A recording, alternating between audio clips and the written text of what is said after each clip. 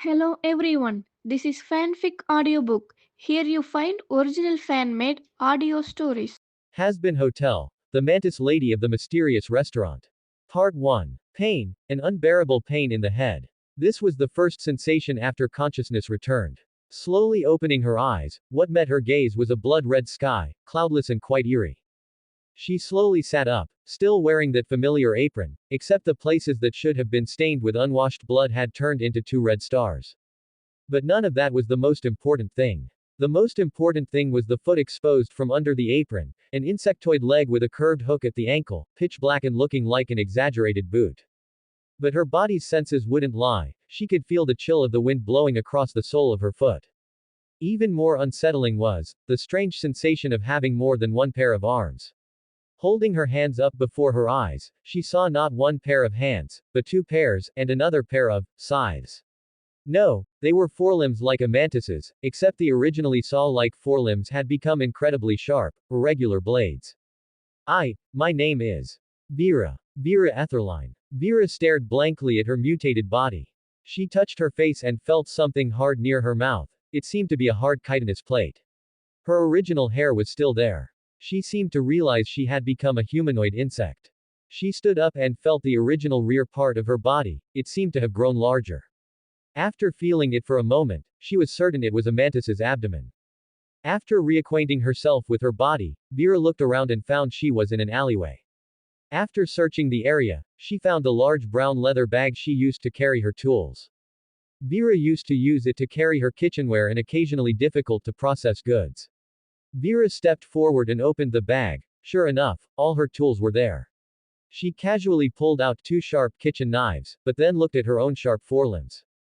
Vera made a decision. She fished out a needle and thread from the bag, then took off her clothes, unpicked and sewed up the cuffs originally meant to expose her forelimbs, then lengthened the cuffs under her forelimbs. Afterward, she put her clothes back on, hiding her sharp forelimbs. Hiding danger was a trick she often used. Finally, she picked up the large leather bag and walked out of the alley. Walking out of the alley, Vera looked at the smoke-filled skyscrapers before her. The streets were full of strangely shaped humanoids. It feels like demons or something. Whatever, I don't care anyway, but this hell is quite developed. Vera wandered the streets, feeling the evil gazes that drifted over from time to time. She didn't respond, because the most important thing right now was to find a place to settle down. Vera thought as she walked, and after some calculation, she decided to go back to her old trade. Opening a restaurant. But where would she get the funds to open one? Vera felt a bit frustrated, wondering if there were any loan sharks here. She'd borrow whatever, she wouldn't pay it back anyway. At worst, she'd just slaughter all the loan sharks in the end. This was hell, after all, there couldn't be any laws. Just then, a figure blocked Vera's path. The person wore a top hat, was dressed entirely in black like a gentleman, and had only one eye. He was nearly half a body shorter than Vera, who was almost 3 meters tall. The other party whistled at Vera and then spoke. "Oh, beautiful lady, interested in coming to bed with me. The price is negotiable." Vera was stunned for a moment. French swear word is held this open. The invitation is so blunt. But, I'm a French swear word bug. You can even get it up for this. But Vera caught sight of the gold fountain pen, pocket watch, rings, and Rolex in the other's chest pocket. She let out a charming smile, placed a hand on the other's face, and said, "Of course. Why don't you find a place, Tilda?" Seeing Vera agree so quickly, the other party wasn't surprised. Instead, he habitually grabbed one of Vera's arms and led her toward a grand-looking bar. After entering the bar, Vera saw people drinking, singing, dancing, snorting powder, and doing the deed. Some were even doing the deed while snorting powder. Vera was pulled into a private room by the man. Outside the bar, seeing Vera enter with that wealthy mark. Several demons who had been watching Vera from the start had their eyes light up. She was taller, bigger, and more beautiful than that famous person, and she could be entered. Most importantly, she seemed easier to sleep with than that person. But after a short while, they saw Vera walk out of the bar. She looked the same as when she went in, except the one-eyed demon from before was missing. For a moment, none of the other demons stepped forward, they just watched the insect lady stride away. After she had gone some distance, one demon noticed that the footprints the insect lady left behind were all covered in blood. That demon swallowed hard, then nudged his buddies and pointed at the footprints for them to see. After this first hunt in hell, Vera figured out some rather special things. Her large leather bag seemed to be a divine artifact. It seemed to have everything inside: pliers, tweezers, needle and thread, even seasonings and ingredients. It had everything one could need. And its raw materials were the corpses of demons. It was just a pity that money and gold couldn't be taken out of the bag, otherwise Vera could have achieved financial freedom. However, after taking out that wealthy demon, she seemed to have become quite well off herself. So Vera found a place to sell the gold ring, pocket watch, and fountain pen, obtaining a significant amount of funds. Afterward, she began looking for a place to open a restaurant. On her way, she saw a giant clock tower and soon found a vacant lot next to a hotel named Hazbin Hotel. What puzzled Vera a bit, though, was that everyone who passed by and saw the hotel would mock it with a few words. But Vera didn't care. What was even stranger, though, was that Vera looked for the overlord who owned this territory but couldn't find them. She asked other demons, but they wouldn't say either. Left with no choice, Vera decided to find a place to stay first. So where could she stay? Vera slowly turned her head to look at this hotel called the Hazbin Hotel. Vera took a deep breath and prepared to knock, but then it occurred to her that a first visit should probably include a gift. So she hurriedly ran off and pulled various items out of her large leather bag. Then she began her preparations. As it turned out, she discovered something even more amazing. The things she pulled out didn't even need electricity. That was fantastic. So Vera spent some time making an 8-inch double-layered strawberry cream cake. Afterward, she carried the cake and arrived at the hotel entrance once again. Vera took a deep breath and then knocked on the door. Inside the Hazbin Hotel, Charlie and the others were discussing an advertisement for the hotel. Upon hearing the knock, Charlie immediately stood up and walked toward the door. Angel, who was in the middle of introducing his own body, saw Charlie heading for the door after the knock and spoke up. "Oh, wouldn't it be funny if you opened the door and found Mr. Creepyface standing there?" "Ha ha." Alistair, nearby, replied in his electronic radio voice. "That is an excellent suggestion, but I wouldn't do that." During the conversation, Charlie reached the door and opened it. What met her eyes was an apron printed with red stars. Her gaze moved up to the person's face, a slightly bluish complexion, with what appeared to be insect-like mandibles on either side of the mouth. Long white hair hung behind the head, and the face wore a smile full of goodwill. The figure had 2 pairs of arms, and one pair was holding a very exquisite-looking cake. Charlie looked up at the figure who was half a body taller than herself, whose head was even blocked by the doorframe. However, seeing the other's kind smile, she relaxed a bit and took the initiative to speak. "Hello, how can I help you?" Vera replied gently. "Oh, hello. My name is Vera Etherline. I'd like to stay at your Hazbin Hotel for a while." She then handed the cake to Charlie. "This is a small token of my appreciation, an 8-inch double-layered cake. I'm not sure if it's enough for everyone in the Hazbin Hotel, but if it isn't, I can make more." Charlie stared blankly at her and said somewhat uncertainly, "You mean, you want to check into my Hazbin Hotel?" Vera nodded and nudged the cake forward again. Seeing the nod, Charlie immediately broke into a smile, excitedly took the cake, and urged Vera to come in. She then led her toward the others sitting on the sofa. Angel heard the footsteps and, sensing something was different, sat up from the sofa and looked toward the door. Seeing 2 people, he said in a daze. A guest actually came. Could it be that Creepy Face's slogan really worked? The others also noticed Charlie walking over with a towering figure. Vaggie stepped forward to take the cake from Charlie and asked, "Charlie, who is this?" Charlie introduced her excitedly to everyone. "This is Vera Etherline. She's a new guest staying at our Hazbin Hotel."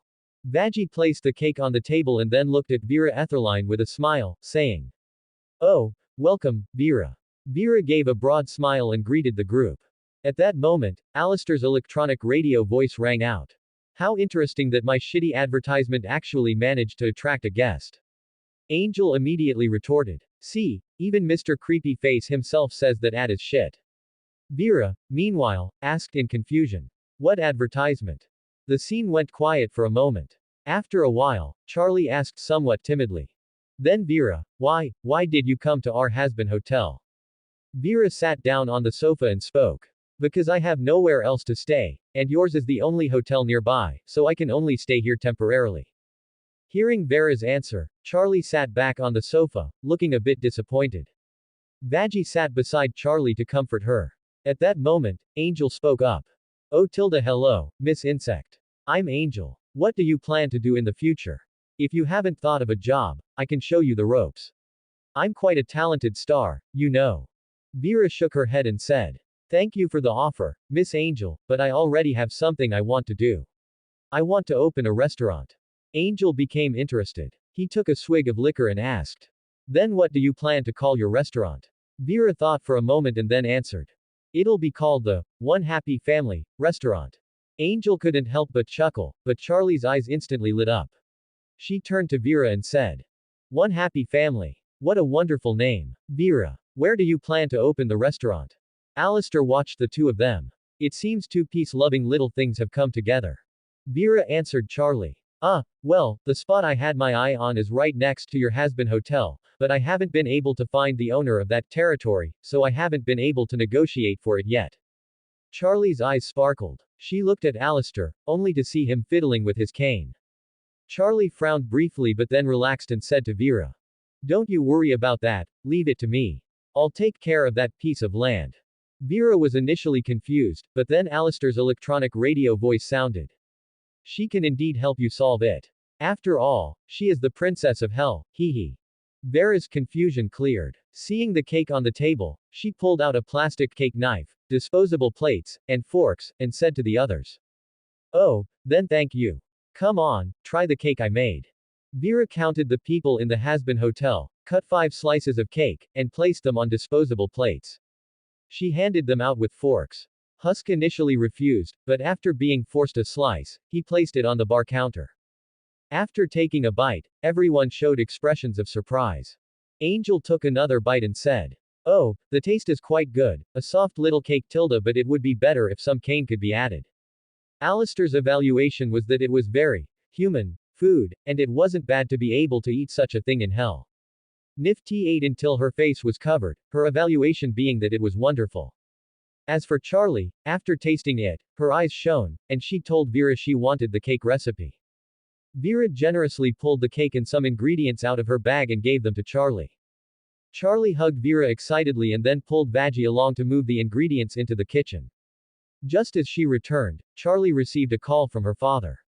She greeted the others and went upstairs to take the call. Once her father finished speaking, Charlie couldn't contain her excitement and laughed happily, but then remembering something, she started talking to her father again. The people downstairs chatted for a while before Charlie came down. Her excitement was palpable, but she still tried to maintain her composure as she approached Vera. Vera, the matter with that vacant lot has been resolved. Tomorrow, you can start your One Happy Family restaurant there. Without waiting for Vera to thank her, she pulled Vaggie upstairs to share secrets. Vera also relaxed. It seemed she finally had a place to settle down. Vera chatted with the others for a while, gaining a lot of common knowledge about hell, and declined the hallucinogenic pink powder Angel offered her. She also learned that Angel was a major star, but a star in that industry. Angel gave Vera several of his starring blockbusters, and she accepted them. Later, Vera watched the Hazbin Hotel commercial directed by Alistair again. It was, to put it mildly, an indescribable experience. Angel took a swig of booze, seemingly remembering something suddenly as he spoke up. Wait, our hotel doesn't seem to have a cook, right? The only one who can cook. Angel didn't finish his sentence, instead taking another swig of booze. The atmosphere went quiet. Vera thought for a moment and then asked. So, can someone tell me? What is this philosophy of Miss Charlie's that you say is the same as mine? This time, before Angel could speak, Alistair spoke first. She believes demons can be redeemed, though obviously, that is impossible. Angel asked again. Hey, after all this talk, I forgot to ask, how did you end up in hell, sweetheart? Vera silently stood up and left the sofa, moving a bit further away from Angel. Murder. Just then, a burst of singing was heard, accompanied by the sudden appearance of piano background music. Vera looked for the source and found that Charlie had returned and was singing, while the others seemed used to it. Vera watched blankly as Charlie rushed out of the Hazbin hotel. Seeing the others stand up and head for the door, she asked. Wait, none of you are going to stop her. Alistair replied. Ho ho ho, it's fine. She does this often. Then shouldn't we follow her? In case she encounters some kind of threat. Angel shrugged his shoulders. Oh, please, she's the princess of hell. Vera said nothing, choosing instead to chase after her with Vaggie. Upon arriving, they saw demon corpses littering the streets. Vera didn't say anything, instead, she chose to collect them all. No point in letting high-quality raw materials go to waste. Just as she finished collecting, she saw Charlie grabbing onto the rear handle of a car and running off with it. When they encountered a brown pest harassing Charlie, Vaggie, who was following behind, clenched her fists tightly. Vera noticed this, stepped forward, and patted Vaggie's shoulder. When Vaggie turned around, Vera signaled that she would handle it. She drew her two bone-crushing knives from her lower back, and then, under Vaggie's astonished gaze, split the opponent in half with a single strike. She then stuffed the corpse into her large leather bag, pulled out a handkerchief to wipe her blades, tucked them back into her lower back, and gave a done gesture to the stunned Vaggie. The demons nearby who witnessed this scene sensibly kept their distance and looked at Vaggie in fear, seemingly mistaking Vera for Vaggie's hired muscle. Afterward, Vera and Vaggie waited outside the embassy. So, why are we waiting outside the Angel embassy? Vaggie looked at the embassy and replied somewhat nervously. Because Charlie is the only negotiating representative.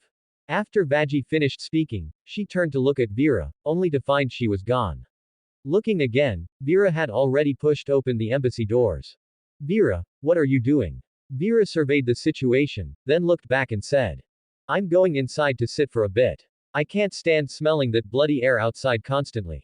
Vera then walked in and sat on a sofa near the registration desk. Her hearing seemed to be quite sharp, as she could hear the dialogue from upstairs. But soon, Vaggie poked her head through the crack in the door and beckoned to Vera. Vera, don't wait for Charlie. Back to the Hazbin hotel. We need to go back and discuss a new commercial. Vera was also getting restless, so she went back with Vaggie. Back at the Hazbin hotel, Vaggie organized everyone to start filming the new commercial. Looking at the dilapidated camera Vaggie held, which Alistair had conjured, Vera silently pulled a high-end modern camera out of her large leather bag, along with a tripod. Seeing the obviously expensive camera in Vera's hands, the hotel lobby fell silent for a moment. Vaggie looked at the camera in her own hands, then tossed it aside. Alright, we'll use the one in Vera's hands. Vera, you be the camera operator. I probably can't handle something so novel. Vera gave an, okay, sign, pulled a cameraman's baseball cap from her bag, put it on, and began setting up the tripod. She then gave everyone a small microphone, told them to clip them to the bows on their collars, and adjusted the camera settings. Once ready, she gave Vaggie another, okay, sign and began filming after the countdown. After recording Husk and Angel's scene for a while, Vera slumped onto the sofa and spoke with a look of utter despair. Using such high-end equipment on you guys is truly. Vaggie replied. Is truly a waste, isn't it? I think so too. Vera then added. If I were this camera and knew it would turn out like this, I would have rather rotted in the factory. Alistair, who had been standing aside the whole time like a coat rack, couldn't help but let out a laugh. Wow, you're quite the joker, Miss Insect, ha ha ha. Vera spoke up again. Oh, Miss Vaggie, I'm burnt out. You take over the filming. I've adjusted all the parameters, you just need to click that button on the right handle. Having finished, Vera slumped on the sofa and lost her color, leaving only black and white lines and dark shadows. Looking at Vera, who had essentially become another layer of reality, Vaggie decided to step up. She readjusted the tripod and started filming again. But after many attempts, it was still a mess. By then, Vera's layer had recovered, having lost consciousness for 15 seconds, Vera was back.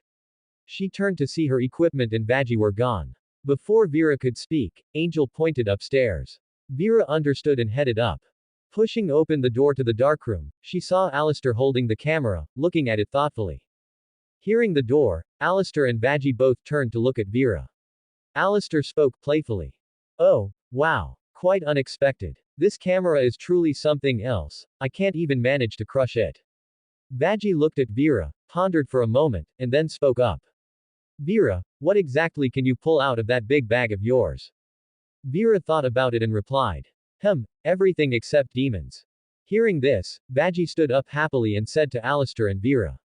Then let's do this. Vera provides the equipment, Alistair provides the people. Perfect. Alistair shrugged, indicating he had no objection, and Vera did the same. But then Vaggie suddenly thought of something and spoke again. Oh, right, I also need to clean up the kitchen. We'll have to include Vera in the commercial then. With that, she hurried off toward the kitchen. While Vera and the others were busy, Charlie's negotiations were clearly not going well. It was obvious that the angels had never respected Charlie from the beginning, yet she continued to engage in active conversation. However, neither Charlie nor Adam seemed to notice that there was smoke on the roof, lingering around the edges like a watchful eye. As Charlie was kicked out of the meeting room, it was announced that there were no negotiations at all. It was merely a notification that the extermination would take place 6 months early. Charlie returned to the Hazbin hotel. As soon as she pushed open the door, Vaggie ran up and hugged her. Vaggie then began to ask about how things went, and Charlie struggled to come up with an excuse. But an excited Vaggie pulled her over to the sofa to watch the Hazbin Hotel's new commercial. A second later, they were interrupted by the news, which announced that the next extermination would be moved forward. In a place where no one noticed, a drone belonging to Heaven found the corpses of the angel army among the ruins. Lut stated that they should go down right now and wipe out all the demons. Just as Adam was about to smash the projector with a punch, the drone's perspective suddenly shook, as if it had been grabbed by something. This immediately caught Adam's attention, and he shouted to Lut. You, move aside. Turn around and look at the screen. Lut stepped to the side and looked at the screen. She saw a figure wearing a gray top hat, with only one eye visible beneath the shadow of the brim. A cigar in his mouth was emitting deep purple smoke as he stared directly into the scanner camera at the bottom of the drone. Then, a playful, raspy voice came through. Well, well, well. Isn't this some piece of heaven's crap? Who's watching behind the scenes? Adam or Lut? Oh, how could I say that? You two are always stuck together, so you must both be watching. Ha ha ha. He then glanced at the corpses of the angel army lying on the ground and spoke again with mock surprise. Wow, so you guys can actually be killed. Ha ha. Just kidding, I knew that ages ago. This was followed by a playful sigh. It's just a pity she has no head, otherwise I could see what she looked like. What if she was an old acquaintance? Wouldn't you agree, Adam? The gray-purple face pressed close to the Heaven drone once more. I'll be taking this little lady's corpse for myself, Tilda. After saying this, he stuck out his tongue and licked his lips before crushing the drone in one hand. On the other side of the lens, Adam watched the screen go black, his eyelids twitching wildly, before he smashed the projector with a single punch. Seeing the enraged Adam, Lut once again proposed moving the already advanced extermination even further forward. But Adam quickly calmed down, stating that there would be no survivors in the next round before bursting into maniacal laughter. The next day, early in the morning, Vera was pulled outside the Hazbin Hotel by Charlie. A restaurant had appeared on the empty lot next to the hotel, with a sign that read, Happy Family Together. Because Vera needed to decorate her own house, she wasn't dragged into the morning meeting in the lobby by Charlie. However, Vera still took the time to cook a delicious breakfast for the hotel staff. After she delivered it, several people tasted it and gave it rave reviews. Charlie suddenly thought of something and said to Vera. Oh, Vera, could you provide meals for our hotel? Vera readily agreed and then moved from where she was standing toward the door, but the next second, a heart-shaped explosion mark appeared right where she had been. A massive mechanical airship was flying in the sky. The person on the airship called himself Sir Mantis, an inventor, a demolitionist, and an extraordinary villain. He declared he was there to take down Alistair. Vera looked at the snake on the airship and said, But you just blew up our hotel, and you almost blew me up just now. Mantis spoke very seriously upon hearing this. Oh, sorry, I'll help you fix it. And my apologies, Miss Insect, I am truly sorry. But immediately, he turned a different face toward Alistair. Alright, Alistair. Once I kill you, the bees will recognize me as their equal. Vera asked with some confusion from the side. The bees? Who are they? Alistair indicated they were nobody important, but Mantis, hearing this, began to explain to Vera. After listening to Mantis's explanation, Vera soon understood who the bees were, but then she tilted her head and whispered to Charlie. He's actually a pretty nice snake. The scene shifted elsewhere. Vox arrived at the upper lobby of the building. After hypnotizing the reporters to shut them up, he planned to use the cameras to teleport away. However, he didn't notice a figure in a black military uniform among the crowd who didn't seem hypnotized at all, but was instead watching Vox's disappearance with great interest. The figure then took out a notebook and started sketching and writing. Afterward, he swiped a few wallets from the hypnotized demons and walked out the door. Meanwhile, Vox went to the battlefield upstairs that was being cleaned up.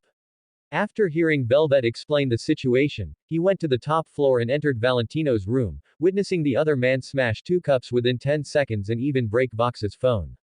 After Vox stopped Valentino from trying to storm the Hazbin hotel with a gun, he pulled him aside to do some psychological work.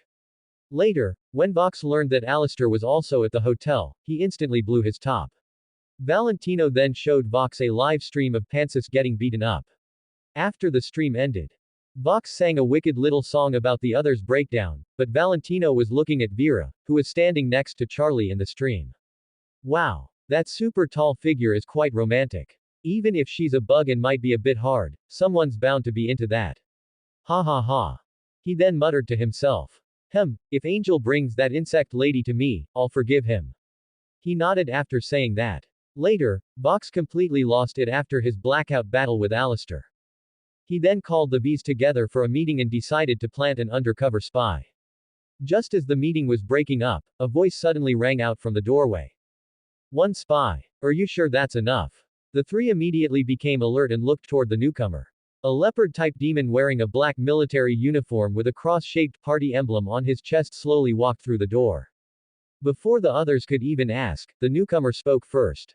Perhaps I can help you all. Infiltration, surveillance, investigation, and passing intelligence, these are my specialties. The eyes on Vox's screen narrowed as he looked at the stranger. Why? Vox asked only those 3 words. The leopard demon straightened his cuffs and replied unhurriedly. Because you and I both have something the other needs. This is a fair trade, a win-win cooperation. Valentino snapped out of it and spoke up somewhat sharply. Wait, what's your name? And how did you get in here? The other 2 also looked at the tiger demon in silence. My name is Wade Rolls, I'm a soldier. As for how I got in. Well, demons can't die anyway, so naturally, I fought my way in. Valentino was stunned for a moment before speaking. By yourself? Wade nodded. Valentino was stunned again. You fought your way in alone and didn't get hacked into mincemeat.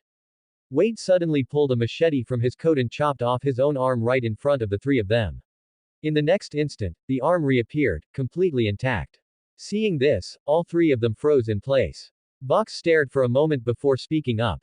Whoa, rapid regeneration. Is that your ability? Wade shook his head but said nothing. Vox sat back in his chair and said. Fair enough. It's right to be cautious. But in the next second, Vox tried to hypnotize Wade, only to find that Wade wasn't affected at all. Instead, the demon just shrugged. Seeing this, Vox thought for a moment and then spoke. Fine. So, what do you want in exchange? Wade pulled out a letter and threw it at Vox like a dart. Vox caught it with one hand, opened the paper, and began to read. After finishing, he smiled, exchanged a look with Wade, and nodded in agreement. Seeing that the 2 had finished talking, Valentino turned to Wade and said.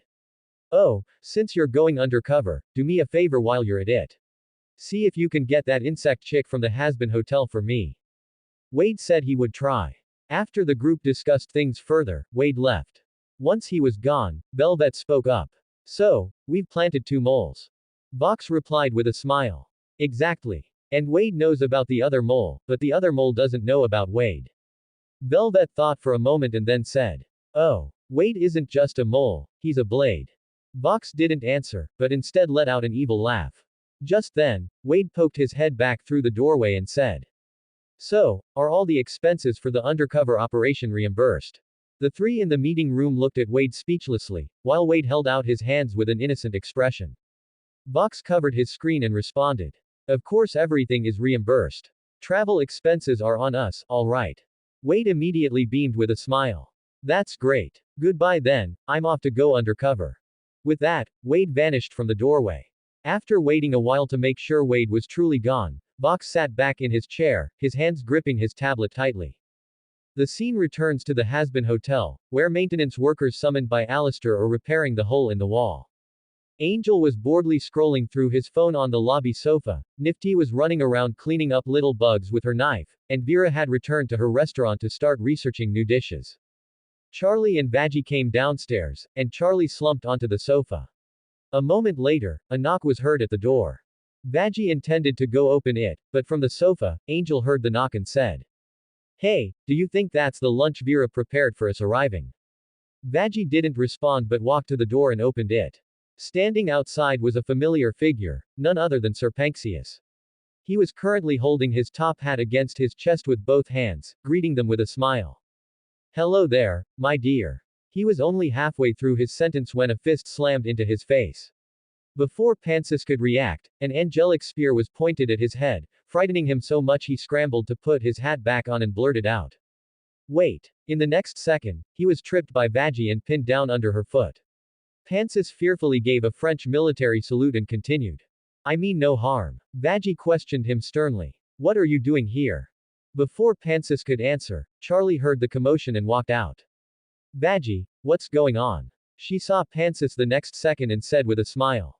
Oh, hello. We meet again. Hearing the noise, Vera also poked her head out from next door, incidentally revealing a kitchen knife in her left hand that was dripping with blood. Pansis glanced over and saw Vera, shrinking back in terror. He then hurriedly explained to Charlie. I'm not here to fight. I heard you were helping people. Those who want to become better, right? Hearing Pansis's words, Charlie's smile instantly widened. She rushed forward, grabbed Pansis's hands, and said, yes, exactly. Welcome to our home of healing. She then pulled Pansis toward the Hazbin hotel while talking, but they were stopped at the door by Angel. Angel said with a look of wariness. Hey, are you serious? This idiot tried to kill us 6 hours ago.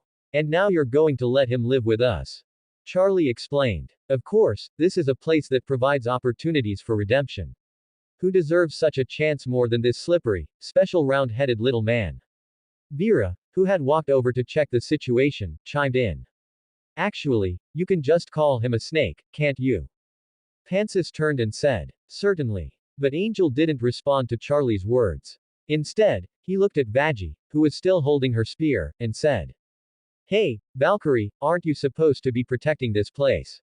However, Vaggie's heart softened at Charlie's pleading expression. She sighed and said, fine. I guess without that war machine, he shouldn't be much of a threat. Pansis nodded happily upon hearing this, but then Vaggie added. Even if he had it, he wouldn't be. Pansis's spirit instantly dropped at that remark. Charlie then rushed over to hug Vaggie before pulling Pansis along, chattering words of welcome. Angel was somewhat speechless. He then looked at Vera, who was standing nearby holding a butcher knife, and said, oh, Vera, aren't you going to say something? Just as Vera was about to speak, she heard the wind chimes of her restaurant ring behind her. Turning around, she saw a figure walking into her restaurant. It seemed to be a customer. Vera put away her kitchen knife, waved to Angel, and said, a customer just arrived at my shop. We'll talk after I'm done. He's my very first customer. I have to provide excellent service. See ya. With that, Vera hurriedly ran toward her restaurant. Charlie pulled Pansis into the Hazbin hotel, and Angel and Vaggie could only follow them in helplessly. Once inside, Charlie began to introduce Pansis to the hotel. Over at Vera's restaurant, the person who had arrived was none other than Wade. After all, having just received a wave of public funds, he had to have a good meal first. Moreover, this restaurant was closest to the Hazbin hotel, making it convenient for observation. Of course, more importantly, he had been pulled aside for a private chat by Valentino before coming and was stuffed with extra funds. Valentino stated that he absolutely must get the insect lady under his command, and there would be another payment after success. Wade naturally chose to agree. After all, who would complain about having too much money? Well, except for the Führer. He was the most perfect. Shaking his head, Wade found a seat by the window and sat down. He glanced at Pansis across the street at the Hazbin hotel entrance and sneered. What an idiot. Only a fool would believe such a blatant attempt at joining. Not a few seconds later, he saw Charlie happily pulling Pansis into the Hazbin hotel. Wade, who was sitting on his stool waiting to see a joke, was instantly dumbfounded, his eyes becoming clear with disbelief as he muttered to himself. No way. Is the Princess of Hell really that naive? But he was immediately pulled back to reality by the sound of the wind chimes at the door. Wade turned to look and saw a demon at least 2.6 meters tall standing at the entrance. One look at the arms confirmed it was an insect-type demon. It was Vera. At this moment, Vera was looking at Wade with a smile and spoke up. Sir, no, Mr. Soldier, what can I get for you? Wade thought for a moment and replied. Do you have any recommendations? Vera observed him for a moment before saying, "We have everything here, including food from the human world, and the taste is exactly the same." Wade's curiosity was piqued, so he posed a difficult task. "Then just make whatever." Vera gave an acknowledging sound and headed to the kitchen. She then pulled various parts out of her large leather bag, followed by various tools, and began assembling things in the back. Hearing the sound of clashing steel, Wade no longer had the heart to continue observing the Hazbin Hotel. Instead, feeling a bit uneasy, he stood up and walked to the front counter to ask, "What's happening? Do you need help?" But the next second, Wade froze in place with a look of surprise. He heard a familiar sound, and then Vera walked out carrying a glass of classic German beer, even served in a classic glass mug. Vera then handed the beer to Wade. "Try it, officer. Is it a familiar taste?" Wade took the beer somewhat abruptly, took a sniff of that pure malty aroma, and then downed half the glass in one go. He slammed the glass on the table and squinted his eyes in satisfaction. Vera, standing to the side, said with a smile, "How is it, officer? Is it the taste of home?" Wade snapped out of it and asked suspiciously, "How did you know my hometown is Germany?" Vera looked at him as if he were a bit slow. "Aren't you wearing a German military uniform from the World War II era?" She then pointed to the armband on Wade's left shoulder. "Isn't that a swastika armband?"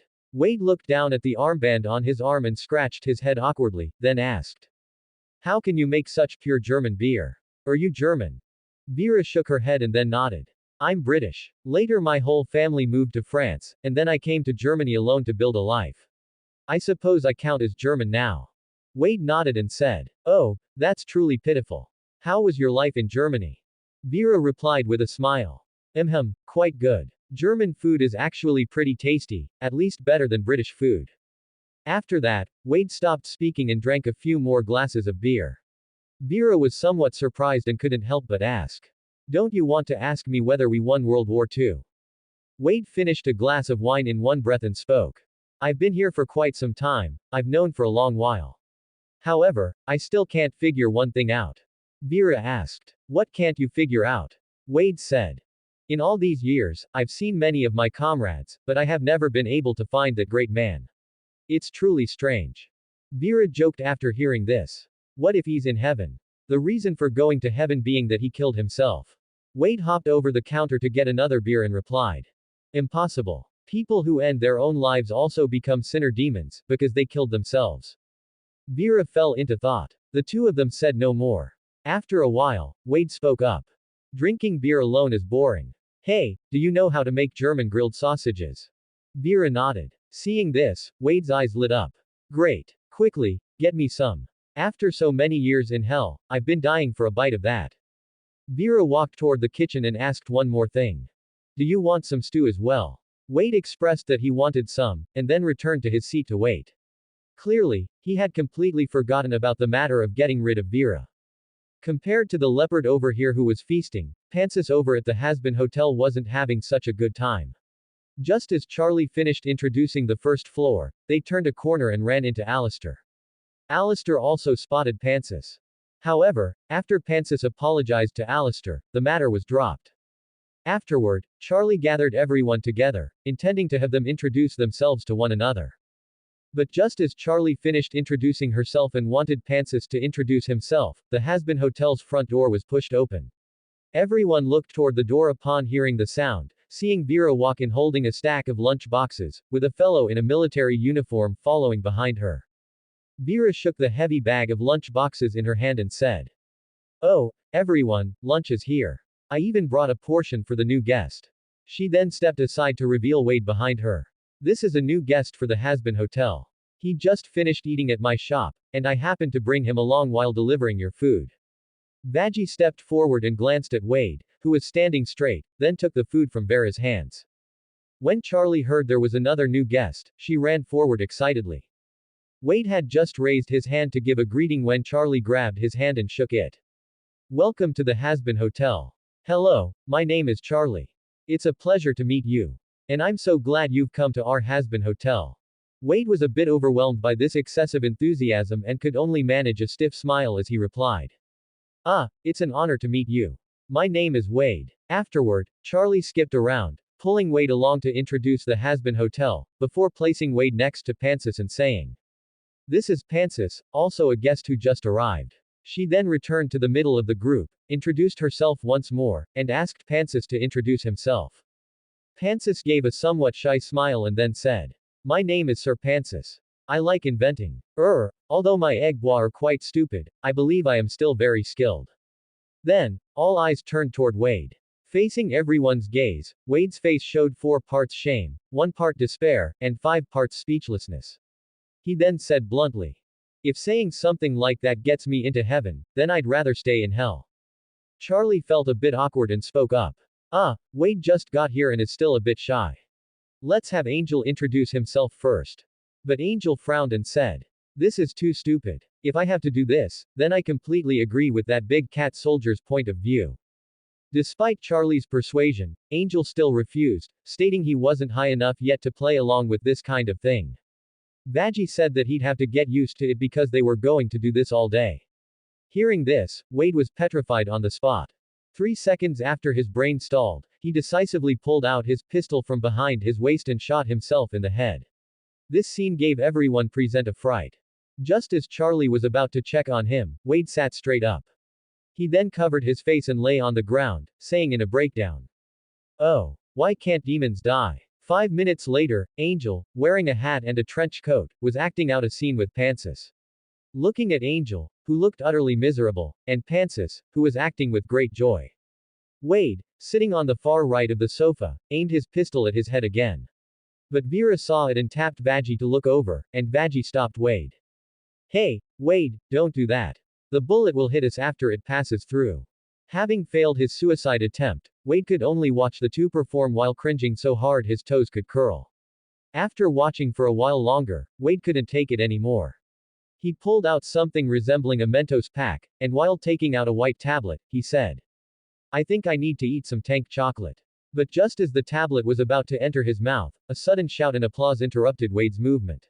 Wade turned his head and then stood up excitedly, saying, "It's over. That's great. I'm finally free. Watching this play made me want to go to a gas chamber for an epic lung hit." While the others praised Pansis, they didn't notice Angel quietly going upstairs. But Vera noticed. She watched Angel disappear upstairs and then looked back at the enthusiastic Pansis without saying anything.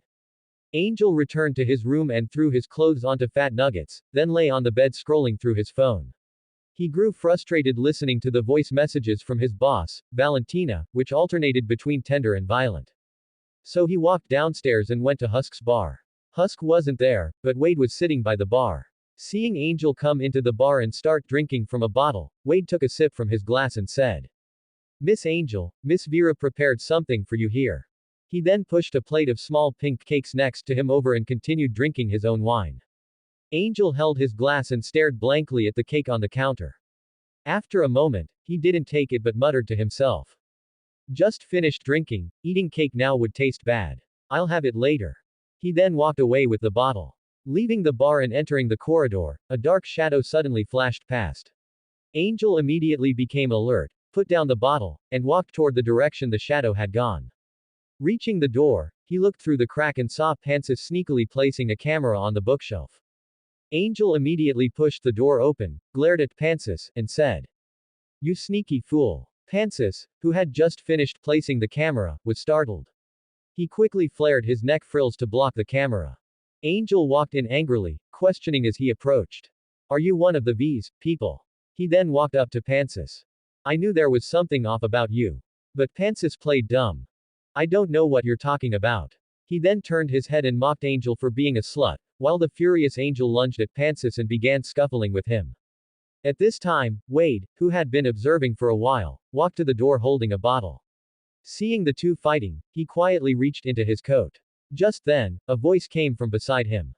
"What's that sound? Wade, what's happening?" Charlie and Vaggie, wearing pajamas and with disheveled hair, walked over. Seeing this, Wade quickly pulled his hand out, shrugged, and pointed into the room. So Charlie and the others entered the room. Charlie asked, "What happened?" Angel, grabbing Pansis's hand, said, "This fool is a traitor." Pansis shook off Angel's hand and said, "Nonsense. I would never betray you. Because you are my best friends." Saying this, he stepped forward to hug Charlie and Vaggie, as Wade had taken a large step back. But then Angel walked to the bookshelf and spoke. Then how do you explain this? As he spoke, Angel pulled away a book, revealing the camera hidden behind it. Seeing the evidence was conclusive, Mantis started scurrying around the room. Mission aborted. Emergency SOS. Agent Mantis needs immediate extraction. Shouting, he went to the window, trying to open it to escape. While pulling at the window, he spoke to Vox through the communication device on his wrist.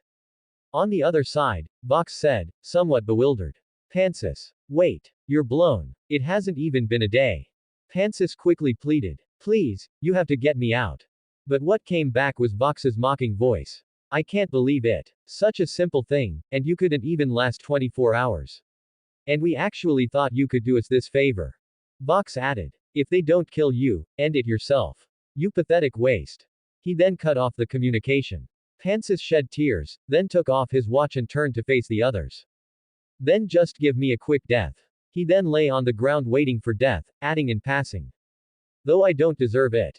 Hearing this, Wade smashed his bottle on the ground, pulled a pistol from his waist, swapped in a special magazine, chambered around, and said.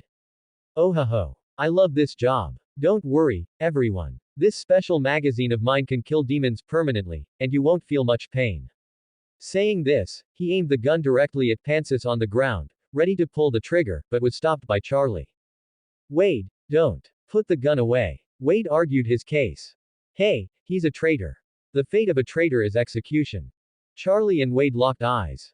Seeing the determination in Charlie's gaze, Wade had no choice but to give up. Then Charlie reached out her hand to Mantis, who was lying on the ground waiting for death.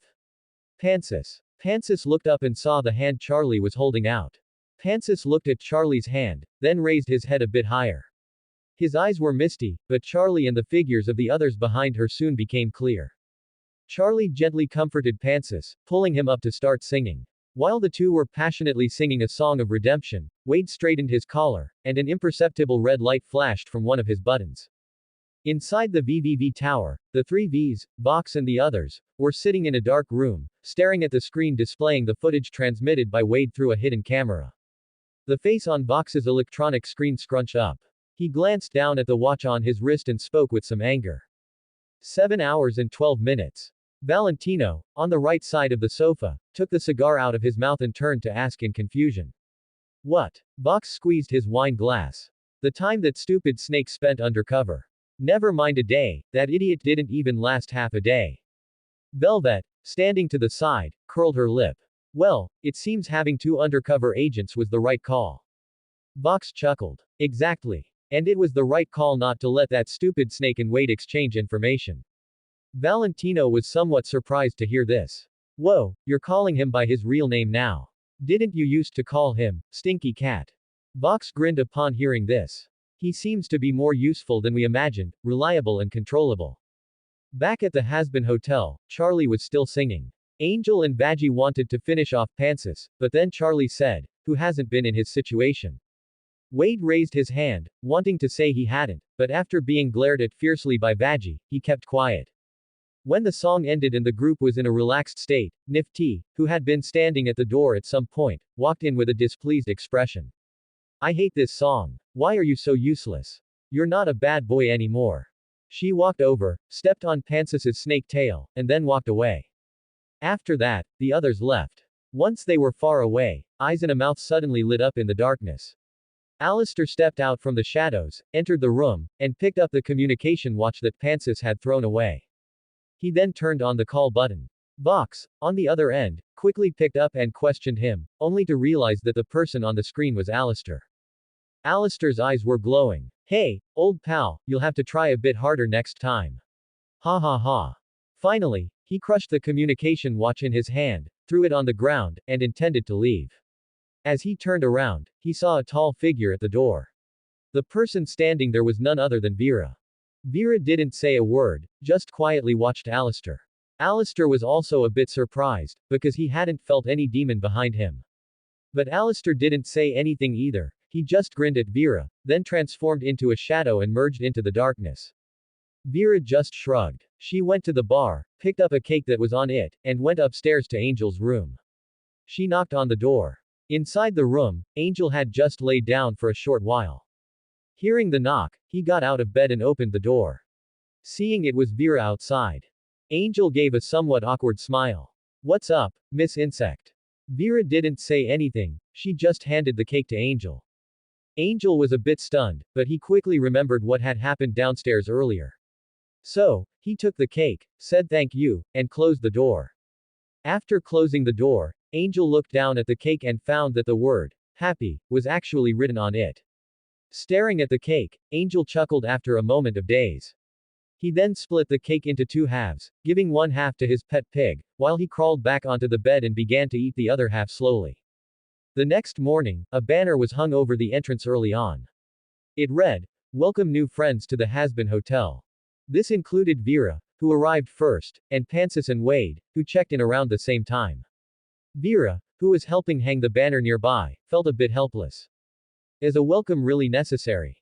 There are only a few of us, and haven't they been welcomed already? Charlie wagged her finger. Oh, Vera, that's different. We've had 3 new members join in just 2 short days, that's something to celebrate. Vera could only shrug helplessly, signaling, whatever makes you happy. Afterward, she went out to her restaurant to prepare breakfast for everyone. A short while later, Mantis walked over pushing a hand cannons that looked very steampunk. A few egg boys were even sitting on the cannon. Mantis then introduced his new invention to the two, the Skinner 11,000. He added that he built it to prevent someone from murdering him. He was only halfway through his sentence when 2 demons delivered a large pile of parts and found Mantis to sign for them. Hearing that they were parts from Carmine's company, Vaggie frowned. You're actually buying weapon parts from a Hell Lord. Mantis explained upon hearing this. Of course, because she's the #1 arms dealer in Hell. Vaggie then pushed those parts away and said sternly. You can't build weapons in this hotel. Everyone here is friendly to you. No one here wants to kill you. Mantis looked around and only received 2 middle fingers and a terrifying smile. Mantis expressed doubt and refused to believe everyone. Vaggie told Mantis to trust them, but Mantis still didn't believe it. So, Charlie suggested that today's activity be themed around trust. The next second, there was a gunshot. A silver-white bullet whizzed past Mantis's eye. If Mantis hadn't been crossing his arms, that bullet might have gone straight through his head. Seeing this danger, Mantis immediately dove under his Skinner 11,000. The group looked toward the sound and saw Wade on the stairs, holding his smoking pistol. He spat a curse for missing and walked down. Didn't you guys just say to kill him? Why haven't you done it yet? Hearing this, Mantis remained hidden under the hand cannon, looking at everyone with a wary expression. Charlie hurried to stop him. Wade, we didn't say those things. Also, no shooting in the hotel. Hearing this, Wade could only tuck his gun back into his waist and stand to the side, speechless. Charlie gently pulled Mantis out from under the cannon and comforted him. Then she turned and said to Wade. Wade, apologize to Sir Panxius. Wade naturally refused, and he locked eyes with Charlie in a stalemate. 3 minutes later, Wade gave in. Actually, he remembered his undercover mission. So he gave a 45-degree bow. Sorry, Sir Panxius. I shouldn't have shot at you with a gun. He then stood up straight and immediately ran to the bar to grab a bottle of liquor. Mantis politely replied that it was fine, although the person involved wasn't even listening. Vaggie was about to speak again when Vera pushed open the door and spoke gently to everyone. Alright, everyone. Breakfast is ready. Come and try these Dragon Country flavors. Vera then turned her head and saw the 2 big cats drinking. Also, drinking on an empty stomach in the morning is bad for your stomach. Husk continued drinking as if he hadn't heard, while Wade, beside him, slammed his bottle down. Thanks for the reminder. Go eat breakfast, Vera. The group then headed to the dining room one by one. Vaggie suddenly remembered someone was missing and went to find Alistair.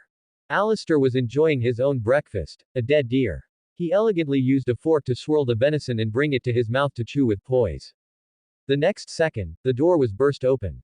Alistair and Vaggie stared at each other. Alistair spoke first. Could you not disturb me? I am enjoying my breakfast. Vaggie frowned at Alistair's breakfast. Oh, Vera called us to her restaurant for breakfast. Since you've already eaten, I won't bother you. Vaggie then closed the door and headed to Vera's restaurant. Entering the restaurant, Charlie and the others were already sitting together. Charlie waved to Vaggie and patted the seat next to her, signaling for her to hurry over. But as soon as Vaggie entered, she noticed Alistair sitting at the table. Alistair smiled at her. Vaggie curled her lip speechlessly and said nothing, sitting down next to Charlie. Seeing everyone seated, Vera opened the lid of the thermal container. A rich aroma wafted out, instantly filling the entire restaurant. Everyone at the table subconsciously swallowed their saliva upon smelling it. Nifty even stood on her chair, leaning over the back and drooling as she watched the busy Vera. Vera's other pair of hands scooped out the yumotu and yutiao from a nearby pot, briefly drained the oil, and poured them onto a rack. After stirring the food in the thermal container, she turned off the gas stove. She then took a stack of bowls and chopsticks from the rack, walked to the front counter, placed them in the disinfection cabinet, took out a mini blackboard, wrote on it, and set it on the counter. After finishing, she clapped her hands toward the seated group. All right, everyone, line up one by one to order. There are seasonings, chopsticks, and spoons on the table. Charlie and the others didn't say anything, eagerly starting to line up. Charlie was naturally first. She looked at the blackboard, which read, "Today's special. Hula soup, 20 yuan bowl. Main dish. Yutiao, 5 yuan piece. Yumotu, 10 yuan portion." Vera saw her and wiped her hands. "Charlie, this is the price list prepared for ripping off. No, for external customers. Everyone in the Hazbin hotel can order whatever they want for free." Hearing this, Charlie smiled sheepishly, then looked at the blackboard and said hesitantly, "Then, 1 bowl of hula soup, 1 yutiao, and 1 portion of yumotu, please." Vera quickly grabbed a bowl, turned to serve the hula soup, then took a plate, picked up a yutiao and 12 yumotu, and handed them to Charlie. "Here you go, enjoy. Careful, it's hot." Next, Charlie carefully carried the bowl and plate to her seat and sat down, picking up a pair of disposable chopsticks and a spoon. But she immediately ran into trouble. Not because the hula soup was too hot, but because Charlie didn't know how to use chopsticks. After fiddling for a bit, she broke 3 pairs. The others who had returned to their seats with their soup faced the same situation. Except for Wade. Although his hand holding the chopsticks was a bit awkward, he could at least pick things up. Vera noticed their embarrassment as they fumbled with the chopsticks, so she came over to teach them. Soon, they had mostly learned. Finally picking up a large yutiao with chopsticks, she took a bite. Beneath the crispy texture was a soft and chewy interior. Despite the name, oil stick, it wasn't as oily as expected, it was a unique delicacy. Charlie and the others ate with eyes sparkling. Then they looked at the hula soup in their bowls. While they were fumbling with the chopsticks, the soup had cooled down. Taking a spoonful, it was hot at first, followed by a thick peppery flavor accompanied by spiciness. The spice wasn't overwhelming, but it was enough to make one break a sweat. Then came a rich meat aroma, so potent that even the heavy pepper couldn't mask its pure, deep fragrance. Eating this kind of food for the first time, everyone was deeply shocked, their entire worldview was refreshed. They focused solely on eating. Vera recommended they dip the yutiao and yumotu into the hula soup. After trying it, there was no more conversation, only the sound of spoons clinking against bowls. Even Alistair picked up his bowl, though he fared much better than the others. The portions Vera prepared were not small, and since everyone ordered a yutiao and a plate of 12 yumotu, there was no issue of not being full. 10 minutes later, they had cleared all the food and leaned back in their chairs, stuffed. Mantis could only manage 1 yutiao and half a bowl of hula soup before he was full, so he fed the rest to his egg boys. Charlie gave a thumbs up and praised her generously. "Burp, Vera, your cooking is amazing. I've never eaten anything this delicious." Everyone else at the table agreed, while Vera waved her hand modestly. "Oh, it's just average. As a genuine Dragon Country person, there are many more Dragon Country delicacies you haven't tried. But I've got all Dragon Country cuisine down pat." Hearing this, everyone seemed to imagine that Dragon Country filled with various delicacies. But the next second, Wade suddenly remembered and spoke up. "Didn't you tell me you were British, then went to France, and then were in Germany?" Everyone turned to look at Vera, who wore a somewhat embarrassed expression. "Ha ha ha, well, I am indeed British, but before going to France, I spent some time in that great eastern country. You could say I was studying there." Wade was still confused. "But didn't you say you were genuine?" Vera quickly replied. It was a figure of speech, a figure of speech. Just as the atmosphere turned a bit awkward, the wind chime at the door rang. Hearing the sound, everyone in the restaurant turned to look. 2 heads peeked in at the door, a goat demon wearing a top hat with hooves, and a demon with long bangs wearing a newsboy cap. They looked a bit uneasy at the group inside, but swallowed their saliva upon smelling the aroma. The goat demon pushed the one with long bangs, shoving him directly through the restaurant door. The long-banged demon looked back fiercely at the goat demon, then grabbed his own arm and spoke awkwardly. We suddenly smelled something at the bottom of the slope and climbed up to take a look. May I ask what that smell is? It's so fragrant. Vera put on a professional fake smile and patted the blackboard. This is a restaurant. Come and take a look. What would you like to eat? The long-banged demon relaxed instantly upon hearing it was a restaurant, then pulled the goat demon inside. The two demons walked up to the counter and looked at the blackboard. After staring at it for a while, the one with long bangs asked in confusion. Hula soup. What is that? I've never heard of it before. The goat demon beside him punched the long bangs demon on the shoulder. Nonsense, have you ever even smelled an aroma like this before? The long bangs demon struck back at the goat demon's chest. None of your business. But what do you think it's made of? The goat demon thought for a moment. Maybe it's spicy soup boiled with beards. Vera listened and rubbed her brow, somewhat speechless. It's not spicy soup boiled with beards. It's made with. Vera, who was about to list the ingredients, glanced at the goat demon waiting for an answer. Anyway, it's not made of disgusting hair like beards, nor is it made of the meat of demons like you. You just need to know it's called hula soup and that it's delicious. The two demons didn't say much after hearing that. They just ordered 2 bowls, followed by an order of yumotu and 2 yutiao. After getting their food, they walked to a corner and sat down. To Vera's surprise, she found that these 2 demons actually knew how to use chopsticks, and without needing a reminder, they tried dipping the yumotu into the hula soup. Seeing them eating happily, she didn't bother them further. After finishing their meal, Charlie and the others saw that Vera's shop had customers, so they didn't disturb her and went back to the Hazbin hotel instead. The 2 demons quickly finished their food, placed the money on the table, and wiped their mouths. The food in this shop is really good. The one with long bangs chimed in. Yeah, it's much better than those things that are either sickeningly sweet or deathly salty. We should come here often. After that, the 2 demons left. Vera originally thought that would be the only wave of customers. However, a short while later, 2 more demons, one tall and one short, poked their heads in to inquire. A few minutes later, several more heads poked in. Just like that, Vera's shop became a hit because of a bowl of hula soup. Although the location was a bit remote, quite a few people came, and they were all very polite, forming a sharp contrast with the demons on the streets who would open fire or swing knives at the slightest provocation. Little did she know, every demon who came had seen the most terrifying demon overlord in hell through the window of the Hazbin hotel next to the restaurant. Alistair. Inside the V Tower, Valentino stared at the mushy food and the golden strips on the table, lost in thought. Can this thing really be eaten? A henchman beside him spoke up with some excitement. Of course, boss. The taste is incredible, try it if you don't believe me. Valentino frowned and scooped a spoonful of hula soup into his mouth. Just 2 seconds after it touched his tongue, his eyes lit up. He took another spoonful, then grabbed a yutiao and took a bite, his eyes lighting up even more. The henchman added another suggestion. Boss, it's even better if you soak the yutiao in the hula soup. Hearing this, Valentino soaked the remaining quarter of the yutiao into the hula soup and then scooped it up into his mouth. It was so delicious he slammed the table. After a while, that henchman walked out with the empty plastic bowl and oil paper, patted his bulging pocket with a refreshed look, and then left. Inside a deep purple office, the same food was placed on the desk.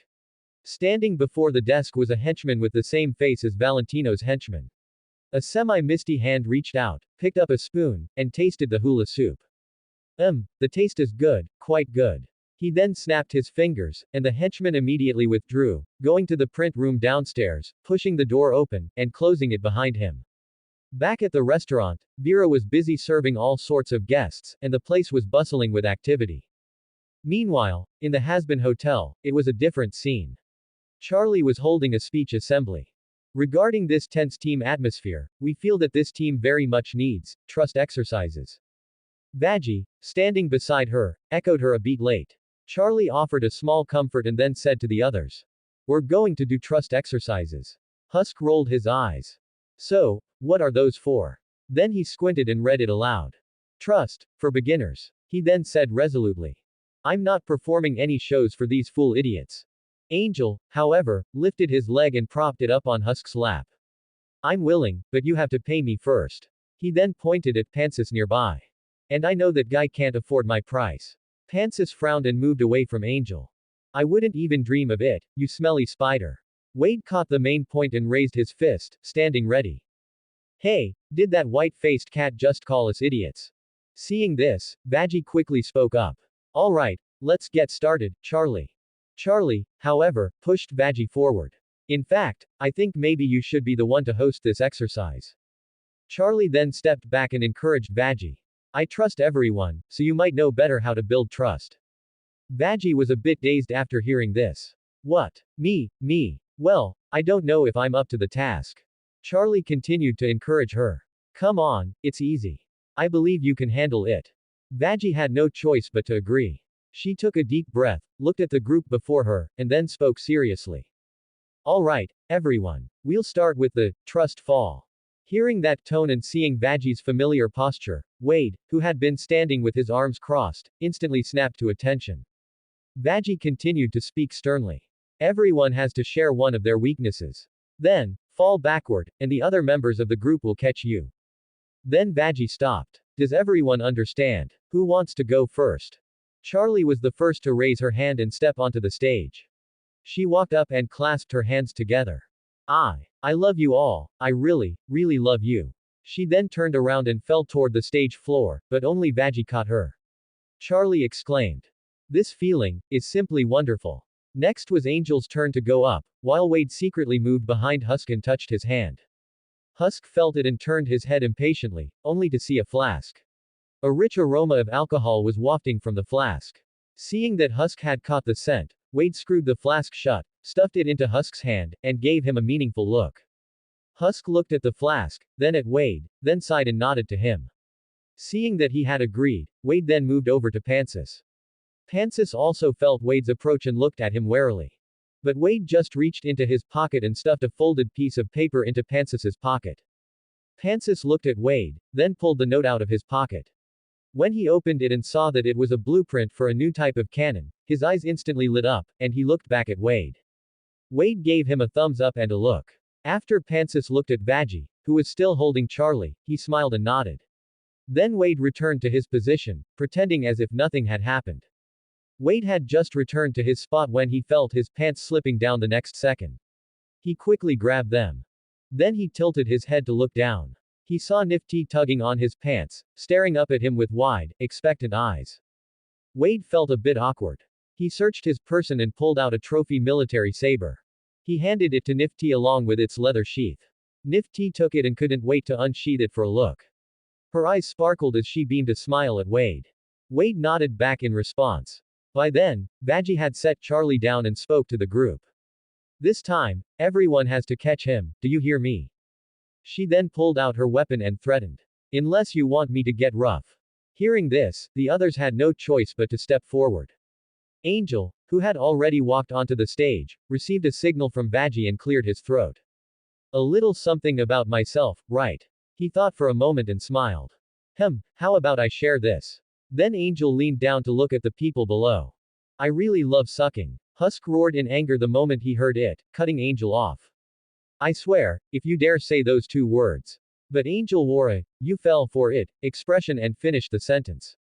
Popsicles. You pervert. Ha ha ha, don't be so dirty-minded. Then Angel turned around and fell, landing in Husk's arms, and said with a laugh. Though, I like that other thing too. Hearing this, Husk immediately let go. Wade, shocked, nudged the equally shocked Mantis with his elbow and whispered. I thought he was going to say Kane. Mantis turned back in confusion. What is Kane? Wade frowned, staring at Mantis's innocent face for a while. Seeing that he didn't seem to be lying, Wade turned back, even more shocked. Angel, who had fallen to the ground, rubbed his butt and spoke to Mantis. All right, Sir Mantis, your turn. Hearing this, Mantis had to walk onto the stage. He looked at everyone below and straightened his clothes. I'm not good at close combat.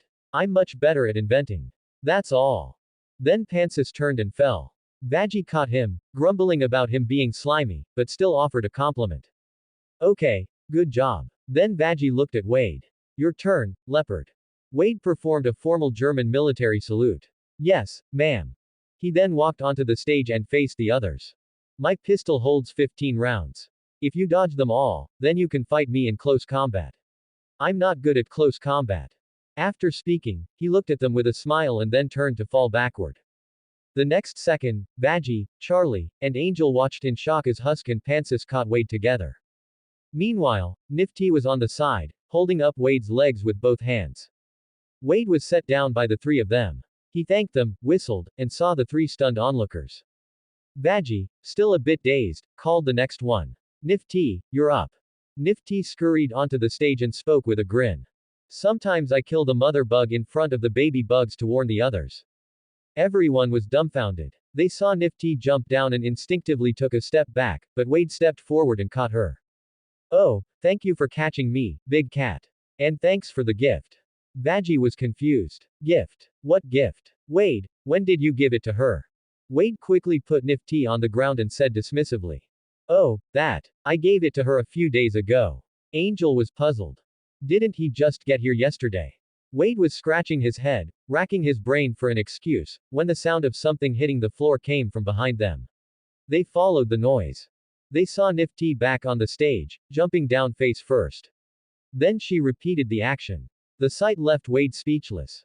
Seeing Wade's bewildered look, Nifty started laughing. I like the pain, hee hee ha ha ha. Then she kept jumping off the stage while the others just stood there staring. Meanwhile, Vaggie and Charlie moved to the side. Charlie felt a bit helpless. I don't think this is having the intended effect. Then she perked up again. Maybe we should. Vaggie patted Charlie's shoulder, interrupting her. Honey, you have to trust me.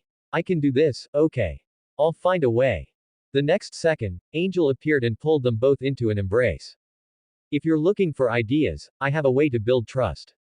He glanced at Vaggie. Vaggie sighed. What way? Outside the city center, Alistair was walking down the street, breathing in the sweet, bloody air. A figure blocked his path and greeted him in a low voice. Yo, Alistair, how are you today? Alistair continued to smile at the other person. Hello there, Zestial. The demons nearby immediately hid in fear upon seeing Alistair and Zestial together. Zestial spoke nonchalantly. What a fine, sunny day. Alistair straightened his sleeves. Indeed. It looks like we might have some acid rain this afternoon. Just then, a demon they spotted doused himself in gasoline and struck a match, instantly becoming a human torch and running away screaming. Zestial chuckled. I hope so. Screams are so intoxicating. I trust you've been well. With that, the two of them walked down the street together, as the demons who saw them either ran or hid. I haven't seen your excellency in a long time. Rumors were flying that you died at the hands of the Holy Arms. Alistair laughed upon hearing this, then straightened his collar in front of a piece of red glass. I was merely taking a well-deserved vacation. Nothing serious. Then he turned to look at Zestial. However, it was quite amusing to keep everyone on their toes. Zestial smiled and replied. There are also rumors that your excellency is involved with the princess and her recent eccentric ideas. He suddenly spread his spider web cloak and quickly retracted it. Pray tell, how did your excellency get involved in such an unprofitable affair? Alistair explained. Outsiders need not know that. But please, do guess. I'm curious to know why you think I am. Zestial replied with a laugh. The most unprofitable thing would be to speculate on your thoughts. Ever since your excellency appeared in this realm, you have been known for your inscrutable nature.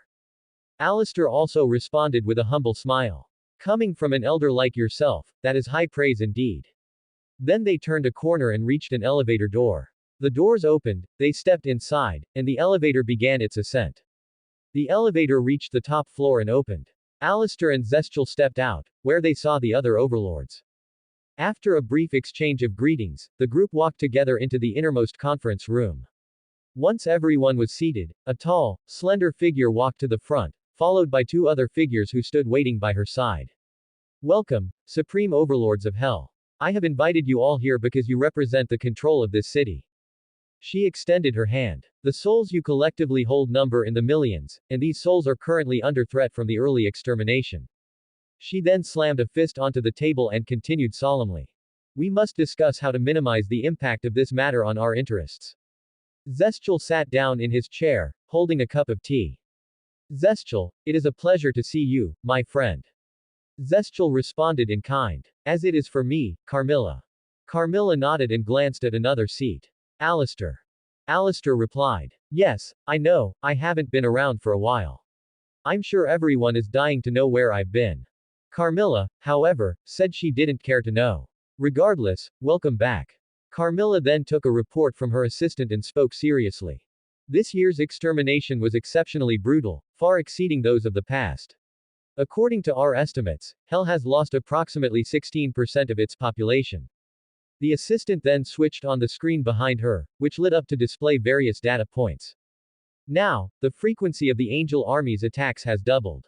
I believe as a precaution, The next second, the conference room door was kicked open. Velvet walked in while still on the phone, chatted for a bit longer, then hung up and sat in a chair. Carmilla simply sighed. I'm glad you could join the meeting, Velvet. Will your colleagues be coming as well? Velvet stated that they wouldn't be coming because they had better things to do. Carmilla didn't care and turned back to point at the data, continuing. Fine. As I was saying, we must discuss. The next second, she was interrupted by Velvet, who tossed out an angel's head and began inciting the other overlords. However, just as she started talking about her plan, she was interrupted by the sound of someone sipping tea. Just as Zestial finished his tea and was about to speak, the conference room door was pushed open again, and everyone's eyes immediately focused on the entrance. The first thing to enter their vision wasn't a demon, but a cloud of purple smoke, followed by a raspy, gravelly voice. Hey, everyone, am I late? A deep purple face emerged. The newcomer was none other than the demon who had crushed Adam's angelic drone. Everyone in the room looked at the newcomer with some confusion. Only two people reacted differently. Zestial showed a hint of surprise, while Carmilla gave a slight nod and began to explain. Everyone, this is the newly ascended demon overlord Soulmaker Reese. Velvet looked Reese up and down. This week. How did this piece of trash become an overlord? Reese looked at Velvet playfully. Haha, you oversized tube of toothpaste, disguised as candy. You little shorty, ha ha ha. He then looked at the other overlords present with an arrogant expression. To put it bluntly, everyone sitting here is trash. Not a single one of you can fight. Hearing this, all the overlords frowned.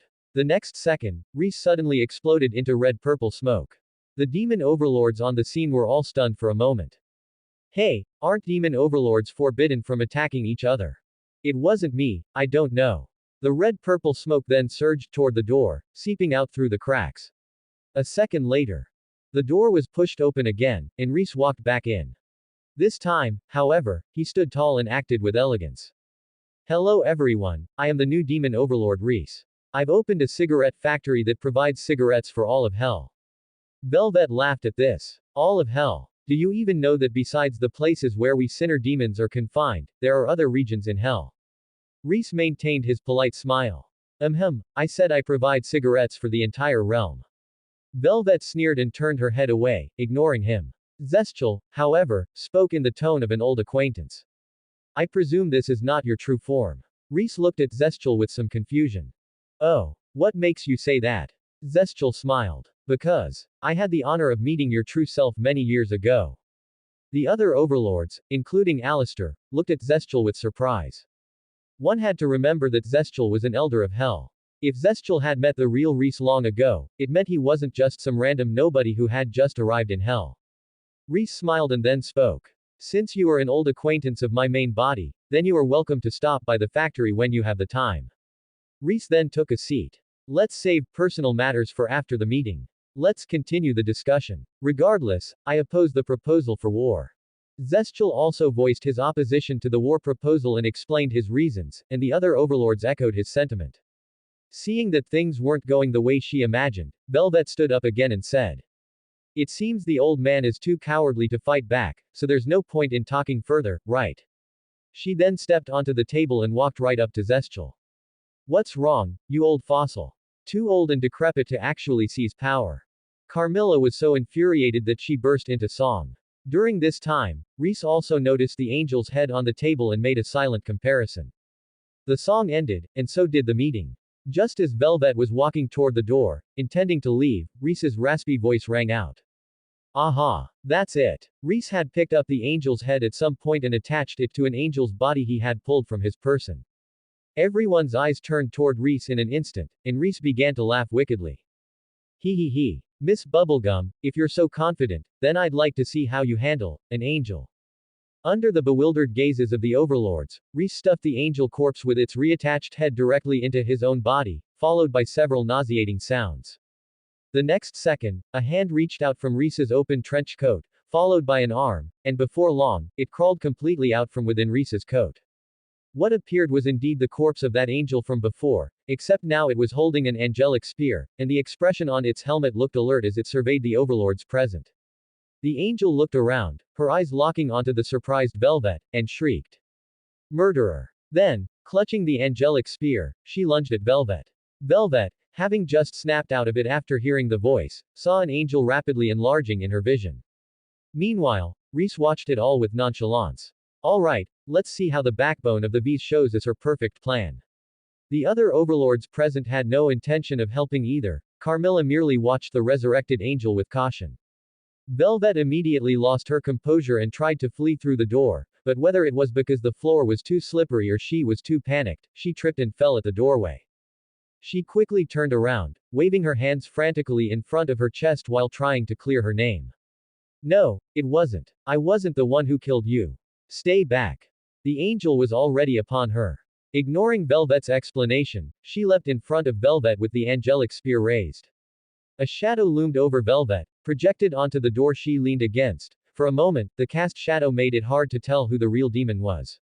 The angelic spear was raised high and then brought down suddenly, causing Velvet to close her eyes in terror. A tearing sound rang out.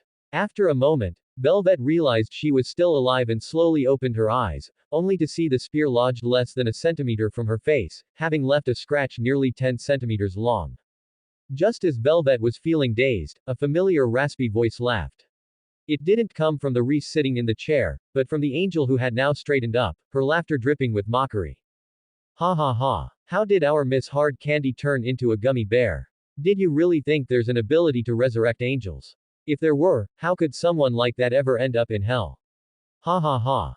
The other overlords present also snapped out of it, some looking at Velvet and laughing mockingly. After laughing for a while, Reese the fake angel stood on the table. See that, everyone. Practice is always more useful than debate.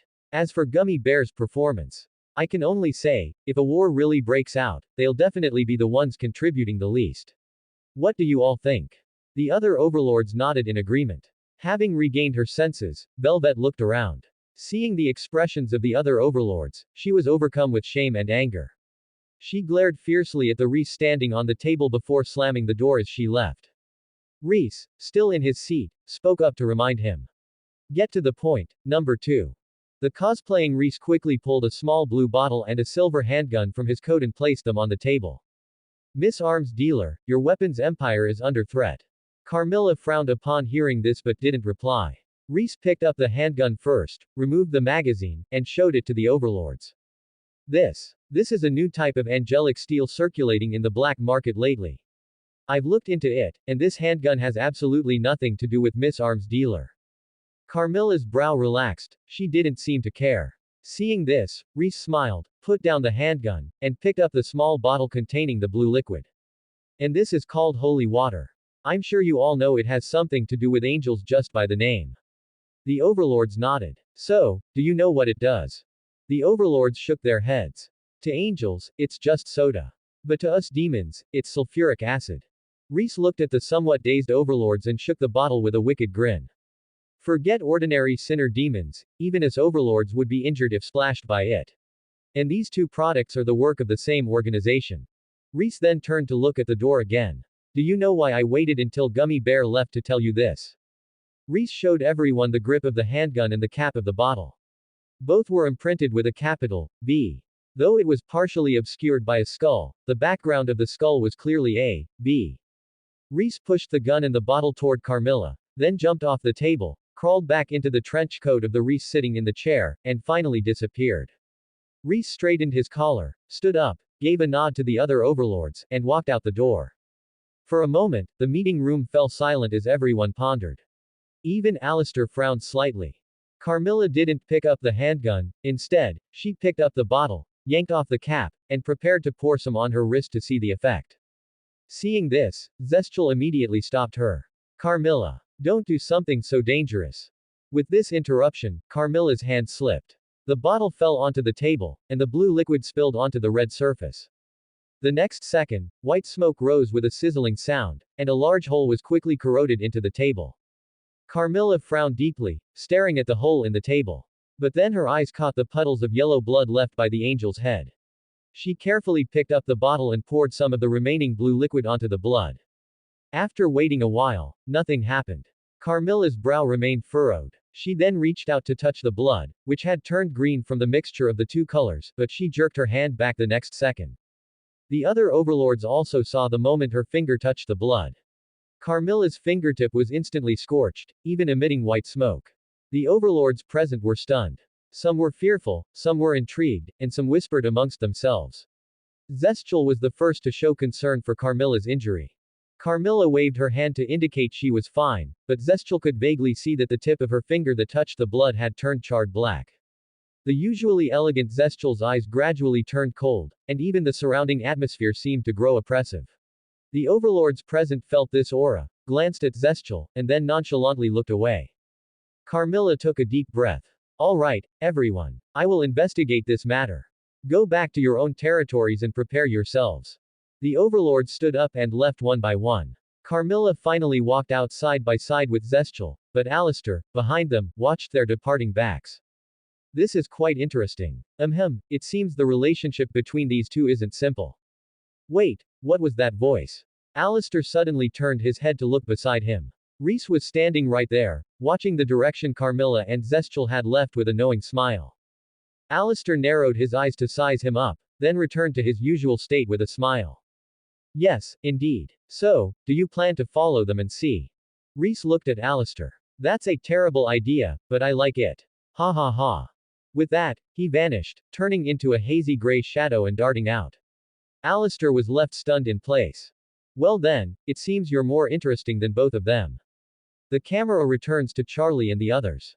They had originally intended to bring Vera along. But Vera's business was quite good. After adding Mapo Tofu and Molotong to the menu, a large number of demons from hell came to dine. Which made Vera a bit too busy to cope. Wade originally wanted to stay and help in the shop, but he was forcibly dragged out of Vera's shop by Mantis and Charlie. The group arrived at the trust test location recommended by Angel. As soon as Wade reached the door, he sensed something was wrong and pointed to the flashing large sign above the door frame. Are you sure? This place has even a foolish thing to do with trust. Angel simply waved his hand and pushed the door open to walk in, and the others could only follow him inside. Vaggie looked at the situation inside the shop, crossed her arms, and angrily questioned Angel. What the hell is this? Angel said nonchalantly. There's no activity that requires trust more than this, baby. Then he explained with a straight face. There is no bond stronger than the one formed between two parties during this process. Wade looked at the unbearable situation inside the shop, his eyelids twitching. As the bond of kidnapping the same foolish thing as trust. Angel pointed to a poster on the wall. Please, this is their motto. Charlie smiled somewhat awkwardly. Angel, I appreciate your enthusiasm. However. Then she looked around, unsure of how to speak, while Vaggie pointed at Angel. What makes you think anyone would like this? Hearing this, Angel looked at Vaggie, then stepped aside. Husk was currently lying on a cushion, with a demon massaging him. Guess what? I actually quite like this. Nifty, who had already changed her clothes, spoke up. I'm ready to beat up some bad boys. Ha ha ha. Hearing this, Husk immediately got up. Forget I said anything, I'm leaving. Then he hurriedly jogged over to Charlie's side. Charlie was still stunned in place. At this moment, several scantily clad demons surrounded them. Just as Charlie was feeling a bit overwhelmed. Vaggie pulled Charlie away. Angel, I can't believe it. I actually let you bring us here. Pansis also picked up a long object nearby and looked at it, then stuck out his tongue in disgust. This is disgusting. Charlie still forced a calm smile and spoke. It's no big deal, Vaggie. Maybe I can help. This time, Vaggie said firmly.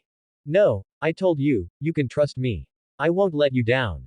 Then she paced back and forth, thinking. I just need to teach them using the way I learned trust. She then gestured for the others to leave. Pansis looked around and spoke with some confusion. Where did Wade go? The others looked around but didn't see Wade anywhere. Nifty waved her hand and spoke. Oh, I know. He just went to the back with a pretty lady. Hearing this, Charlie and Vaggie rushed to the back. They pushed open the door and saw the following scene. A long-haired female demon was leaning over next to Wade, who was standing tall, hooking Wade's collar with her finger. Oh, you handsome guardsman, please treat me the way you treat the weak tilde, treat me as your prisoner tilde. Wade glanced at her, then gently took the rabbit hat off the top of her head.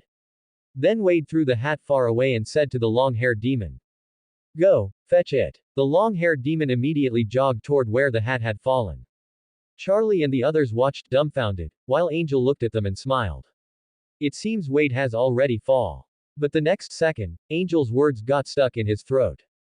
The long-haired demon ran to the hat and picked it up. Meanwhile, Wade pulled a pistol from his holster, checked the weapon, and loaded it in one smooth motion.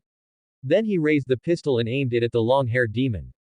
At the moment she picked up the hat and had just straightened her back. Bang! Wade pulled the trigger directly. The bullet shot out with a flash of fire, piercing straight through the back of the long-haired demon's head. The long-haired demon fell forward onto the ground. Blood, along with white, jelly-like fragments, spilled all over. Wade just took out a handkerchief and wiped the gun, then put it back in the holster, revealing a somewhat terrifying and crazed smile. As a result, as soon as he turned around, he saw Charlie and the others with stunned faces, and Wade was also startled. German swearing what? She's the one who told me to treat her as a prisoner. Charlie and the others looked at Wade with complicated expressions and said nothing. They left and were brought to a rooftop by Vaggie. Looking down, they were all stunned.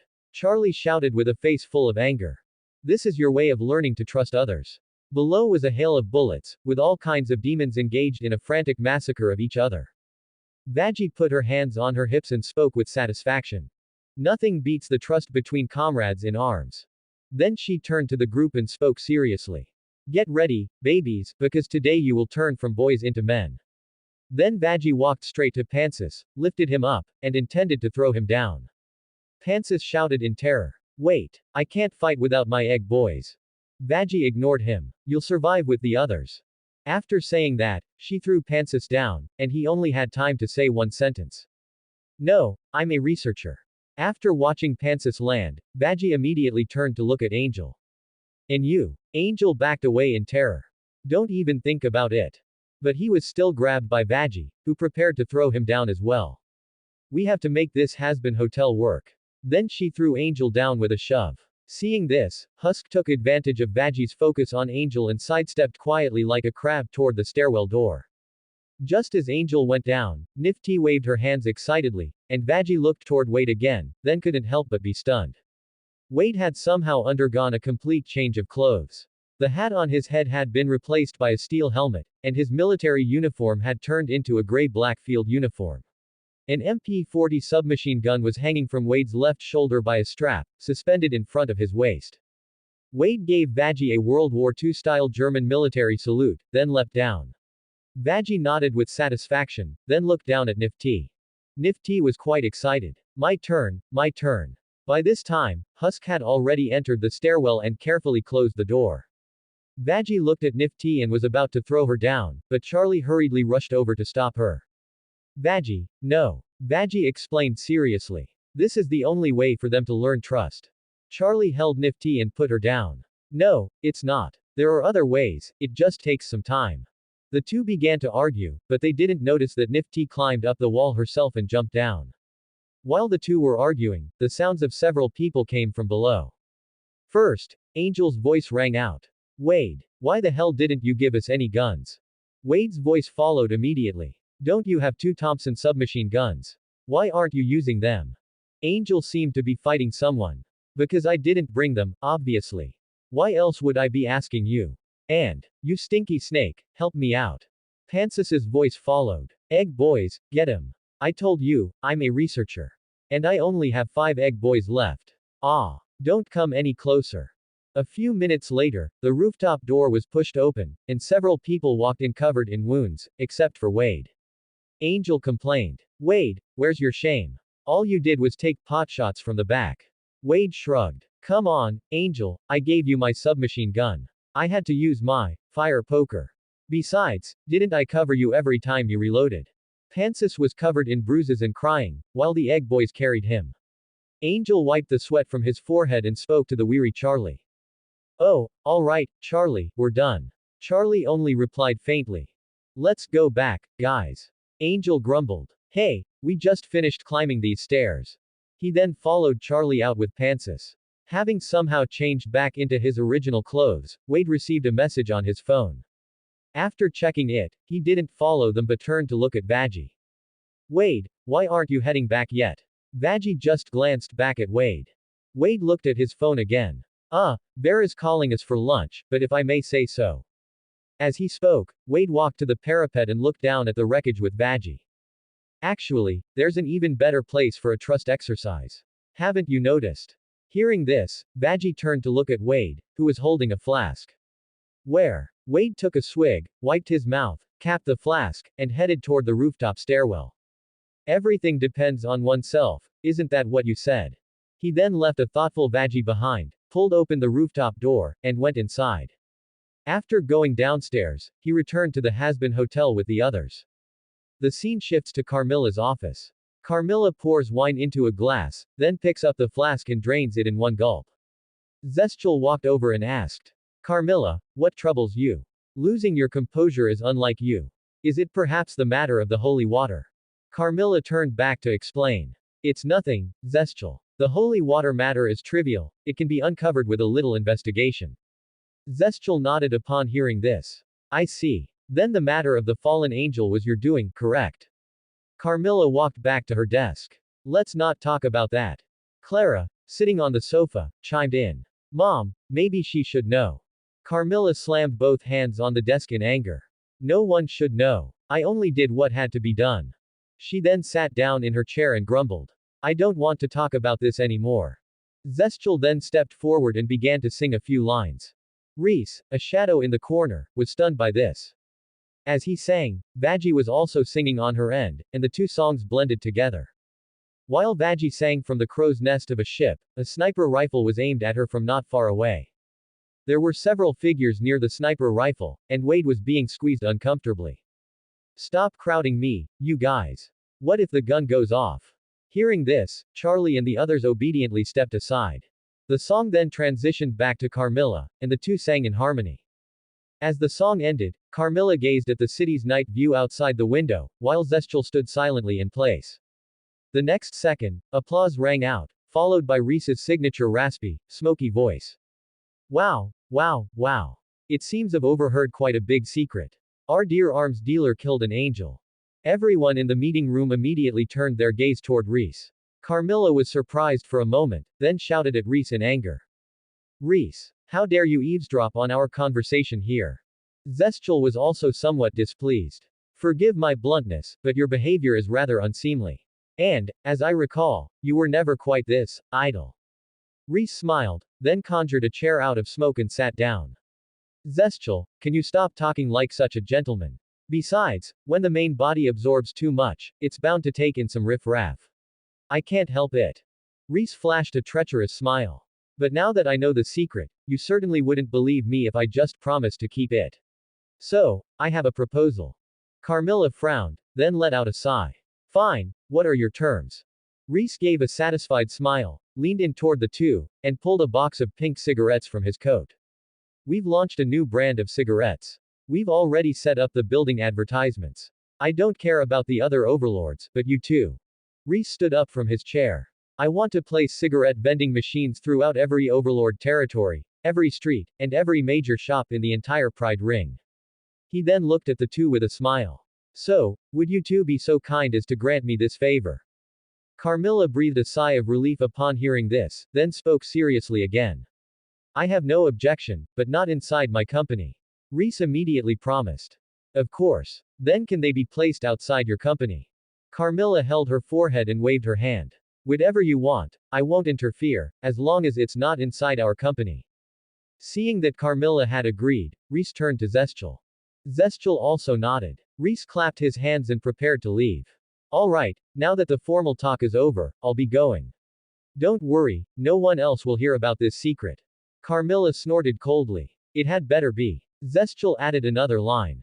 Next time, might I ask you to refrain from prying into others' secrets at will. Reese, just as he reached the door, turned back to complain to Zestchel. Please, I beg you, stop speaking in that archaic style next time. Then Reese vanished and went downstairs, where he saw Alistair waiting by the elevator. Reese immediately went up and told Alistair everything, while Alistair just stared at Reese with a smile. Didn't you promise them that no one else would know? Reese just smiled. Come on, that premise didn't hold from the start. The main body and I are like two separate consciousnesses. He only knows what I know after I dissipate. Alistair also smiled. So since a second person knows, a third person won't hurt, right? Reese nodded with a smile, then remembered something, a trace of fawning appearing on his face as he looked at Alistair. By the way, Alistair, I recall you're currently at that hotel the Princess of Hell opened, right? Alistair leaned on his cane and nodded, squinting to see what the other was about to say. Reese pulled out a stack of bills, slowly tucked them into Alistair's pocket, and said with a smile. We're planning to install vending machines for our new cigarettes everywhere recently, what do you think? Alistair smiled, then looked at Reese without saying a word. Seeing this, Reese thought it wasn't enough, so he hurriedly rummaged through his pockets, planning to give more. He pulled out more and turned around, only to find that Alistair had disappeared. As for the money he had stuffed into Alistair's pocket, it had long since turned to ash and was slowly drifting away in the wind. Reese looked around, then curled his lip in displeasure. TCH, just someone's pet. Just because you have fangs, you think you can act like a big shot, huh? Then he flashed a cold, sinister smile. If you're not willing to help, then your old partner definitely will. He. In the next second, Reese vanished from the spot, while a pair of crimson eyes lit up in the shadows of the corner. In fact, Alistair hadn't left at all, he was right there in the shadows. Alistair's gaze was playful, and then he disappeared. In the Hazbin hotel, Charlie was leaning on the second-floor railing. Vaggie walked over and greeted her. Then she stepped forward. Sorry, I was too out of control today. Charlie took her hand and spoke sincerely. No, I'm the one who should apologize. I'm sorry, I shouldn't have put all that pressure on you. We're a team. Charlie paced back and forth. I guess I just didn't realize it would be this hard, but we'll figure something out, together. Then the two of them smiled again. Charlie stepped forward, placed her hands on Vaggie's shoulders, and told her to look at the people downstairs. Look at the results your methods achieved. Downstairs, the group was now quite harmonious, talking and laughing. As they chatted, Husk even gave Mantis a rare compliment. But when Wade saw Husk speak, he immediately remembered something, stood up, and questioned him. I was wondering why something was missing during the team fight. Husk, where were you when we were fighting? Husk was instantly a bit embarrassed. He chose to take a large gulp of booze and walked silently over to Angel's side. Mantis also solemnly thanked Angel and Wade. Thank you, Angel. Thank you for pulling me back there. And thank you, Wade, for that shot earlier. Otherwise, that guy with the axe would have split me open. Angel gave Mantis a pat, while Wade took a small sip of his drink. That's only because you were seeking death. A squishy mage standing that close, but your egg boys were pretty good too. Wade straightened up to describe it. I really didn't expect those 5 little egg boys of yours to be able to take down such a big guy. Mantis smiled modestly. Oh, it was nothing. The group continued to talk and laugh. Charlie and Vaggie watched this scene from above, smiling with a sense of relief. The next second, the sound of a door opening rang out as Alistair returned.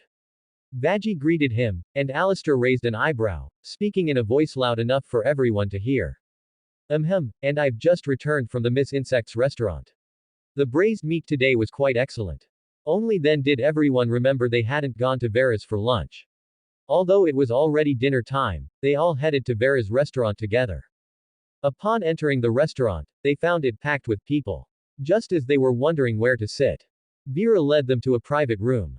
After serving them braised meat over rice, Vera also sat down to eat. Vera had also thoughtfully prepared small portions of rice for the egg boys.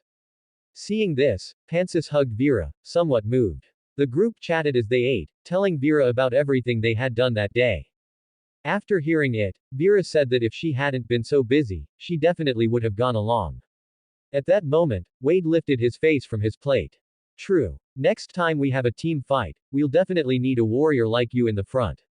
We only have 1 mage and 2 rangers, team fights are really hard to win. The others nodded in agreement. Then Vera remembered something. I brewed some alcohol myself. I'll let you all have a taste in a while.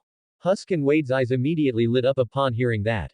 After a hearty meal, everyone returned to their own rooms to rest. At night, the lights in the entire Hazbin hotel were out. Everyone had gone to rest, except for Wade. Wade was currently outside the hotel on a call with Vox. Because of the micro-surveillance, Wade didn't need to tell Vox about the events of the past few days. So, as you can see, Alistair and Charlie are now birds of a feather. Vox's irritated voice came from the other side of the screen. I full well know that. This fool actually managed to get such a big backing. How troublesome. Wade shrugged helplessly. So what now? What do I do? Vox rubbed his electronic brow. You stay undercover. Get on their good side. I'll call you when I need you. Also, you won't be influenced by her, will you? Wade let out a cold laugh upon hearing that. I did plenty of undercover work when I was alive. My specialty is pretending and understanding emotions, but only understanding. I'll listen to your theories, but I won't necessarily agree with them. Vox frowned after hearing this. So, are you asking me for money again? Wade smiled. You really know me, boss. Vox laughed. Fine, I'll have someone send the money over. Keep up the good work undercover, Wade. Wade nodded. Alright, have a good one. The two ended the call, and Wade tucked the special communicator into his coat. Then he walked back into the hotel as if nothing had happened and went to the bar to drink. The night passed in silence. Angel slowly woke up and looked around, finding himself in a dim room. He moved and realized he was tied to a chair. Angel struggled hard, and then a deep voice rang out. You're finally awake, Angel Dust. Angel continued to struggle as he replied. That's right. What's it to you whether I'm awake or not? In the next second, a large hand grabbed Angel's hair, while the other hand held a dagger close to Angel's face. I want you to tell me where your boss keeps his vault. Then he violently jerked Angel's head and let go. Angel, however, spoke with a smile. That's hilarious. You actually think I'd tell you? Ha ha. The next second, Angel was lifted up by a pair of large hands. The wolf demon lifting him grinned and spoke.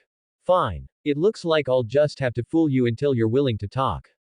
Angel glared at him. Go ahead and try. Then, things that people love to do happened. In front of the screen, Charlie and the others sat on the sofa, watching this film starring Angel. This performance won me the Romances Adult Film Star Award. Charlie spoke with a complicated expression. You're certainly honest. Then the sound in the film got louder, and the expressions of the group became even more stiff. Suddenly, Nifty pointed at the screen and shouted. Hey, look, isn't that Mr. Big Cat taking on 3 people in that big brawl scene? Hearing this, everyone hurriedly looked over. On the screen, a group of people were fighting. Angel walked past the back of a demon in military uniform who was fighting 3 people at once. In terms of build and color, he looked exactly like Wade, who was currently holding a cup of hot cocoa. Wade, who had just shamelessly gotten a croissant from Vera to dip in his hot cocoa, sprayed a mouthful of cocoa out upon seeing this. What the fool? Charlie looked at Wade with some confusion. So, was that you, Wade? Wade wiped his mouth, then spoke with a bit of difficulty. It was me. Someone asked me to fight back then, saying I could get $500 for one fight, so I went. Wade then looked a bit embarrassed. But I didn't hear them correctly, it was a movie fight. So when I got there, I knocked everyone out. Haha, but luckily, we got it in one take. The others nodded in understanding, but Angel spoke up with some doubt. So, Wade, you were that broke. But you don't seem short on cash now. What, did you start selling yourself? Wade's face instantly contorted in rage. Don't you fooling push me to do you right now. Angel gave a wicked grin and glanced at Wade's pants. Oh, really? I actually wanted to verify if yours is big or not. Wade's eyelids twitched violently, and he was about to pull out a gun to turn Angel into a sieve. But he was held back by Pansis and the Egg Boys. Calm down, Wade. Wade was then comforted and dragged away by Pansis. While Vaggie looked at Angel and spoke. Alright, Angel, what's with you? Why are you playing this stuff? Angel replied, looking a bit dazed. What? Didn't you say today washo and tell day? He then turned back to continue admiring his blockbuster. I'm showing you my best movie and explaining it to you at the same time. It's the one that let me beat that fool Tiffany and win the big award. Husk, who was wiping a glass nearby, chimed in with a complaint. That interrogation scene was a bit fake. Angel let out a disdainful laugh. Alright, dipshit, what makes you think you're qualified to insult my work to my face? Wade, who had been dragged to the counter and started drinking, spoke up immediately upon hearing this. He might not be, but I am. Who the fool uses that kind of method for interrogation? He then slammed his glass on the counter and began to explain. Our methods usually involve tying them to a rack first, gagging them, having a few people beat them up, and then beating them with clubs. If they don't pass out, keep hitting them until they do. If they do pass out, wake them up with cold water or salt water. As he spoke, Wade seemed to get excited and stood up from his chair. Then you ask if they'll talk. If they do, hit them again. If they don't, prepare a basin of water, shove their head in, repeat a few times, then use a red-hot iron rod. And then. Charlie immediately stopped him. Okay, Wade, let's not talk about this topic for now. Angel also realized he couldn't argue with a professional like Wade, so he turned to Husk. I'm talking to you, white-faced cat. Husk put down his glass. Are you really going to sit there and pretend this script isn't garbage? Angel covered his mouth in mock shock, then pointed at him viciously. Screw you, this is elegant art. Husk walked out from behind the bar with a bottle of cheap liquor, coming over to Angel's sofa to continue his critique. Give it a rest. You complain about how much these films suck every time you're drunk. He waved his hand and continued explaining. Everyone loves to vent to the bartender. He watched Angel as he twisted open the bottle. By now, I know everything about you and that bunch of assholes. He then pointed at Mantis and criticized. That guy is an insecure clown. So lonely he'll watch you idiots sleep. Then he pointed at Charlie. The princess is overly empathetic, wanting to solve everyone's problems while always avoiding her own. Exposed, Charlie explained with an awkward laugh. What? No, I don't. What? How could I? He pointed to Vaggie next. This one is dissatisfied with everyone and everything because she hates herself. He then glanced at Nifty. And Nifty, you don't want to know about her deal. Finally, he looked back at Wade drinking at the bar. Although he felt okay about this drinking buddy, his verbal blades still struck. This guy is nothing more than a pathetic, self-loathing wretch poisoned by extremism, using weapons and violence to mask his own incompetence. Wade, slightly tipsy, slumped on the table pretending to sleep. Husk then remembered something and spoke again. Oh, right, that insect in the restaurant next door, one of the few normal people in the Hazbin hotel, but I bet she's definitely fooling it. Hearing this, Angel said with a smile. Wow, the kitty has claws. As he spoke, he grabbed Husk's head with both hands to pull him close. Husk broke free a second later and pointed at Angel. And you? He then sighed. Your bullshit is endless. I see right through you and your crap, and I know how well you can fake it. Angel just laughed again. Me? Fake it? Wow, I didn't even know. I guess that's why I'm an actor, dummy. He then stood up and got close to Husk. And, the next second, Angel's phone rang. To be continued. He turned away to answer the call. Hello. Yes, no, no, I didn't, but, alright. Angel hung up and turned to explain to the group. Val is in a hurry for me to shoot a scene, so I'm heading out. He was about to leave when Husk spoke up lazily while holding his bottle. I don't think so. Angel turned to look at Husk. You know what? Drop dead. I don't care what a drunk bartender thinks of me. He then held his sunglasses and teased. So, which hole did you crawl out of? Why don't you go back there and cool off, you fool negotiator? He put on his sunglasses and left while flipping the middle finger. Charlie hurriedly ran up. Angel, you can't leave yet. We haven't finished today's exercises. Angel pulled his hand away from Charlie and continued toward the door. I'm sure you guys can finish without me. Charlie directly blocked the doorway. We have to prove the Hazbin Hotel's strength, and we're running out of time. Angel rubbed his forehead, then took off his sunglasses and patted Charlie's shoulder seriously. Babyface, I'm going to work. I know you want to solve everything, but unless you can convince my boss, I have to go to work. He then pushed Charlie aside, opened the door, and walked out. Charlie sat down against the door, somewhat broken, kicking her legs in frustration. Why is this so hard? What am I doing wrong? Vaggie walked over. Don't forget you're the princess of hell. Charlie replied, and Vaggie knelt down beside Charlie and explained. But you haven't really used your royal authority. Of course, I admire you for that. But maybe you could use your power just a little bit. Charlie didn't want to do that. But using status to pressure people is too mean. Vaggie was about to explain, but the next second Wade spoke up. If I heard correctly, Angel's boss is also quite mean. As the saying goes, you have to use magic to defeat magic. Vaggie smiled at Wade, then turned to Charlie, who also felt it made sense. Alright, I can use some magic to defeat magic with Angel's boss. I'll try to convince him to let Angel spend more time at the Hazbin Hotel. The scene shifted to a room glowing with pink and purple lights. Angel was lying on a bed rehearsing, but forgot his lines after just 2 words. He then pulled the script from under his pillow, glanced at it, and grumbled. Come on, can anyone actually remember this script? Valentino waved the script and shouted into a megaphone. Just improvise. You think the audience cares about the dialogue? Action. The scene began to play out, and Valentino watched with interest until someone tapped him on the shoulder. Valentino turned around impatiently to see Vox, and behind Vox stood Reese. Valentino was somewhat confused. Hey, we're filming. Also, who's this? Vox rubbed his digital brow. This is Reese, the owner of the Ricane Tobacco Company. We've reached a partnership, so your script might need a little change. Valentino frowned, looking displeased. Change what? Vox looked at Reese behind him. Are you going to let me say it? Seeing the unsightly scene before him, Reese finally snapped out of it. Oh, it's very simple. We just need our cigarettes to appear in your artistic films.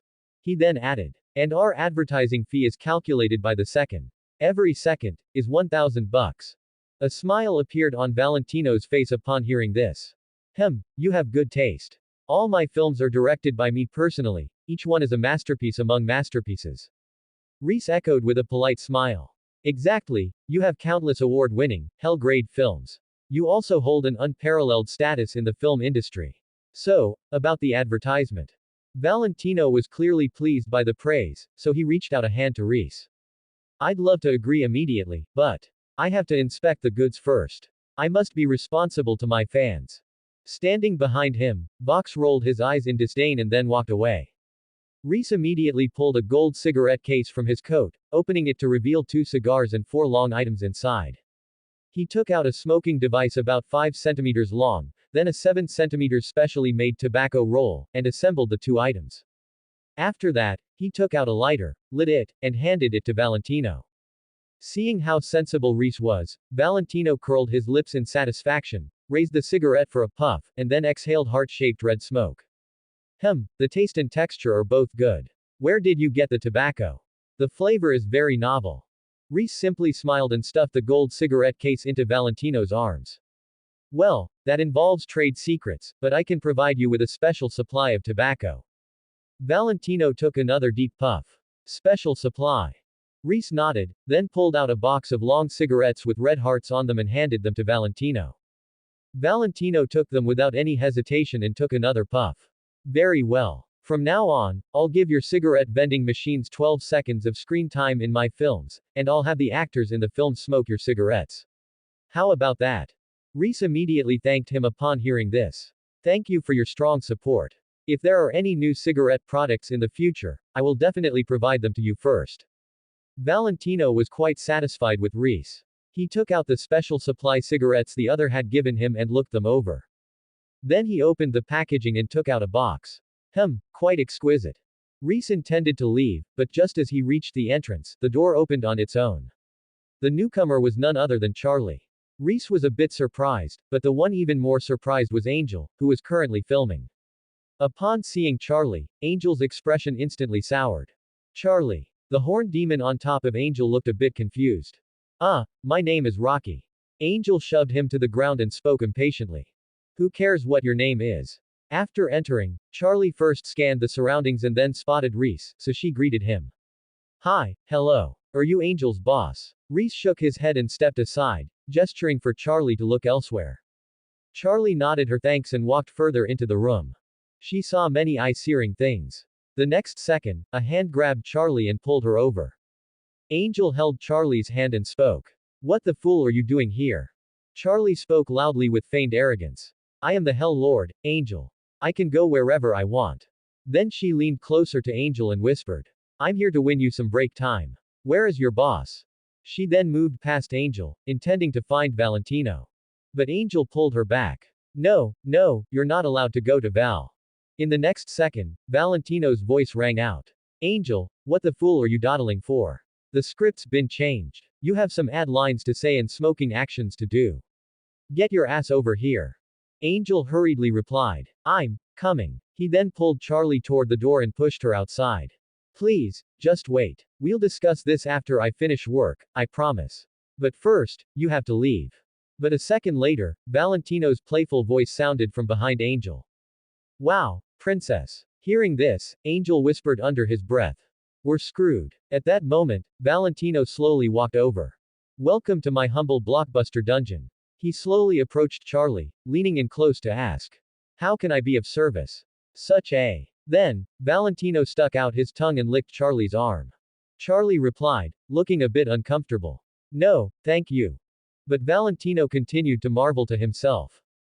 Tastes quite good. Do you want me to give you a roll? He then put his arm around Charlie's shoulder and led her into the room. Because I can make you a big star, and make us both even richer than your old man. In the next second, Charlie hurriedly broke free and refused, then stated her purpose for being there. I'm here to talk to you about Angel. Valentino didn't answer but continued to listen, while Angel behind him gestured frantically, signaling for Charlie to stop talking. Of course, I mean later. I don't want to interfere with your work. Valentino thought for a moment, then turned to glare at Angel before turning back and speaking politely to Charlie.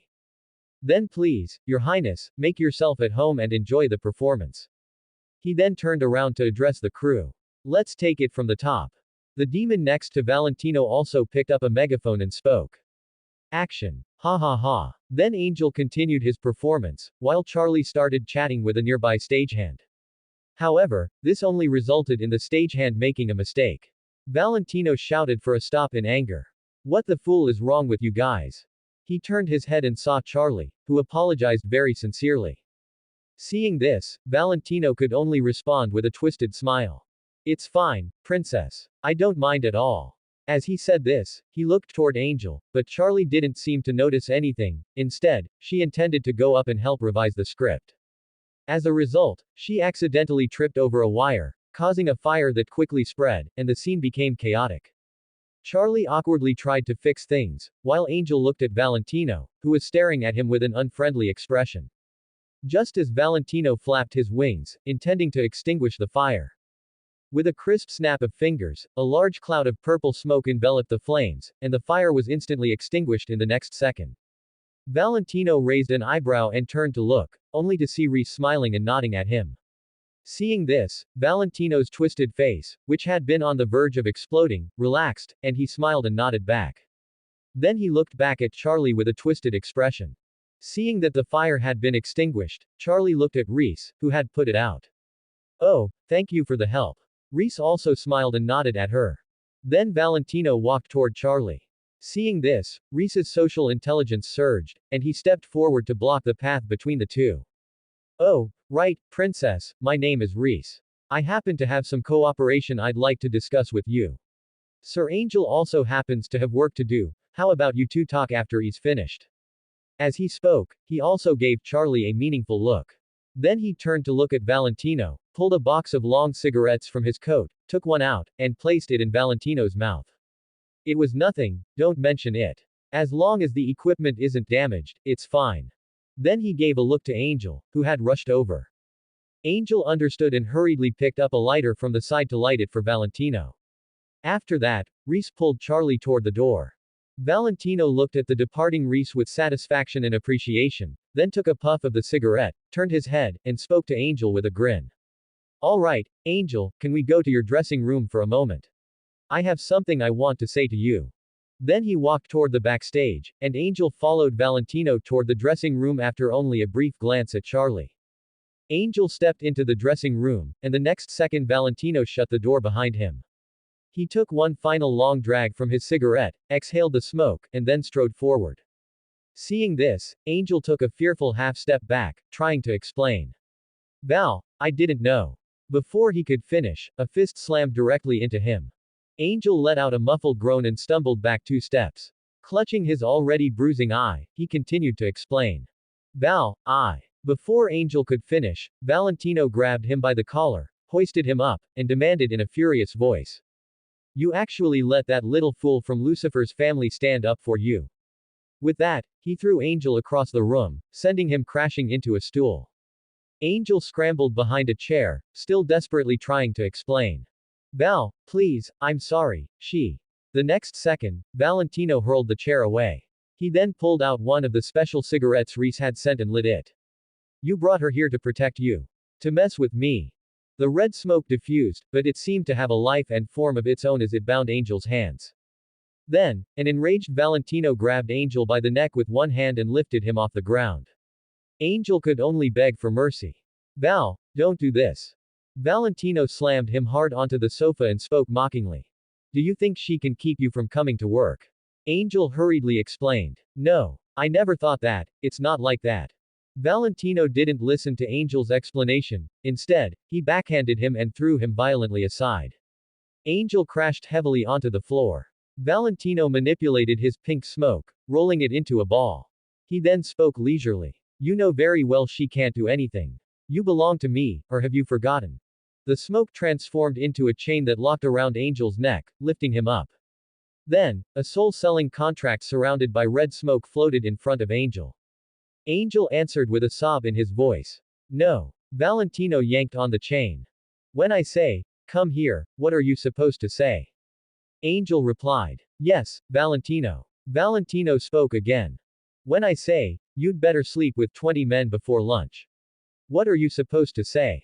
Angel replied again. Yes, Valentino. At that moment, the door pushed open, and Wade poked his head in. Hey, I'm here for my funds. Val, you know. Wade froze when he saw the scene inside. He pulled his head back and slowly closed the door. Valentino didn't care about the interruption. He leaned in close to Angel and continued. When I say, you better tell that fool never to set foot in my studio again. What are you supposed to say? By the second half of the sentence, Valentino was so furious he yanked Angel right up to his face. Angel stammered his reply. Valentino squeezed Angel's face with his hand. What do you say? Angel explained. Val, listen to me, she's just a busybody. I won't let her come back, just please don't hurt her. Valentino's rage seemed to be stoked again. He grabbed Angel's neck with both hands and lifted him up. I've killed many fools who had better attitudes than you do right now. You're lucky you can still make me money. He then set him down. Now, go and film for the rest of the night, understand? Angel could only answer humbly. Understood, Val. Only then did Valentino calm down slightly. He took a deep drag of his cigarette and grumbled. If that new partner hadn't smoothed things over today, my temper wouldn't be this light. I full near couldn't hold back. Finishing his smoke, Valentino lifted Angel up for one last warning. If I see her step 1 foot into my studio again, both you and she are finished, you hear me? Angel nodded hurriedly. Afterward, the two walked out, and Valentino began organizing the crew. Alright, back to filming. I want everyone at 120%. I'm not paying you foolish people to sit around. Meanwhile, Charlie was distracted while discussing cooperation with Reese. Reese noticed this and spoke up to negotiate. Oh, princess, how about this? If you agree to our cooperation, I'll give you some inside information. How does that sound? Charlie snapped back to reality. After thinking for a long time, she nodded. Fine, I agree. Reese smiled. Valentino is a narcissist. He looks easygoing, but he actually has a terrible temper and violent tendencies. He often beats his stars, and Angel is one of them. Reese took a sip of water and continued. That guy gets a sense of satisfaction and pride after beating his subordinates. That's all I know. After all, I'm just a business partner. Hearing this, Charlie became instantly furious. Her hair floated up and emitted a red glow as she stood up, intending to go back for Angel. But Reese stopped her. What's the use of going to Valentino? Doing that will only make Angel's situation worse. Seeing Charlie calm down, Reese explained slowly. I'm telling you, Angel was built up with Valentino's resources. That guy is just reluctant to give up a money-making tool he spent so much to cultivate. If his patience with Angel runs out, he can use those resources to build someone more perfect and obedient than Angel at any time. Reese stared at Charlie very seriously. Do you understand? Charlie lowered her head in shame. Reese didn't plan to stay any longer. He greeted her and got up to leave. At that moment, Charlie seemed to think of something. She looked up and asked curiously. Mr. Reese, he clearly brings you more profit, so why are you helping me like this? Reese stopped in his tracks. After a moment of thought, he turned around and smiled. Because you are the princess of hell. With that, Reese left the shop without lingering. Charlie fell silent, then returned to the Hazbin Hotel. The next morning, Angel pushed open the hotel door and walked in looking exhausted. Charlie wanted to greet him, but after a second thought, she didn't speak. Angel walked to the bar, slumped down, and waved a hand at Husk. I need a drink. Give me the strongest thing you can mix. Husk mixed the drink and pushed the glass in front of Angel. Oh, you look like hell. Angel straightened up and spoke dismissively. Impossible. I just filmed all night and I'm tired, that's all. It's not the first time. He picked up the glass and downed it in one go. Then he pointed at Husk. I said I wanted it strong. Husk replied with feigned surprise.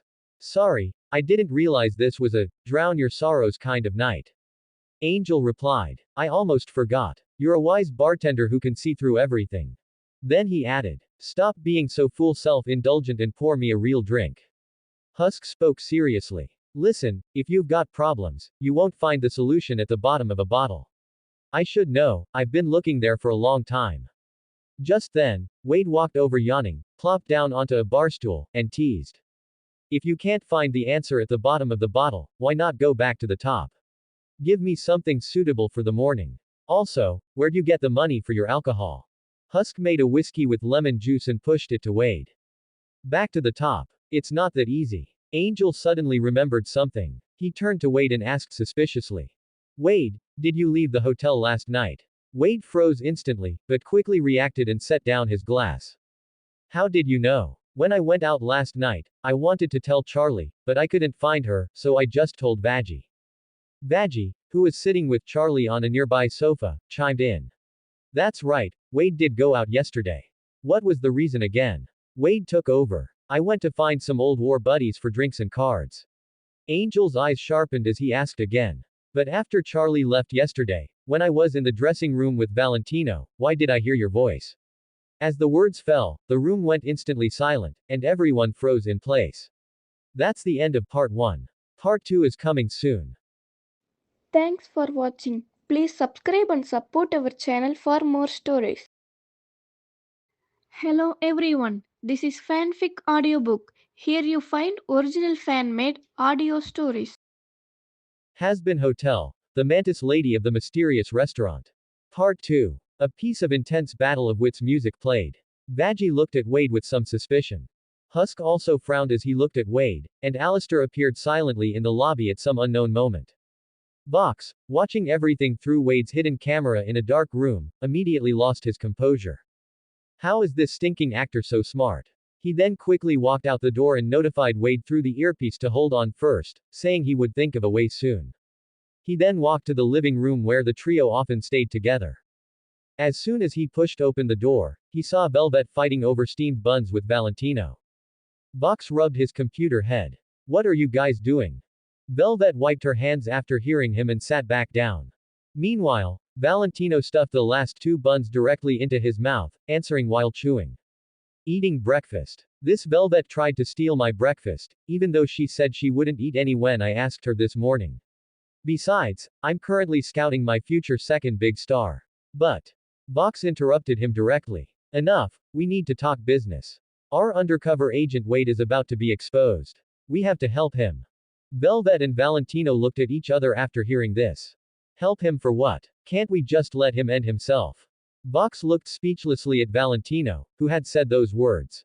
Pantsis. Valentino suddenly understood upon hearing that, while Velvet spoke up from the side. But I still want to ask, why are we helping him? Vox leaned his hands on the sofa. I admire him and want him to become one of us, but that's secondary. He knows a lot about us, and that guy doesn't seem so easy to kill. Velvet and Valentino fell into deep thought, and Vox continued. If this guy flips, it will affect our brand image and even our public credibility. After all, that Alistair is also in the Hazbin Hotel. At this moment, Velvet thought of an idea and began to explain it to the others. Back at the Hazbin Hotel, Wade, having received Vox's instructions, began brainstorming and spoke up as the others' brows furrowed even more. You must have misheard, right? I played cards with my old comrades all night yesterday. Then he pulled out some forgotten banknotes from his pocket and slapped them on the table. Look, I won these yesterday. Husk looked at them, his frown deepening, and asked. There looks to be about 30,000 here. Did you cheat? Wade spoke with feigned awkwardness. How is that possible? It's just that my luck was exceptionally good. Husk snorted coldly and then continued wiping the glass. But Angel's gaze became increasingly sharp. But yesterday I heard your voice, and you seemed to say you were there to get money. Wade fell into deep thought again, cursing in his heart. Even after being beaten like that by Valentino, he could still hear clearly. But he still made excuses. Maybe the voices just sound similar. Valentino definitely has many lackeys, it's inevitable that some would have similar voices. After hearing this, Angel still stared at Wade. How do you know my boss is Valentino? Wade froze on the spot, cold sweat breaking out on his forehead as he racked his brain. Because of that film you showed us, aren't the screenwriter and director there Valentino? Besides, Valentino is also on the movie posters. Angel's brow relaxed slightly upon hearing this, but then he suddenly remembered. For the film I played for you, you didn't even see the beginning, did you? Another drop of cold sweat rolled down Wade's face. Just then, the door of the Hazbin Hotel was pushed open, and Vera peeked her head in. Everyone, it's time for breakfast. Wade quickly stood up upon hearing this. Oh, is it breakfast time? Let's go eat breakfast. But Angel stopped Wade. You haven't answered me yet, and why is there a scent of Valentino's cigarettes on you? The atmosphere became tense again. In the next second, Vera felt like someone was standing behind her and turned to look. A person in a pure black long military uniform, with a cross medal pinned to the chest, wearing a gas mask and a military cap, was standing behind Vera. The person greeted them. Hello, does Wade live in this hotel? Several people looked toward the door, and Vera sensibly stepped aside. Seeing the person's attire and then looking at Wade, one could only say that although the colors of the uniforms were different, they clearly belonged to the same faction. Wade looked at the newcomer in a daze, then something suddenly clicked in his mind, and he spoke with some surprise. Emlos. Aren't you? Emlos then pulled out a holster and a flask from his pocket, then threw them with precision, hitting Wade in the face and head. You left something at the beer hall, I've brought it back for you. He then turned to leave, but after a moment, he stepped back and turned to warn him. Also, if you dare to cheat at cards again next time. Emlos clenched his fist, making the bones crack. I'll give you a massage with brass knuckles made of angelic steel. Then he left without looking back, and the tension in the scene immediately dissipated. Angel also scratched his head and apologized to Wade, saying he might have been a bit high-strung. In a place unknown to everyone, Emlos walked down the hilltop where the Hazbin Hotel was located. Beside a large tree, several heads peeked out. 4 demons wearing uniforms similar to Wade's, but which looked very low quality.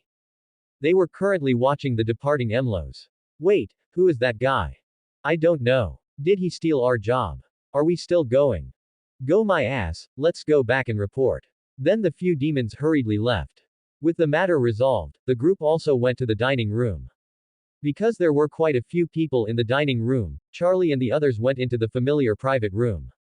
Vera stepped forward to introduce the meal. Today's dishes are steamed buns, millet porridge, soy milk, and pickles. What kind of filling would you like? Angel, leaning on the sofa, raised his hand and spoke. Is there anything that can nourish my body after filming an epic adult movie all night? Vera thought for a moment. I don't have kidney filling here. Never mind, I'll just get you meat filling. What about the others? Charlie thought for a bit and asked. So what are the vegetarian fillings? Vera became interested upon hearing this and began to explain. Vegetarian fillings include sauerkraut, cabbage, radish, chive, and wild vegetable filling. Alistair's interest was also piqued. Oh, while I don't like eating vegetables, get me a sauerkraut one to try. Oh, by the way, is there venison for the meat filling? Vera fell silent for a moment again, then spoke. I can make it specifically for you, consider it mutual help between colleagues. Alistair smiled upon hearing this. Oh, is that so? That's really a lot of trouble then. The others also finished ordering, and Vera went to her kitchen. As soon as she reached the kitchen, she suddenly remembered she hadn't turned off the fire for the buns on the stove. She hurried over, only to find the fire was already off. Scratching her head in confusion, Vera opened the steamer. She took out 4 sauerkraut, 3 beef, 5 chive, 2 wild vegetable, and 5 cabbage buns, 5 bowls of soy milk, 4 bowls of millet porridge, and 3 small dishes of pickles. The tray was piled high. Vera then pushed the dining cart into the private room, distributed the bowls and chopsticks, and then placed the food on the dining table.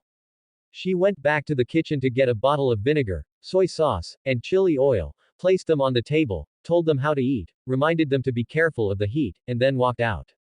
After a while, she brought in Alistair's venison buns. Then Charlie and the others began to eat. Mantis had used his free time to specifically make small tables for his egg boys, placing them right next to him. After putting their portion of breakfast on the small tables, he only started eating after watching his egg boys begin. Before long, the food on the table was completely devoured. Having eaten and drunk their fill, the group sat in their seats chatting when the door was suddenly pushed open. They looked toward the sound and found that the person coming in was actually Reese. Charlie, Angel, and Alistair all recognized this person. Angel and Alistair both frowned as they looked at Reese. But Charlie stood up and greeted him with a smile. "Mr. Reese, what are you doing here?" Reese smiled and scanned the people in the room, then answered gentlemanly. "Oh, Princess, I just happened to come here for breakfast." Charlie smiled and pulled him to a chair to sit down. "Oh, that's perfect. When do you plan to transport the machines over?" Reese was somewhat confused. "Any time is fine, but this matter actually doesn't seem to have any benefit for you, Princess, does it?" Charlie put her hands on her hips and answered seriously. "Since I've already made up my mind, I won't have even a single thought of backing out." Alistair and Vaggie, who were listening somewhat confusedly, glanced at each other. Afterward, Reese exchanged a few more pleasantries with Charlie. Angel suddenly remembered something and spoke up as if having a sudden realization. "Oh, right. Even that guy Valentino and his entire studio have started smoking Mr. Smoke's cigarettes." As he spoke, Angel subconsciously pulled a pack of Reese's cigarettes from his pocket. Then he reacted, realizing he had misunderstood Wade. After all, Reese's current promotional efforts were massive. Most of the demons on the streets had started smoking his cigarettes.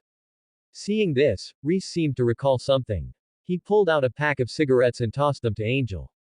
"I've heard that a big star like Angel is always under a lot of pressure. We also have an extra 20% SON version that will be launching soon." Angel looked at the cigarette pack in his hand. He didn't stand on ceremony, tearing open the packaging, pulling one out, lighting it, taking a deep drag, and exhaling purple-red smoke. He smiled and spoke. "Not bad at all, it's got quite a kick, and the flavor is great. I'll be looking forward to your new product, then." Reese nodded as if it were only natural. "Of course. Moreover, this version will be placed in the vending machines.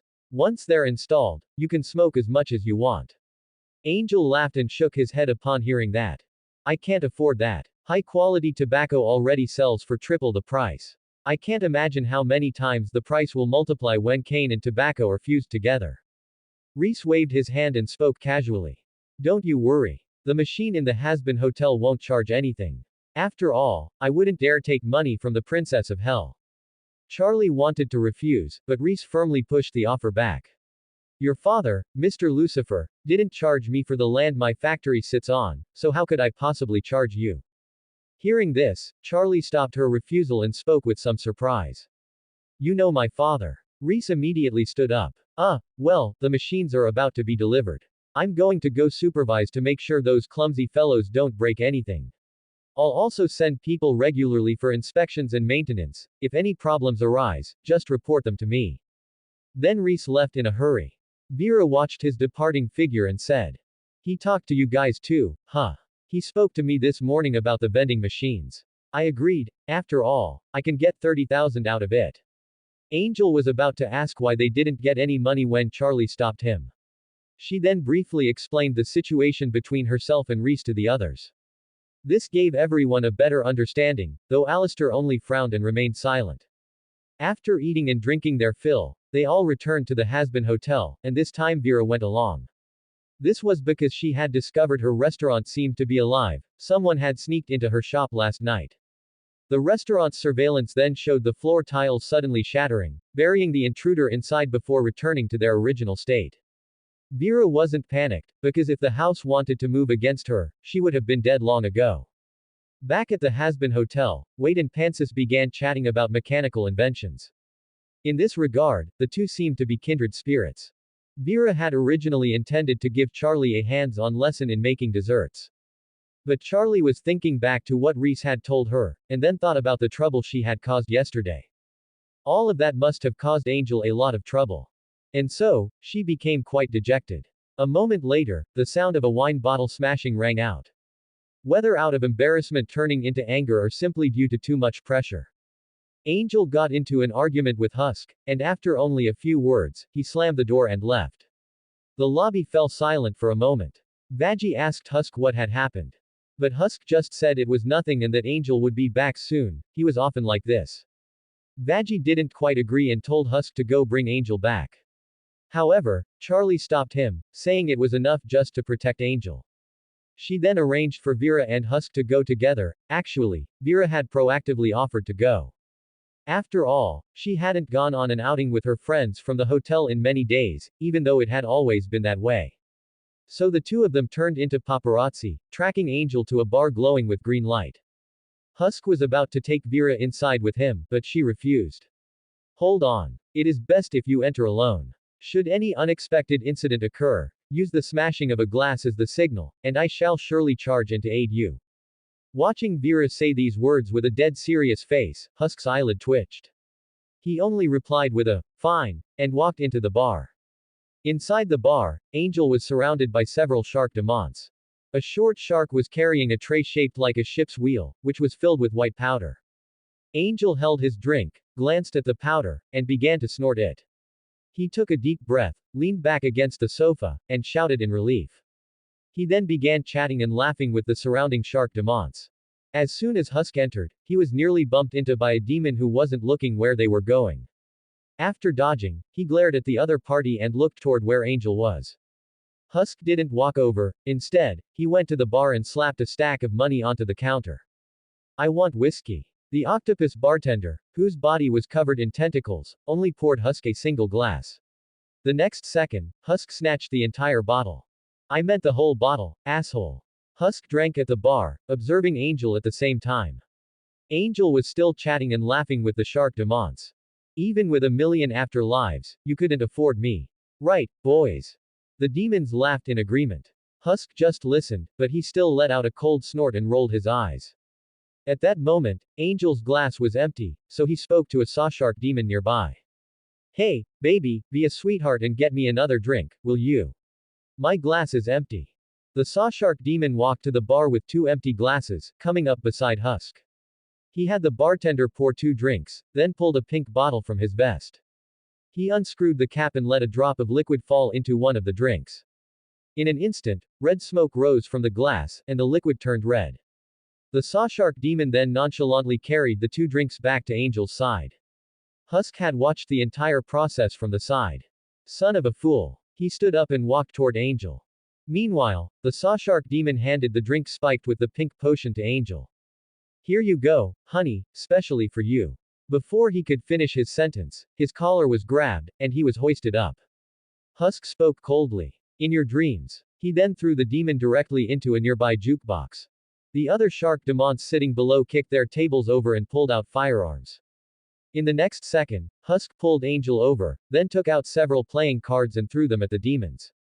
The fast-moving cards sliced the demons' guns in half. He then shattered the iron rings on the ceiling used to secure decorative fishing nets. Instantly, the nets fell, entangling several of the demons. Husk immediately pulled Angel and ran for the exit. But in the middle of running, he accidentally bumped into a table, causing it to tilt and fall. The bottles on the table shattered all over the floor.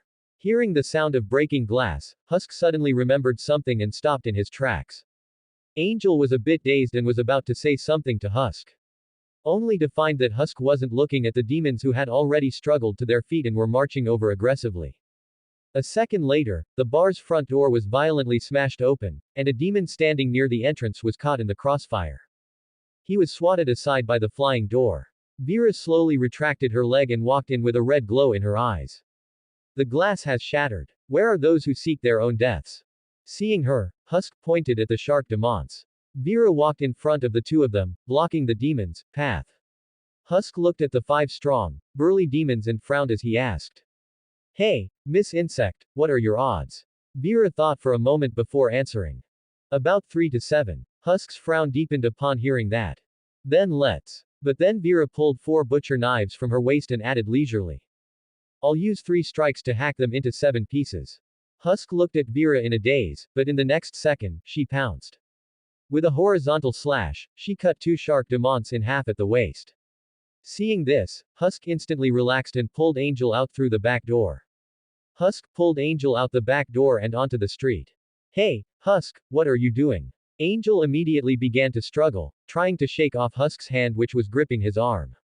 Husk replied in a business-like tone. No, I'm taking you back to the Hazbin hotel. Angel then braced his feet against the floor tiles ahead, forcing Husk to a stop as he continued to struggle. Let go. Husk let go of him and then said angrily. That fool drugged your drink. Angel retorted back in anger. You think if someone drugged my drink, I wouldn't be able to tell? I've been through this plenty of times. Husk questioned him in shock. You just keep letting people drug you like this. Angel's emotions suddenly flared up. This is all voluntary. I didn't want to become like this, and I didn't want Charlie to come save me. He then pressed closer, saying, I didn't ask you to save me either. I can take care of myself. Husk pointed at Angel and spoke. Really? Because all I see is someone self-destructing. It looks like you might need a bartender to vent to. Angel gave a mocking laugh. So, now you're planning to act like you care about me. You think after treating me like that, I'll just open up to you? Please. Angel then turned and walked forward. Husk continued to speak. If you acted real instead of always wearing a fake mask and pushing my buttons, maybe I'd be a little nicer to you. Husk then shouted angrily. Let me tell you, nobody at that Hazbin hotel cares who you are. Nobody cares how famous or romantic you are, so you don't have to keep acting. Angel's eyes welled up with tears upon hearing this. He turned around and shouted. I'm not acting. Husk froze in place upon hearing that. Angel continued to shout. I have to be like this. This is how I escape reality. He took a few steps forward. This is the only way I can forget everything. Forget how much I hate all of this. His eyes grew moist again as he looked sideways at Husk. This way I can enjoy the pleasure without having to think about how painful life is. He then clutched his head with both hands, looking out at the street. Maybe in the process, I'll damage myself enough to become beyond repair. Then I won't be his favorite toy anymore. He then sat down on the curb, hugging his legs. Maybe then he'll let me go. Husk sighed and walked over to sit down beside Angel. You know, I used to be a Hell Lord too. Angel looked at Husk, and Husk gave a small smile. Yeah, having that kind of power felt good. Then his smile faded. But when you're trading in souls and you're a gambler at the same time, the risks are quite high. As he spoke, Husk fell into his memories. Losing a few hands can put you in a very dangerous position. So when your luck is down, you seek help from anyone to pay off your debts. You even trade yourself. As he spoke, that face with the eternal smile appeared in Husk's memories. So, I know exactly what it feels like to regret your decisions and know they can't be undone. 2 sad souls sat there on the curb, but then Husk began to sing, and the 2 souls found mutual redemption. When the song ended, Husk and Angel looked at each other with smiles. A second later, the sound of a door opening interrupted them. Vera Etherline walked out leisurely, covered in blood and holding a butcher knife. Oh, you guys were waiting for me. I thought you'd already gone back. Husk and Angel glanced at each other, and Angel replied. Of course we were waiting for you. And, we talked a bit. As he spoke, Angel turned to look at Husk and smiled. Husk nodded and smiled back. Vera noticed the change in the two of them. After thinking for a moment, she gave a knowing smile. Alright, it looks like you two have finished your talk. Let's head back to the Hazbin Hotel. The other two nodded, and the 3 of them returned to the Hazbin Hotel. Because of the restaurant business, Vera went back first. So Angel and Husk walked back slowly, talking and laughing, before pushing the door open and entering. Charlie, who was looking at her drawings on the sofa, heard the sound and rushed over. She hugged Angel and apologized, to which Angel responded gently. It's okay, I know. I understand you. Thank you, for caring about me. Charlie began to cry, and Angel helplessly handed the distressed Charlie over to Vaggie. Then Angel and Husk walked toward the bar. The hotel door was pushed open. Hearing the sound, the two looked over, thinking it was Vera returning. Instead, they saw a familiar figure. Husk didn't know him, but Angel remembered him clearly. This person was one of Valentino's demon minions. The minion wore silver heart-shaped glasses and revealed a gold tooth when he smiled. He looked around after entering and quickly spotted Angel, walking toward him. The smile on Angel's face vanished instantly when he saw him. Hey, you lackey, what are you doing here? The other party didn't get angry. He walked up to Angel and placed the box he was carrying onto the bar.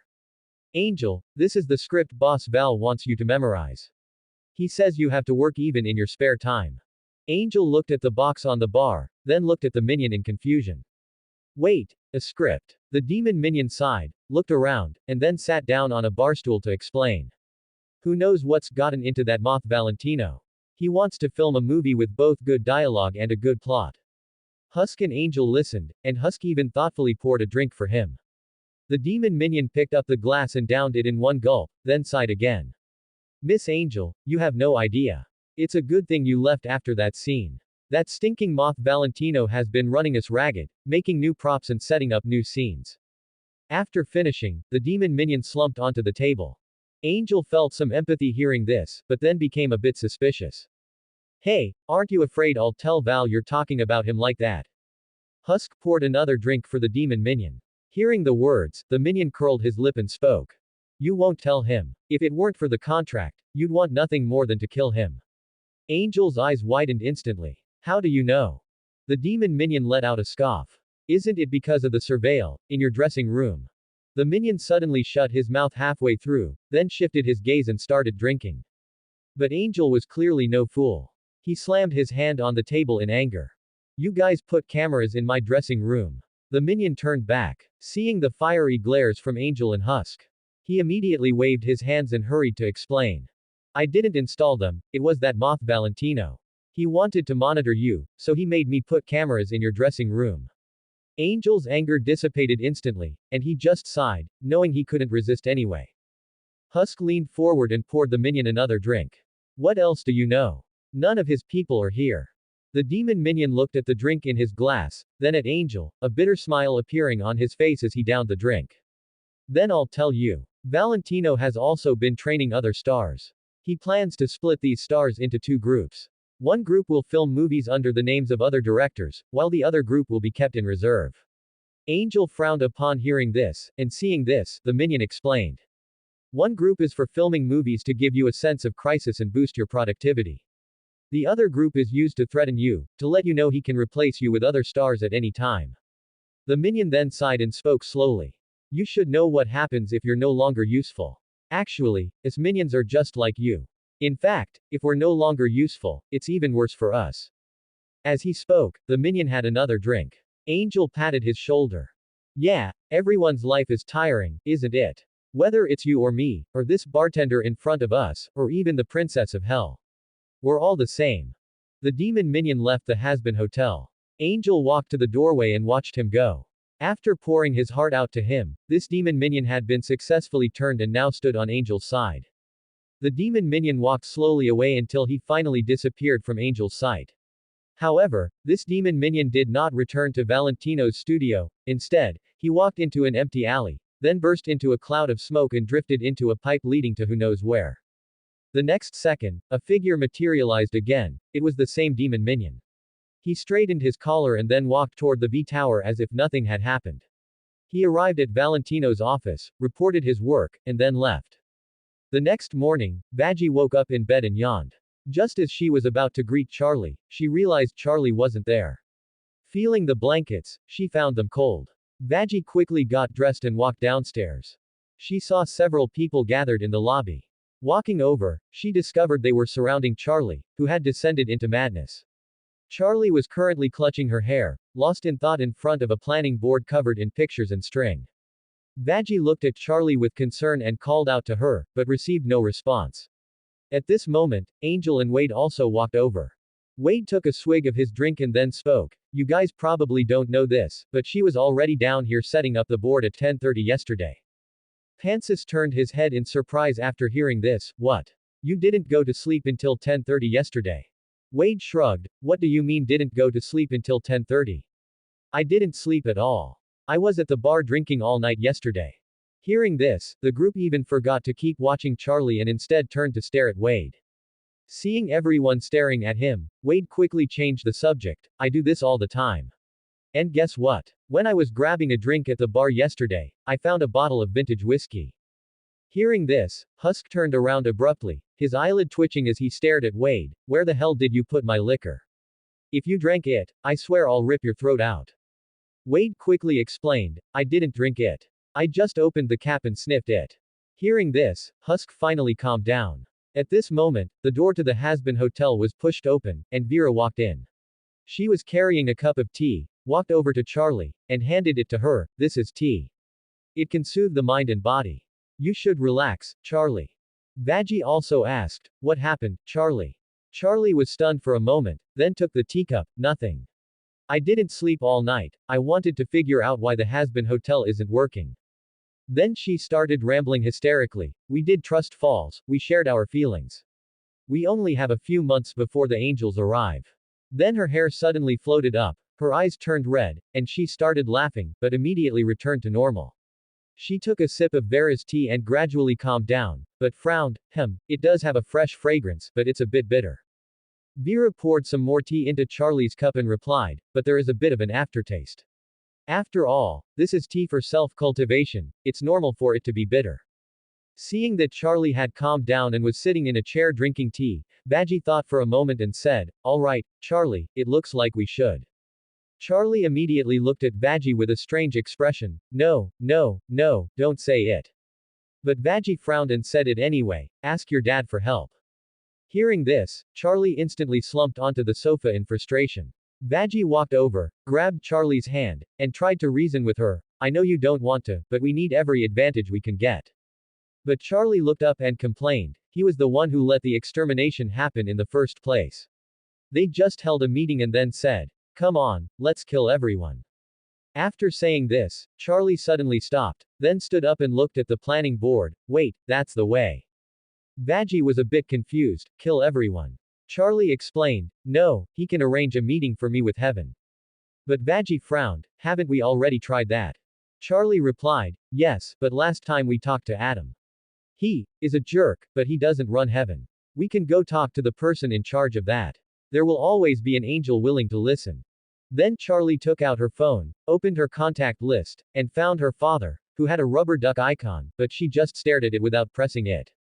Husk teased from the side, why aren't you calling? Is your relationship with your dad that strained? Charlie said somewhat awkwardly, no, it's just, we've never been close. Then Charlie held the phone, looking at her father's contact information. After he broke up with mom, he never really wanted to see me. Of course, sometimes he calls me, but only when he's bored or needs me to do something. Husk smiled and said to the others, that's what you call a strained relationship. Then the group started chatting. Vera poured a cup of tea for everyone. After distributing them, almost everyone indicated they weren't used to the taste, until a red teacup was extended. Looking over, it was none other than Alistair. Alistair smiled and said, to be honest, I have a friend who really likes tea, and I'd like to try it myself, so could I have a cup? Vera smiled and replied, of course, then poured him a cup. Just as the group was tasting the tea, the door to the Hazbin hotel was pushed open. Hearing this, they looked over and saw a tall, upright figure walking in. What a rich tea aroma. It seems the tea roasting technique is quite good. And what was Charlie's dad doing at this time? The camera cuts to a room where Lucifer, dressed in white with red accents, was working at his workbench, synthesizing something. Finally, he muttered to himself, yes, that's it. Almost there. Now presenting. Then he turned sharply and held a rubber duck wearing a top hat and a bow tie above his head, the magical backflipping rubber duck. As he spoke, the rubber duck did a backflip in Lucifer's hand, and then he excitedly introduced, and it can breathe fire. Then the rubber duck obediently performed a fire-breathing show. The camera panned out, revealing that except for a few photos on the wall, the rest of the room was almost piled high with rubber ducks. He walked down the steps with the duck and started entertaining himself. Don't rush to applaud yet, please. All right, thank you everyone. Then his tone suddenly changed. Oh, God, who am I kidding? This thing is terrible. Then he threw the magical backflipping rubber duck away. The duck happened to hit a photo of 3 people on the wall. Lucifer felt a bit dejected upon seeing this. At that moment, his phone rang. Lucifer picked up his phone and looked at it, immediately feeling a bit flustered. Daughter calling. Holy crap, my daughter is calling. Then he started rehearsing for the call, but then gave up. This is the first time she's called me in years, it has to be perfect. He answered the phone and greeted her, hey, little fool. Charlie was a bit confused after hearing this, then replied, hey, Dad. Lucifer smiled and said, hey, how are you? Where have you been these days? Charlie replied, Dad, you know where I am. I told you. Lucifer didn't know how to answer. He thought for a long time but couldn't come up with anything. Charlie asked, somewhat annoyed, I told you when I called you 5 months ago. Were you not listening? Lucifer cursed under his breath, it's all that stupid Cloud's fault.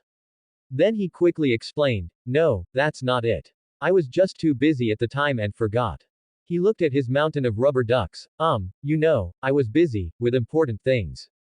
Charlie then re-explained to her dad, Lucifer, alright, I'm running a hotel that helps sinners rehabilitate. Then she added, you should have seen my commercials, right? The Duck King, Lucifer, was busy organizing his mountain of ducks, unfortunately, I missed them. Then he laughed awkwardly, I haven't really watched TV lately, because TV messes with your thinking. But, hey, a hotel. How exciting. Charlie started getting to the point, listen, Dad, I have a, kind of big request. Lucifer, who is currently holding his phone with his shoulder while drinking tea, choked and widened his eyes, okay, of course, no problem. As long as it's something I can do, go ahead and say it. Charlie made up her mind and said seriously, I want to talk to heaven. The person in charge of heaven, the one above Adam, the one above everyone. I need to talk to that person. Lucifer immediately refused after hearing his daughter's request. Oh, this won't do. Absolutely not. No, Charlie, this won't work. It's just a no. But Charlie argued her case. Oh, please, Dad, look, I rarely ask you for anything, never have. But this is really important to me. This is the most important thing I've ever done, and I need you. Please, I need your help. Lucifer felt a bit bad hearing this, but he still declined. Charlie, I'm afraid I can't help. Please, Dad, just come and see the hotel I'm running. Then you'll understand why this is such a great idea. If I can just talk to heaven, they'll definitely agree. Hearing this, Lucifer looked at the photos on the wall and grew a bit sad. Lucifer caught the main point and spoke in surprise. Wait, are you inviting me over?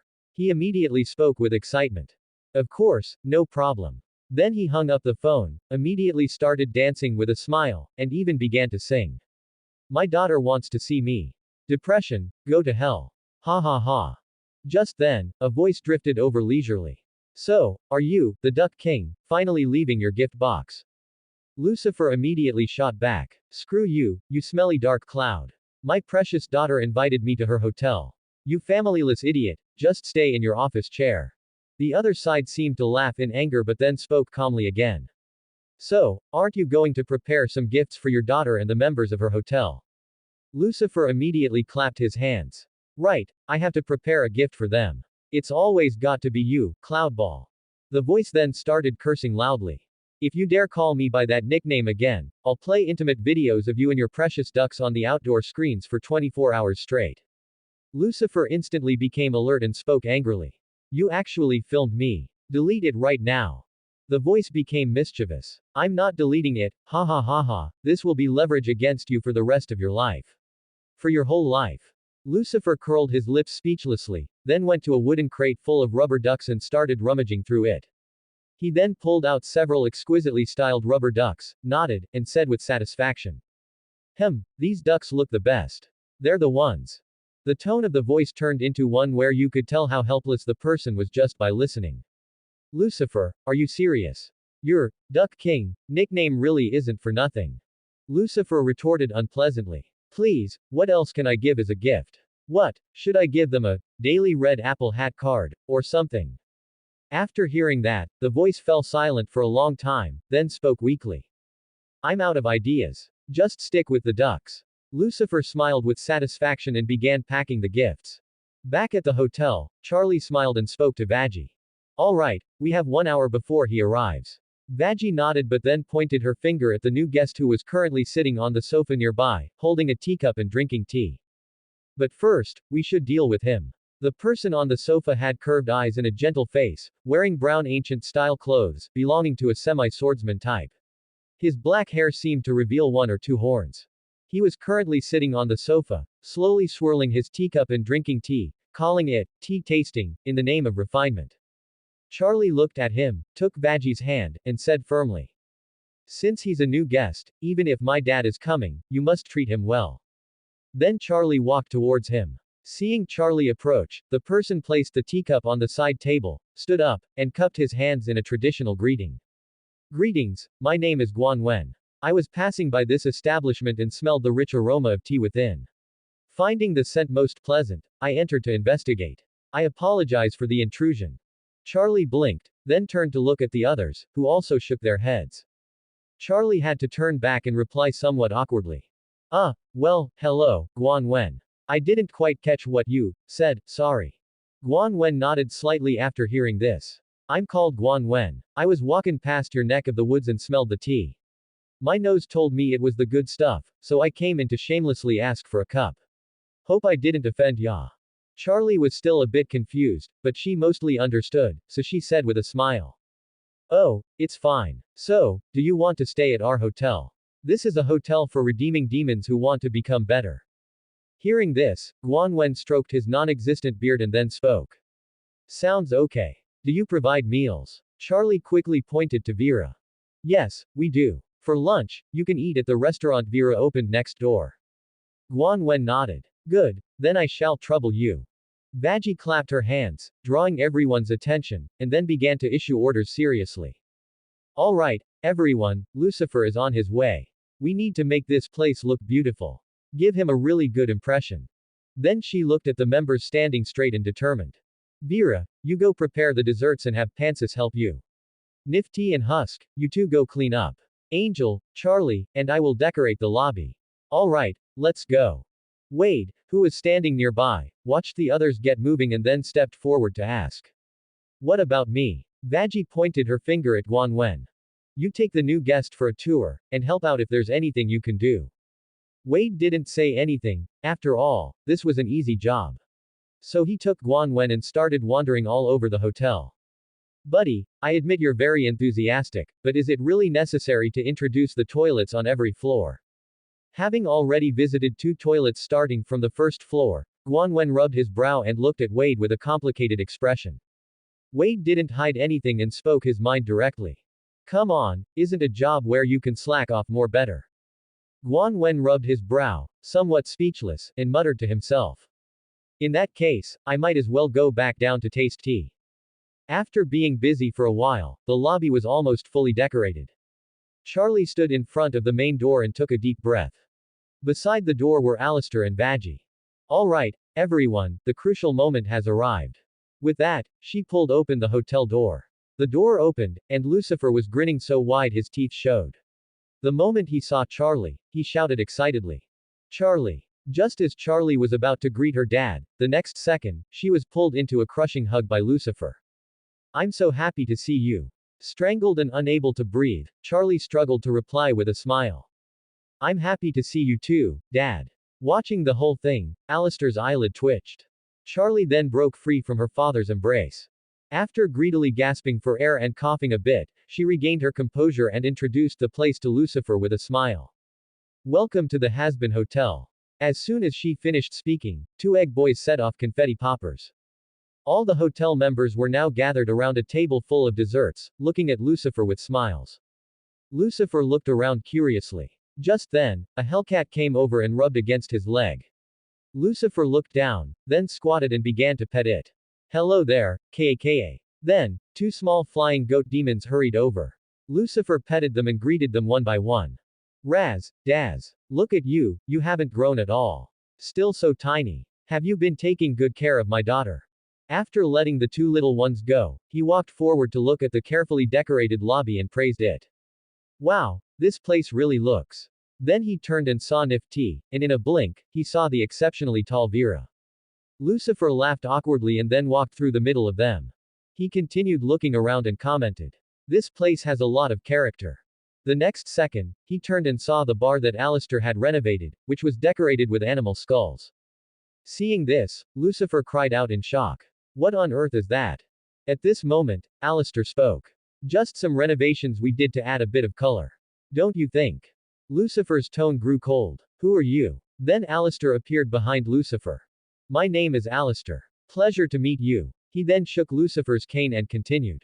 Such an honor. I've heard much about you, and it's finally good to meet you in person. And to know that you are much shorter in real life.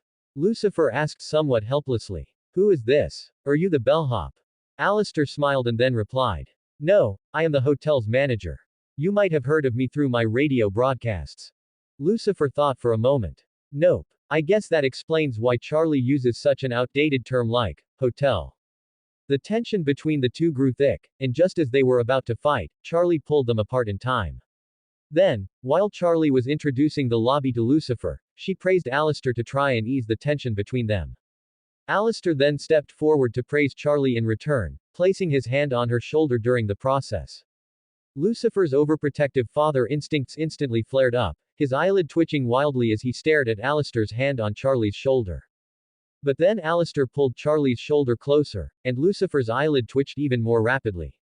He immediately hurried to interrupt. Charlie, dear, why don't you introduce me to your other friends? Charlie was more than happy to do so and began the introductions, first pulling Vaggie over. This is Vaggie, she's my girlfriend. Lucifer processed this for a second, then said with a smile. Oh my god, you like girls. Me too. We're so alike. Give me your hand, Maggie. Then he pulled Vaggie into a hug. After the hug, Lucifer let go of Vaggie and then offered a compliment. She's beautiful. Vaggie smiled somewhat awkwardly. It's a pleasure to meet you, Your Majesty. She then pointed to Mantis, Angel, Wade, and the newcomer Guan Wen to introduce them. These four are our guests, Sir Penxius, Angel Dust, Wade Rolls, and Guan Wen. Guan Wen took a sip of tea upon hearing this. I am from the Dragon Kingdom, Guan Wen is my full name. Charlie nodded with a smile. Hearing this, Sir Penxius immediately saluted and shouted. Greetings, Your Majesty. He then collapsed onto a large platter of cookies and desserts, while Angel, holding a wine glass, spoke enchantingly. Hello there, little King Tilda. Wade stood as still as a cardboard cutout, staring at Lucifer with a determined gaze. Hello, Charlie's father. Guan Wen shrugged and raised his teacup to toast Lucifer. Hello, I'm new here. It's a pleasure to meet you. He finished his tea in one gulp after speaking. Charlie then continued the introductions. Husk is our bartender, and Nifty is our cleaner. Husk simply raised a hand in greeting, while Nifty rushed out and climbed onto Lucifer, grabbing his collar. Hi, I'm in charge of cleaning. Then Charlie pointed to Vera, who was bringing over a tray of exquisite cupcakes, took one, and handed it to Lucifer. This is Vera Etherline, our royal chef. Vera smiled and stuffed another piece of cake toward Lucifer, then poured him a cup of black tea.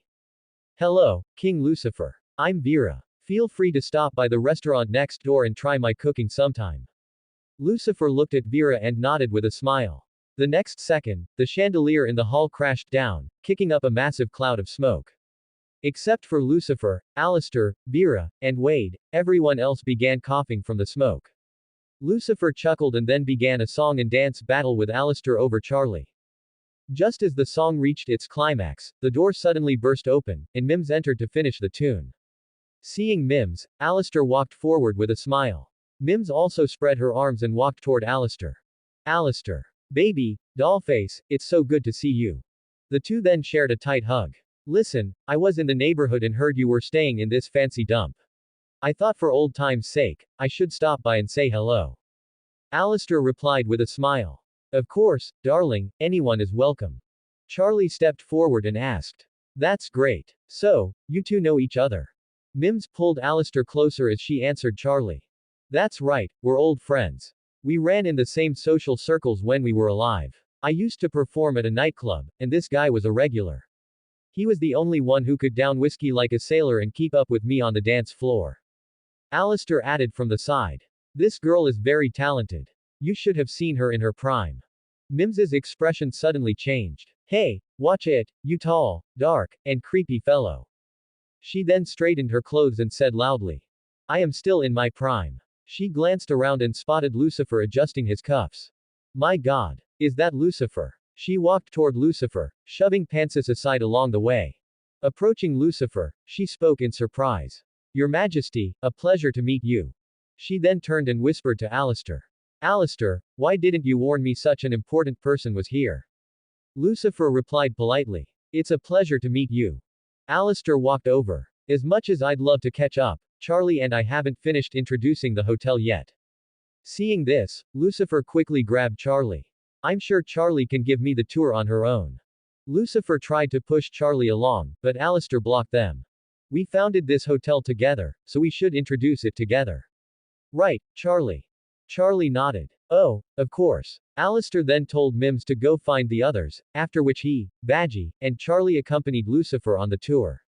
Mims turned and saw the bar, then walked up to get a drink. As she got close, she noticed a familiar figure and spoke with a smile. My God, is that Husk? Husk turned to look at Mims with annoyance.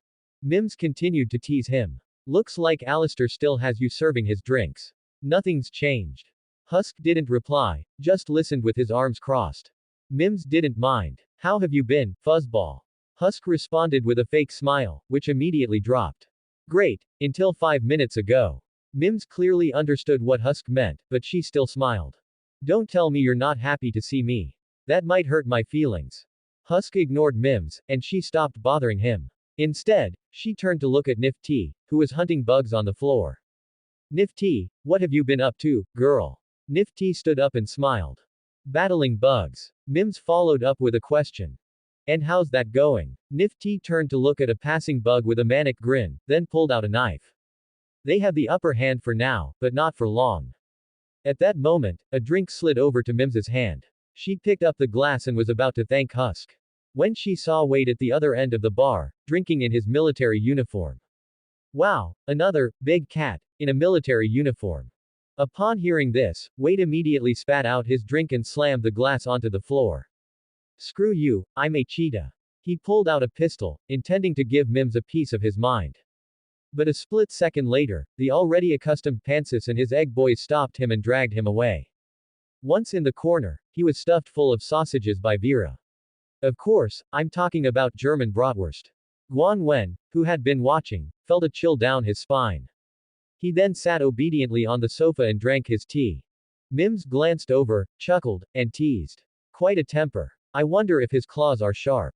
Ha ha ha, but honestly, his temper is exactly like yours, isn't it, kitty cat? Husk pulled a long face and raised his middle finger. Screw you. Angel walked over and picked up another drink from the bar. He sat down next to Mims and asked curiously. So you and Alistair are friends? Mims took a sip of her drink. Your words, not mine, but I think that's a fair way to put it. Angel and Mantis, who had just sat down nearby, exchanged a surprised look. Mims noticed their strange expressions and asked in confusion. Hey, why are you guys so surprised? Angel replied offhandedly. We just didn't know he had friends. He's been here a while, but he's still a big, creepy mystery. Angel then asked the question he'd been wanting to ask.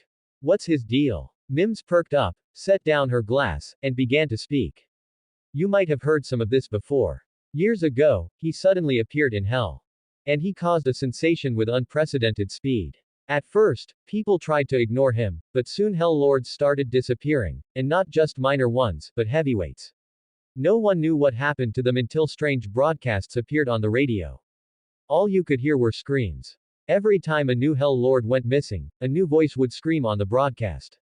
That's when Alistair announced himself as the radio demon. If anyone dared to mess with him. Mims gave a wicked smile and continued. Let's just say his broadcasts were never short of new screams. That's what most people know, but beneath all that. Mims's tone suddenly shifted to something more lighthearted. He's a friendly, gentle guy. Put on some jazz, pour some rye, and he's as tame as a kitten. Mantis and Angel stared at Mims blankly, unable to process the last part of her story.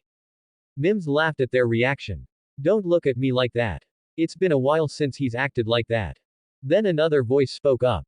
So, are Alistair's hunts always successful? Or rather, has he ever failed?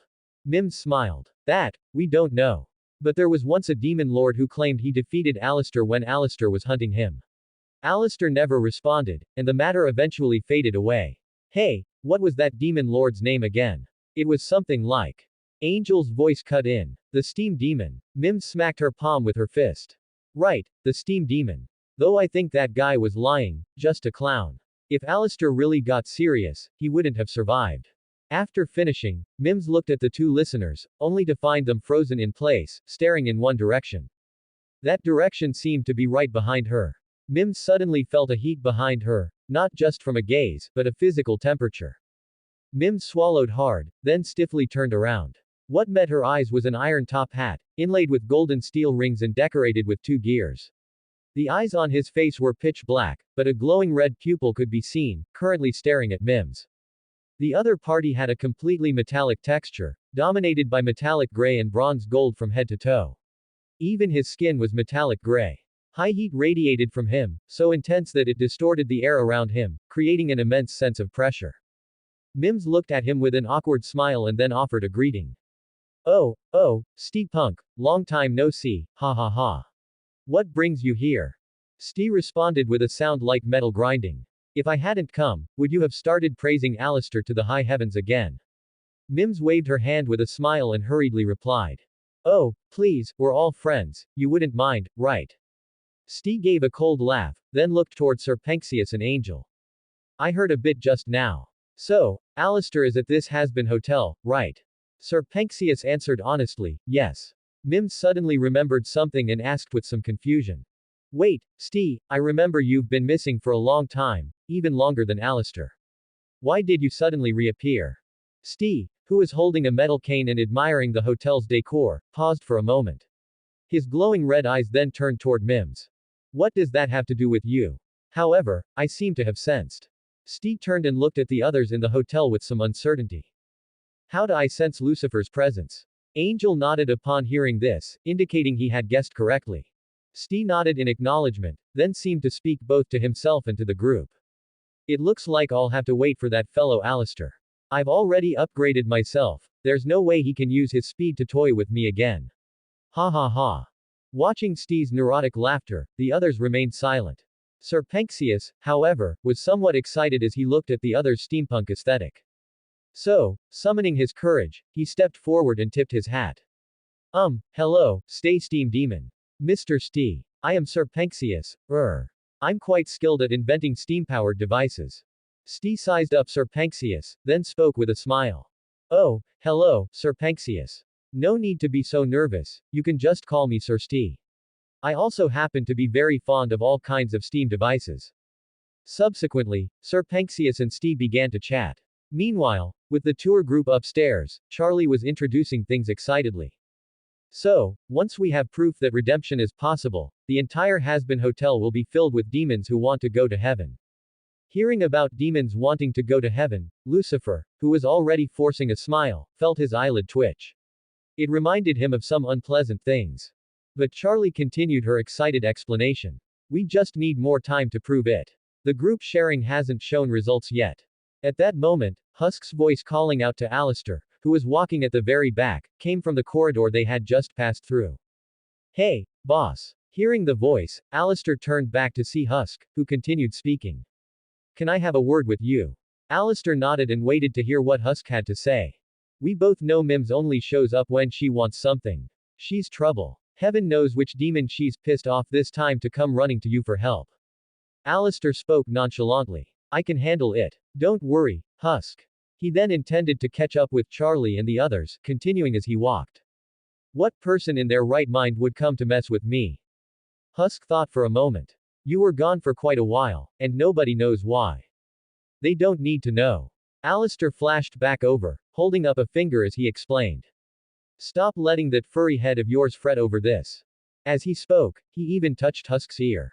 Husk was angered by the gesture and roared at Alistair. Even though my soul belongs to you, I am not your pet. Alistair just smiled. But you are. Then Alistair walked quickly toward Charlie and the others, while Husk stood there watching him. You're under someone else's thumb yourself, yet you dare talk big. Hearing those words, Alistair's expression instantly changed, and even the lights in the corridor flickered. Alistair gave a cruel, cold laugh, then turned his face slightly. What did you say? Sensing something was wrong, Husk inwardly cursed his own loose tongue. The next second, a chain glowing with green light appeared around Husk's neck. With a violent yank, the iron chain pulled Husk down onto the floor. Husk immediately spoke with submission. Nothing, I. The chain yanked again in the next second, cutting off Husk's words. Alistair walked slowly toward Husk, tightening the chain in his hand. If you ever dare say those words again, I will tear your soul apart. Husk backed away in terror, while Alistair's voice continued to ring out. And then broadcast your screams. Suddenly, Alistair's body grew massive, becoming hideous and terrifying. For any other insolent fools who dare to question me to hear. Seeing this, Husk hurriedly answered while trembling. Understood. In the next second, Alistair returned to his normal state. Good. Alistair then turned around with a smile and straightened his tie, leaving the still shivering Husk behind. A delightful chat, friend. Catching up is always a joy. He then intended to leave. However, in the next instant, a steel fist trailing flames suddenly shot toward Alistair. Alistair reacted quickly, tilting his head to dodge. The fist shot straight into the corridor wall, smashing a large hole in it. Then, a voice with a metallic texture rang out. Catching up is joyful, isn't it? Then let us catch up as well, a lost tour. Alistair's head turned first, followed by his body. He looked at the newcomer and spoke with a smile. Well, if it isn't the big iron block. He then spoke mockingly. I heard you disappeared for a long time, even longer than me. What, were you off collecting materials to repair your scrap armor? Stee smiled and spoke to Alistair in the tone of an old acquaintance. Alistair, you really haven't changed a bit. But that doesn't matter, I'm no longer what I once was. So, die. As soon as he finished speaking, chains formed of white steam instantly appeared between Stee's launched steel fist and his hand interface. It then snapped back violently. Alistair, being prepared, turned into a shadow and easily dodged it. He then quickly appeared behind Stee, gathering conical green flames to strike directly at the center of Stee's back. But the green conical flames dissipated the moment they hit the back of his heart. Stee quickly turned and swung a punch, which Alistair dodged by stepping back. Stee followed up rapidly, continuing to attack Alistair with his fists. Alistair, however, seemed to handle it with ease, even finding time to mock him. Not bad. Your speed is faster than before, but it's still not enough, haha. Hearing Alistair's mocking words, Stee's expression became distorted. He then aimed both fists at Alistair, and in the next second, both steel fists were launched out by high pressure. Alistair turned into a shadow once again to dodge. Then, before the fists could hit the ground, he reformed, his shadow moving beneath his feet, ready to launch an attack at any moment. But in the next second, Alistair noticed the triumphant smile on Stee's face. The steel fists, which were only halfway through their flight, suddenly formed steam chains at their connection points. This caused the steel fists to halt abruptly in midair. Next, Stee began to wildly swing his arms, the movement of his arms driving the chains. This caused his steel fists to spin rapidly like propellers. Alistair had no choice but to turn into a shadow again to evade the attack.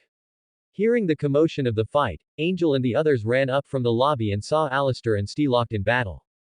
But a moment later, Angel spotted Husk not far from the battlefield. Husk was still huddled on the ground, trembling slightly. As if he had lost his soul, Angel cursed under his breath, then rushed forward, grabbed Husk's tail, and began dragging him back. Feeling the pain in his tail, Husk snapped back to his senses. By the time he recovered, they were already in the lobby. Angel held Husk and tossed him onto the sofa. He then stayed by his side. Meanwhile, the others from the lobby, except for Mims, were still watching the fight from upstairs. Nifty brandished her knife and originally wanted to rush up to help, but she was stopped by Sir Panxius. Wade was drinking wine and watching with great interest, while Vera, though she wanted to help, felt she couldn't be of much use and also watched from the side. At that moment, Alistair's shadow reached a wall and revealed his true form. Seeing this, Stee retracted his fists and then charged forward.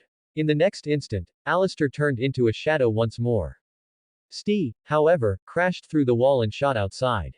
Seeing this, Alistair summoned several shadow maintenance workers and had them repair the wall and floor destroyed by Stee.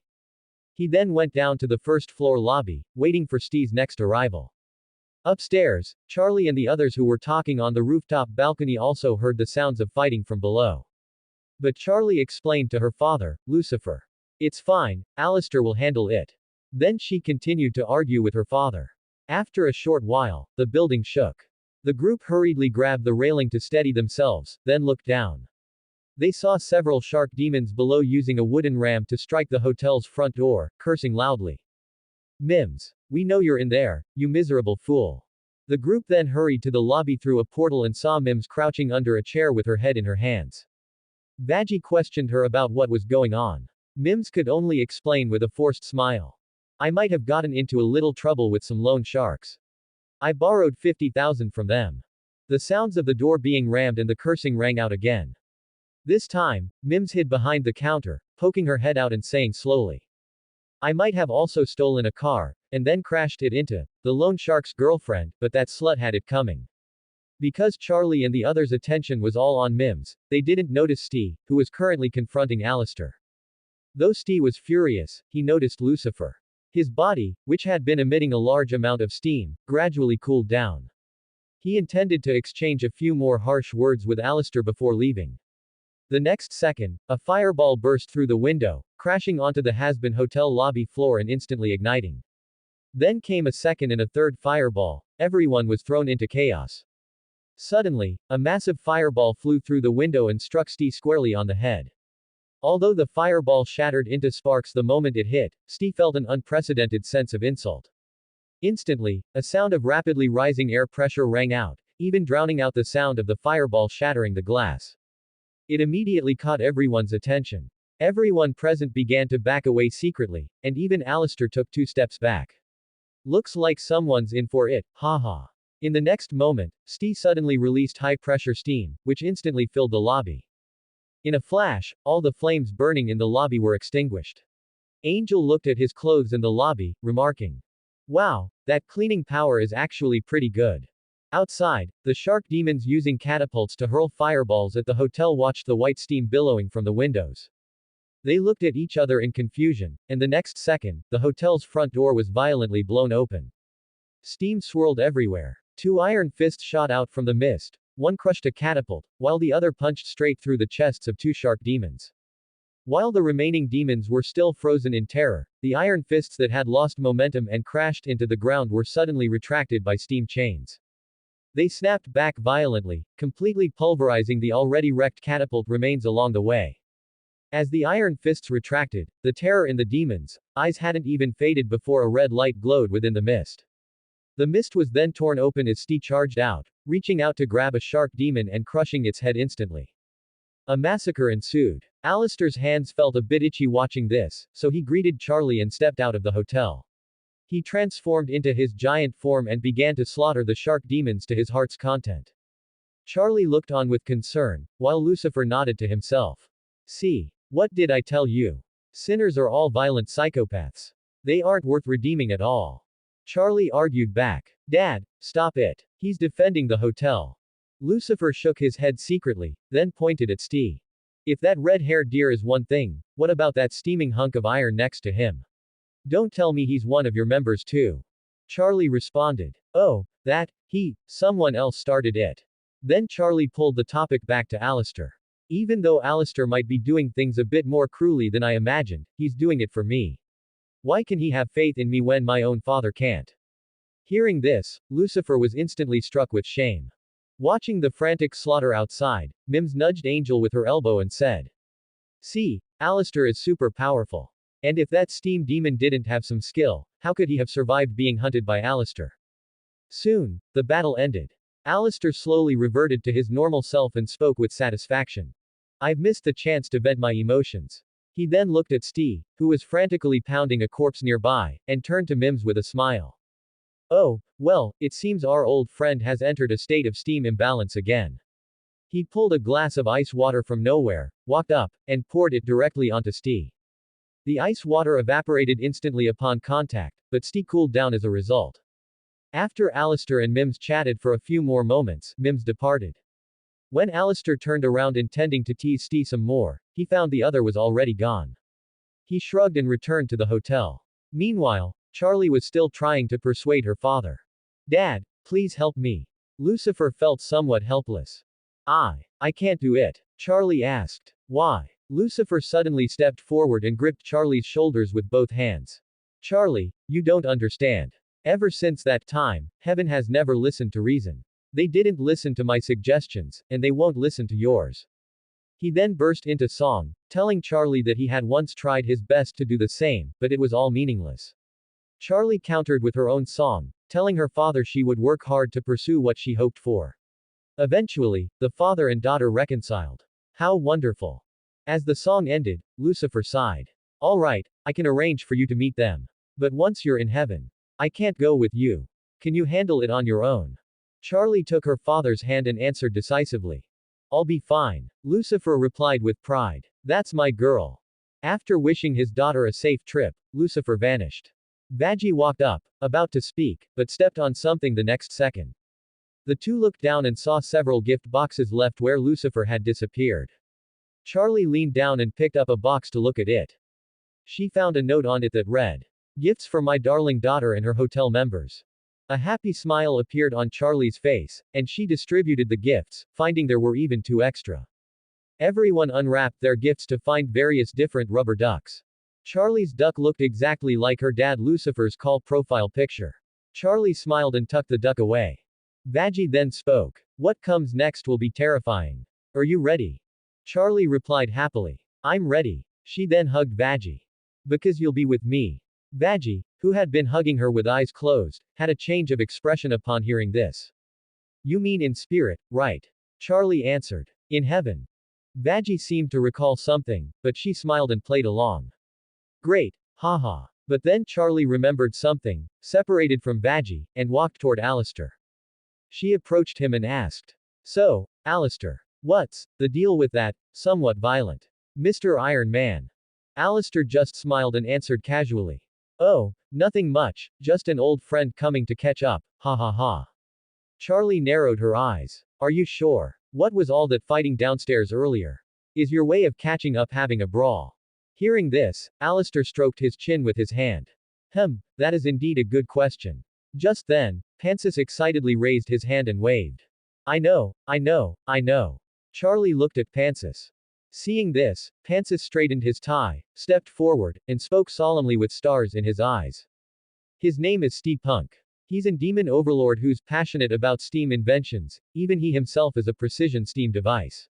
In that regard, we really hit it off, as I love those inventions too. He said his goal is to kill. Mantis glanced cautiously at Alistair, seeing that Alistair only smiled and shrugged. So he continued. It's, to kill Mr. Alistair. He said it's because he was once cornered by Mr. Alistair. Although Mr. Alistair didn't kill him, because of his disadvantage in speed, he was led on a chase by Mr. Alistair for a very long time, and thus he held a grudge against Mr. Alistair until death. Hearing this, Charlie turned to look at Alistair in confusion. Angel also spoke up. Hey, I'm a bit confused, Mr. Smiles. I watched your fight with that steam demon, and it's obvious neither of you were fighting seriously, at least, that's how it looked to me. Can you tell us why? Alistair chuckled and responded. Haha, I wouldn't want to destroy the hotel I helped build. As for that fellow, probably because of Mr. Lucifer over there. Mantis suddenly remembered something else and added.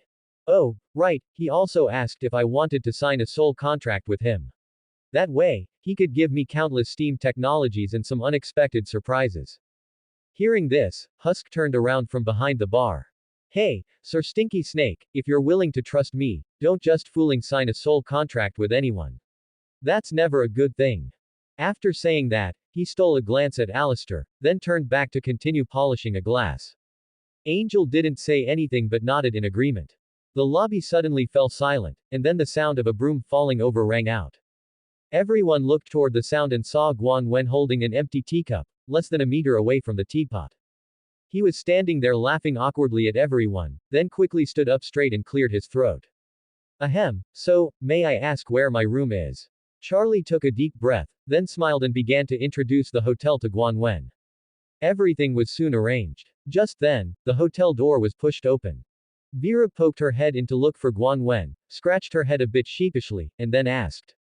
Guan Wen, how do you make da lu mian? Guan Wen's eyes lit up instantly upon hearing this, and he turned to answer. Then you've certainly asked the right person. The sauce for this da lu mian is quite sophisticated. Come on, let's go to your restaurant. I'll cook personally and let everyone taste my skills. Seeing this, Charlie and the others didn't say anything and went to the restaurant together. There weren't many people in the restaurant today, most were regular customers, like the goat demon and the demon with bangs from before. The two were currently being tormented by the spicy hot pot. Guan Wen didn't pay attention to anyone and hopped over the counter into the kitchen. He found an apron and tied it around his waist, then began to explain to Vera while he cooked. For this Da Lu Mian, there's a trick to the noodles and a trick to the sauce. I'll explain them to you one by one. Let's talk about the noodles first. Just make enough for one bowl at a time, don't overdo it. Before long, the fragrant Da Lu Mian was ready. The eyes of the people at the table lit up the moment they smelled it. As the Da Lu Mian was served, everyone was eager to start eating, but Guan Wen quickly spoke up to stop them. Wait, you have to mix it first before eating. Everyone at the table obediently began to mix the noodles. Once all the noodles were coated in the savory sauce, they couldn't wait to put them in their mouths. Delicious, indescribably delicious. Seeing Charlie and the others with satisfied smiles, Guan Wen also smiled with contentment, then suddenly remembered something. Everyone, would you like to try some sour plum drink? The next morning, inside Charlie and Vagie's bedroom, a mountain of luggage was piled up. Charlie was busy packing while talking to Vagie. Alright, I've got clothes for both hot and cold weather. I've also packed a light jacket, a bulletproof vest, and a raincoat. Wait, does it rain in heaven? Vagie, meanwhile, had a teasing look on her face. Come on, Charlie, you're only going to be in heaven for a few hours. Charlie spoke up to correct her. Vagie, we are going to be in heaven for a whole day. But I want to be fully prepared. This is our last chance to convince heaven that souls can be redeemed. Oh, right, I need to bring them some of the sour plum soup Guan Wen and the others made.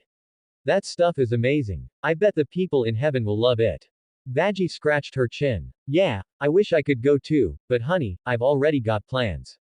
Charlie asked with a look of confusion. What plans? It's with that, Not knowing what to say, Vagie covered her face and sighed. I'm really no good at lying. Charlie stepped forward and took her hand. Vagie, you're my partner. Charlie looked at Vagie with sincere eyes. I want you to come with me. Seeing this, Vagie had no choice but to reluctantly agree. Hearing this, Charlie cheered happily and gave her a kiss. Over at the restaurant, it was a world where only Guan Wen got hurt. Because the sour plum soup was so delicious, the restaurant's popularity had reached a new level. However, since Vera didn't know how to make it, Guan Wen had been conscripted into labor. Furthermore, because the soup was so tasty, he also had to provide it for Charlie's Hazbin hotel. While the restaurant was busy, Angel pushed the door open and walked in looking exhausted, leaning against the wall and cursing under his breath. Nifty suddenly popped out of a vase by the door, giving Angel a fright. You look terrible. What happened to you? Angel replied. More like who happened to me. The answer is, everyone. Twice. Angel then walked into the lobby, complaining the whole way. Val had a whim and made me work for 16 hours straight. That's not even the worst part. The worst part is I have to memorize the script. And he demands I remember at least 70%. That fool. After speaking, Angel collapsed face down on the sofa, limp. Just then, Charlie and Vagie came downstairs carrying their luggage. Husk was leaning against the wall by the stairs, drinking. Wade was sitting at the far left of the bar, holding a bottle of whiskey and slowly pouring it into a glass.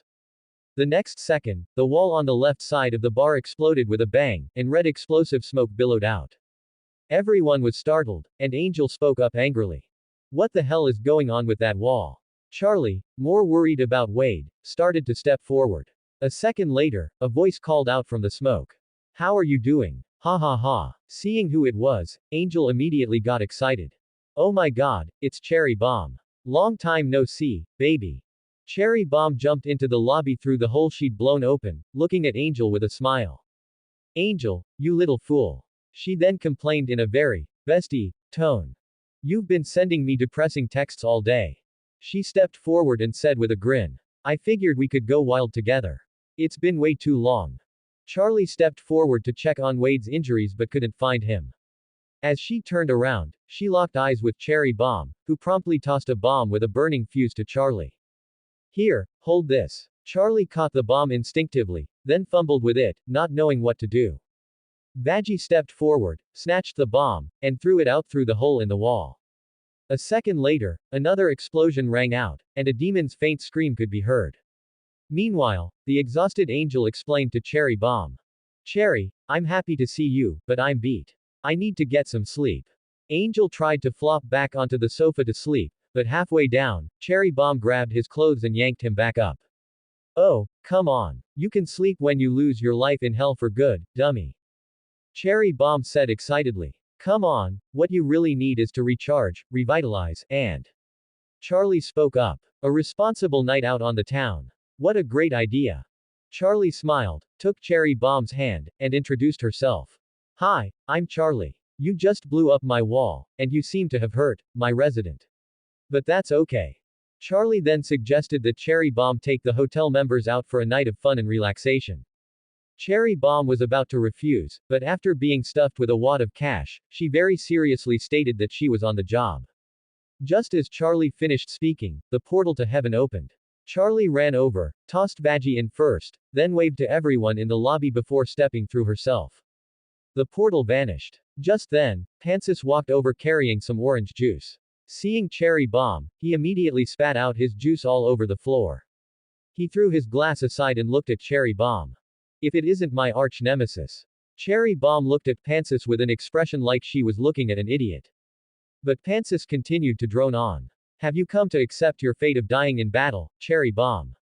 He clenched his fists and prepared to step forward to fight her, but he tripped over the suitcase Charlie had left on the floor. Seeing this, Cherry Bomb stopped paying attention to Mantis and simply remarked.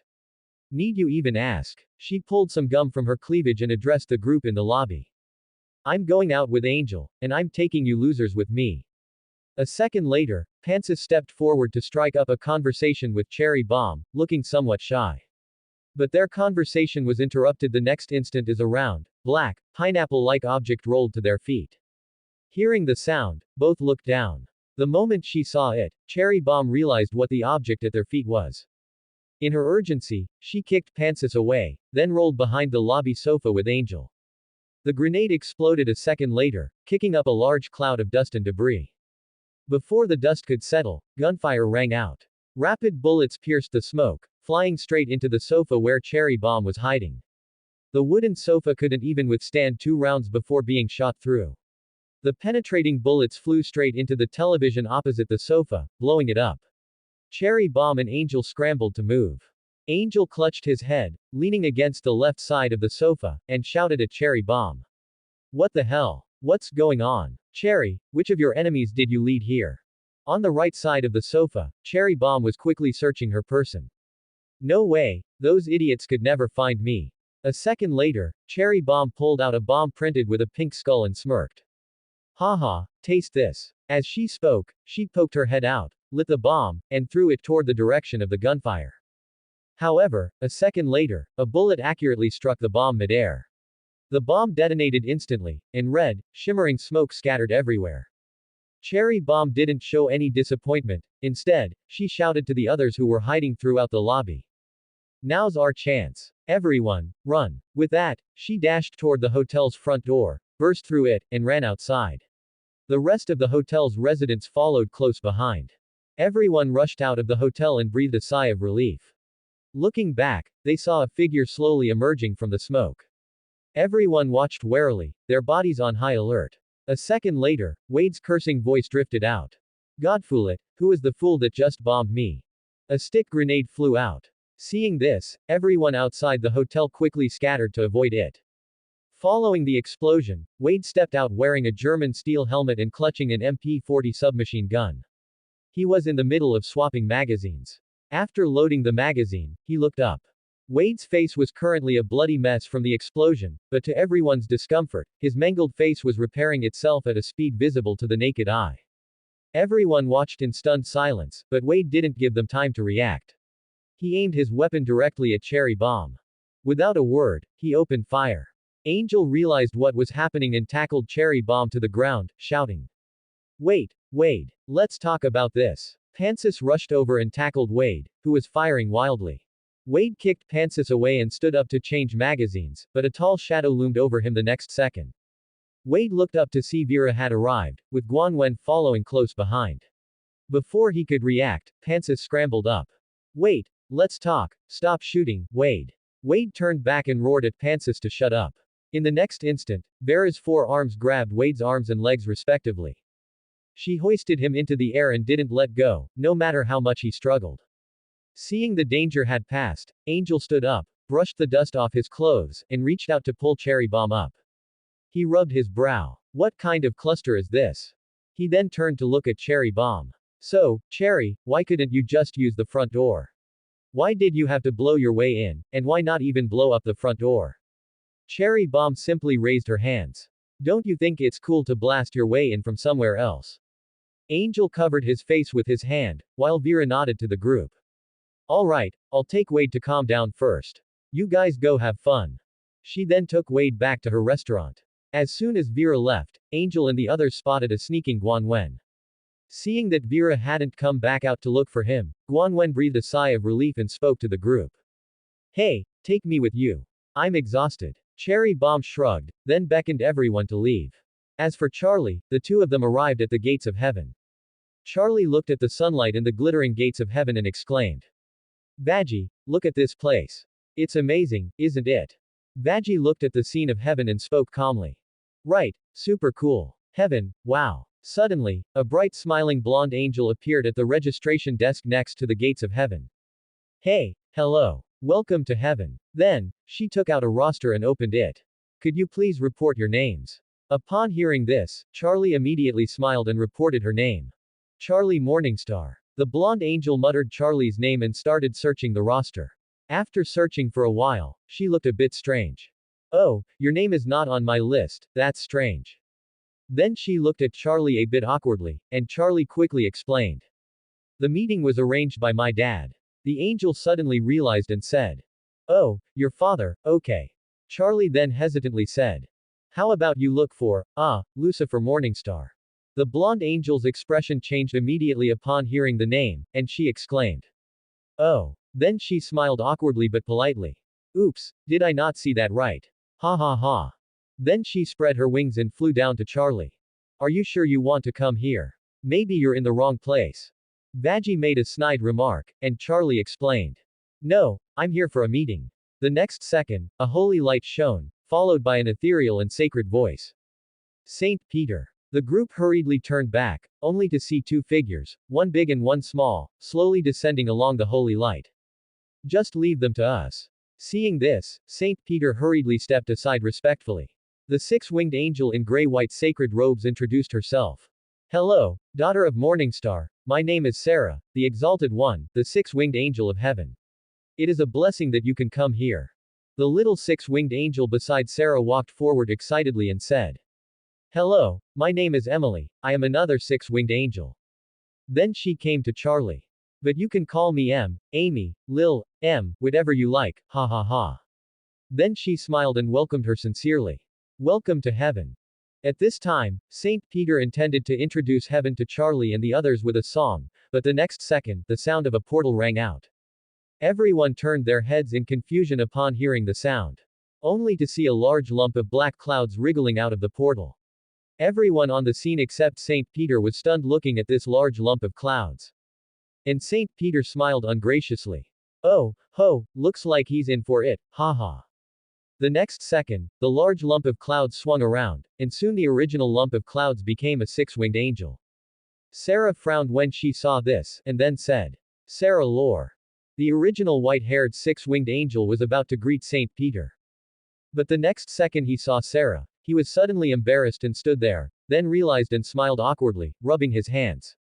Hee hee, Ms. Sarah, what wind blew you here? Sarah was a bit unhappy and scolded. Sarah, although you are a low-ranking seraphim with no real power, that doesn't mean you can wander around and disregard the dignity of the seraphim. Sarah blinked his deep blue eyes and lowered his head to be scolded, but muttered in his mouth. A six-winged angel who doesn't even have speaking or voting rights at meetings can't even have a little freedom like the little angels. Sarah obviously heard Sarah's muttering, but sighed, and then waved his hand. Fine, fine, hurry in, I still have guests to entertain. Hearing this, Sarah immediately smiled and raised his head. Only then did he notice Charlie and Veggie looking at him.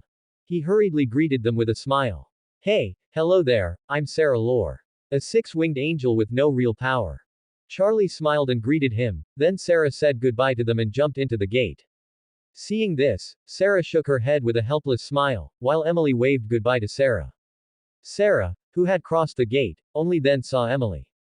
Oh, sorry, didn't see you just now, have a great life, Em. After speaking, he ran away with a smile, and Emily yelled at him. I told you to add the you idiot. After the interlude, St. Peter flew into the sky and began to sing, welcoming Charlie and the others into heaven, and introduced heaven to them along with the song. Emily and Sarah also sang to introduce heaven to Charlie. When the song ended, Charlie pulled Vaggie to catch up with Sarah, and as they ran past, they just happened to brush shoulders with Adam and Lute. Adam, who was drinking a milkshake, stopped instantly, almost spitting out the milkshake in his mouth, and hurriedly looked back. Oh my god, did I see that right? And Lute, who was not wearing a helmet on the side, also spoke up. What is she doing here? How did she get to heaven? Adam frowned, and then intended to walk over. Who cares? I'm going to teach her a lesson right now. But he was stopped by Lute. Wait a minute, you want to fight in the hall in front of everyone. And Adam said. Better than waiting for the extermination day. And Lute pulled Adam's face and shushed him. Boss, what is the only rule set by the Exalted One? And Adam said helplessly. Besides the exorcist angels, no one can know about the extermination. I know, okay. Then, the unwilling Adam could only continue to drink his milkshake. The next second, Sarah appeared behind the two of them, startling them, and used her wings to teleport them to the conference room. Adam, your adjutant is right. And Adam patted his chest. Sarah, you can't sneak up on people like that. Lute asked calmly. Exalted One, please forgive me, but what is the descendant of the Lord of Hell doing here? And Sarah explained to the two. You failed to contain the demon uprising, so now Lucifer has intervened. He arranged a hearing for his misguided daughter. Then Sarah came to the floor-to-ceiling window and looked at the scene. If I had known you would bring trouble to heaven, I wouldn't have agreed to let you go do that thing every year. The only reason I allowed you to do that was to ensure the safety of heaven. And Adam shrugged, looking indifferent. What do you want me to do? I'm all alone, spread thin. And Sarah said seriously. I want you to do everything in your power to prevent this problem from escalating. Then she walked to Adam, facing Adam who was drinking a milkshake as if nothing happened. Is that clear? And Adam smiled and responded. Yes, clear. At this moment, a familiar voice rang out. Oh, wow, what are you guys talking about? Can I listen? Only to see the door of the room opened, and Sarah poked his head in to look at the people in the room. Then Sarah walked in directly. Speaking of the extermination, I do know a few things, for example, Adam he. The next second, Sarah was covered by Adam's mouth, then Adam smiled awkwardly. Said goodbye to Sarah and dragged Sarah out with Lute. Coming outside, Adam complained. Sarah, you blabbermouth, stop talking nonsense. Then he let go of the hand covering Sarah's mouth. And Lute rubbed her eyebrows. I almost forgot that this mascot of the six-winged angels is also an intelligence master. Adam nodded in agreement when he heard it, and then said to Sarah. Hey, Sarah, don't be such a blabbermouth, especially don't always expose other people's secrets. Sarah could only nod obediently, then Adam put the milkshake in his hand into Sarah's arms, and then left with Lute. And the next second, Sarah's resentful voice rang out. Adam, there's only one sip of the milkshake left, and you gave it to me, I hate you. Charlie and Vaggie stayed in the guest room of heaven. Okay, I really like heaven. Then Charlie lay on the comfortable big bed, continuing to chat with Vaggie who was packing her luggage. Vaggie, did you see that ice cream shop? The sprinkles there are actually made of rainbows. And Vaggie said speechlessly. Those are just colorful sprinkles. And Charlie still excitedly jumped up from the bed and continued. Emily is going to take me to a zoo full of fluffy animals. Are you coming? And Vaggie responded. I'm going to rest, but give a koala a hug for me. And Charlie was still quite excited. My god, can you imagine hugging a real koala? Then Charlie opened the door and walked straight out. Vaggie lay on the bed tiredly, and the next second, there was a knock on the door. Vaggie had to get up to open the door, and as soon as she opened the door, Adam's figure appeared. Hello, Vaggie Dragon. And Vaggie frowned and replied coldly. Charlie will be back soon, you must leave immediately, now. And Adam walked into the room as if nothing happened, and revealed Lute and Sarah behind him, and then chatted with Vaggie. I'm not here to find the blonde, baby, I'm here to find you. And Vaggie looked at Adam impatiently with her hands on her hips, and Adam answered. Maybe because you left the band and want to go solo. Or maybe more like, a duet. And Veggie frowned. I don't understand what you mean. And Adam curled his lips and said, you really think that if you're not wearing a uniform, I wouldn't recognize one of my top lieutenants? Hearing this, Vaggie's eyes widened instantly. At this time, Sarah, who only poked his head at the door, spoke up. What are you guys talking about? Isn't she a demon from hell? When did she become your top lieutenant, Adam? And Adam said to Sarah at the door. Shut up, mascot. Then Adam began to recall and narrated. You were on the front line at that time. I wouldn't forget a woman as vicious as you. That's why I gave you the best name, Vaggie. And Vaggie was speechless at the thought of this name.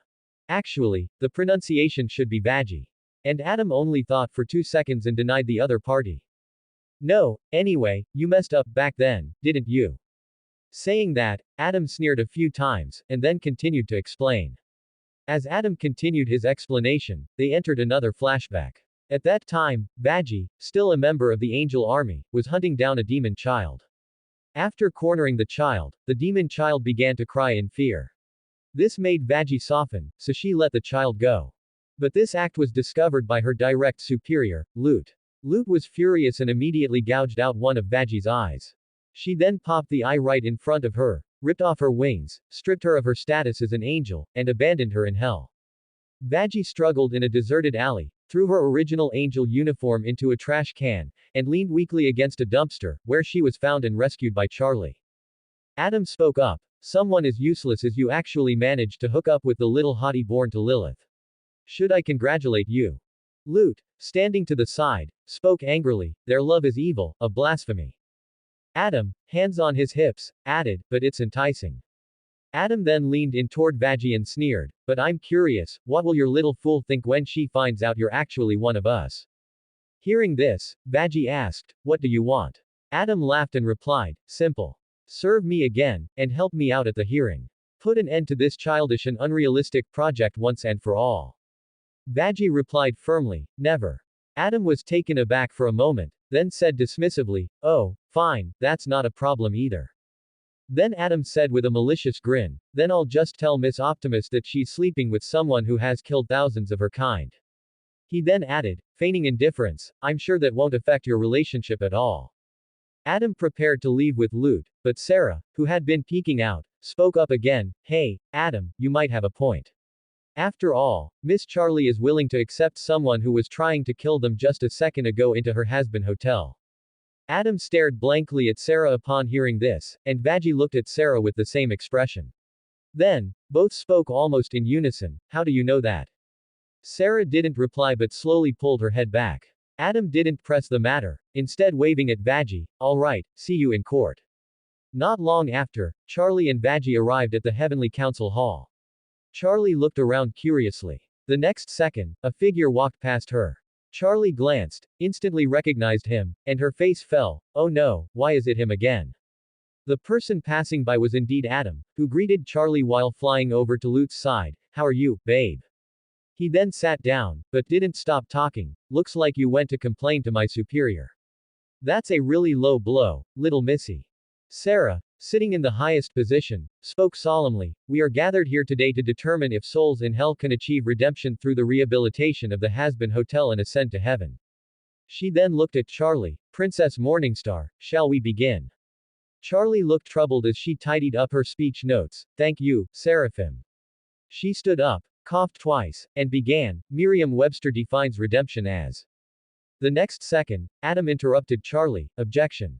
Lame and unoriginal. Sarah ruled, objection sustained.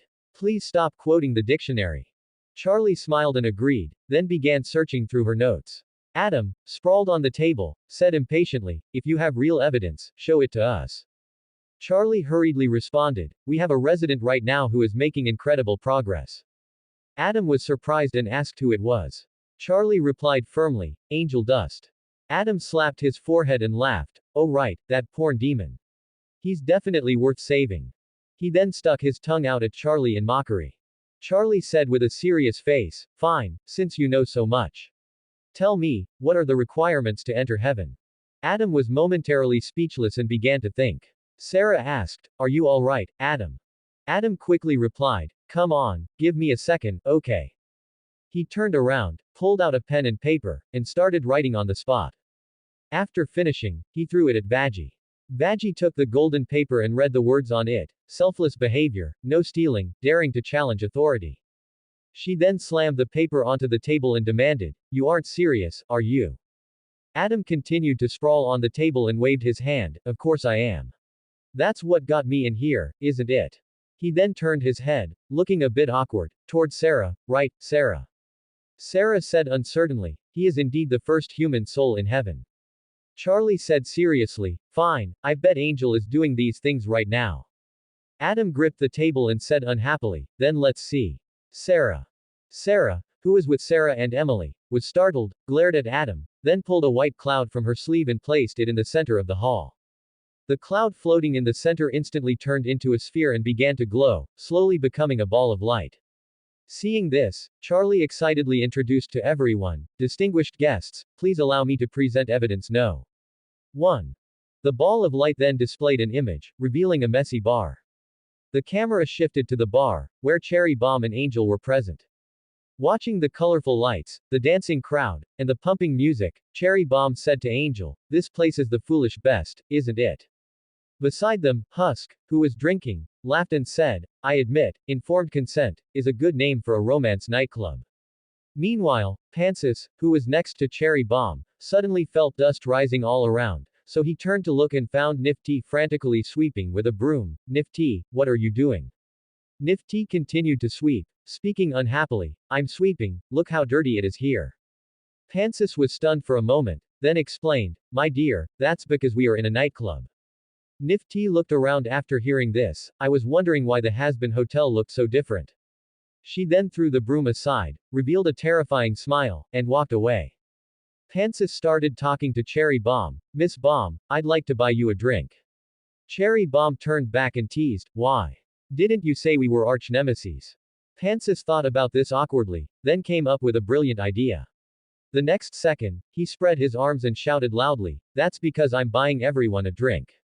The crowd, originally dancing, cheered, "Free booze. I love alcohol. Awesome, yay." Angel said wearily, "Great, after today, I need a drink." He then started complaining to someone else, "You know. Lately, Val has been obsessed with waterboarding. It's some kind of fetish, I guess." Cherry Bomb patted his shoulder, "Angel, stop talking about Val. He's already ruined your whole day, don't let him ruin your night too." She then pulled capsules and pills from her pocket. "Come on, take one, and you won't have any worries." Husk, standing to the side, said with a cold face, "I knew it would come to this." Cherry Bomb, hearing this, teased, "Look, the drunkard sobered up for a second and is already here to judge us." Husk said dismissively, "I'm not the one trying to get into heaven." He then said seriously to Angel, "Listen, if you want to throw it all away, be my guest." Husk then glanced elsewhere and said nonchalantly, I just think you're not that pathetic." Cherry Bomb rested her chin on her hand. "Thanks, Captain Buzzkill." But Cherry Bomb immediately turned her gaze back to Angel. "Come on, Angel, let's have a blast." Angel refused wearily. Husk, seeing this, smiled. But Cherry Bomb continued to invite him, constantly encouraging Angel. After hearing so much, Angel thought about it and agreed. Back in heaven, Adam, seeing this scene through Sarah's cloud projection, immediately pointed at Angel and said angrily, "Everyone in heaven, is this evidence not enough?" He then swiped the cloud projection aside and said to the jury, "This porn star chose to have a wild night. This is not a soul worthy of entering heaven." Charlie immediately stood up. Objection. The jury turned their eyes to Charlie, and Charlie argued seriously, "Haven't you ever had a drink with friends after a hard day?" Adam hesitated for a moment, then laughed, "Sorry, we don't have hard days. This is heaven." He then mocked, "Are you really going to sit there and pretend this behavior is acceptable?" He then looked at Vaggie amidst Charlie's angry glare. "So, what's your take?" Vaggie said she needed to go to the restroom and hurriedly fled. Seeing this, Charlie had no choice but to continue the debate. "Angel will make the right decision, please, we have to keep observing. I beg you." Sarah, having interrupted the feed, turned to look at Sarah and Emily. So what now?" After discussing for a few moments, Sarah and Emily decided to continue the broadcast. Hearing the decision, Sarah nodded and continued to conjure the cloud projection to play it. The camera returns to the bar, where several people are gathered together drinking. Nifty was leaning over the table, wanting another drink, but Angel took it away. I think you've had enough, little thing. He then handed the drink to Husk, while Cherry Bomb suggested that Nifty could still drink. Angel explained with some concern. Even if she were soaking wet, she'd weigh 10 pounds at most. He then looked around and realized Nifty was gone. Oh, hell, where did she go? Looking around again, he found Nifty at another group of demons' table.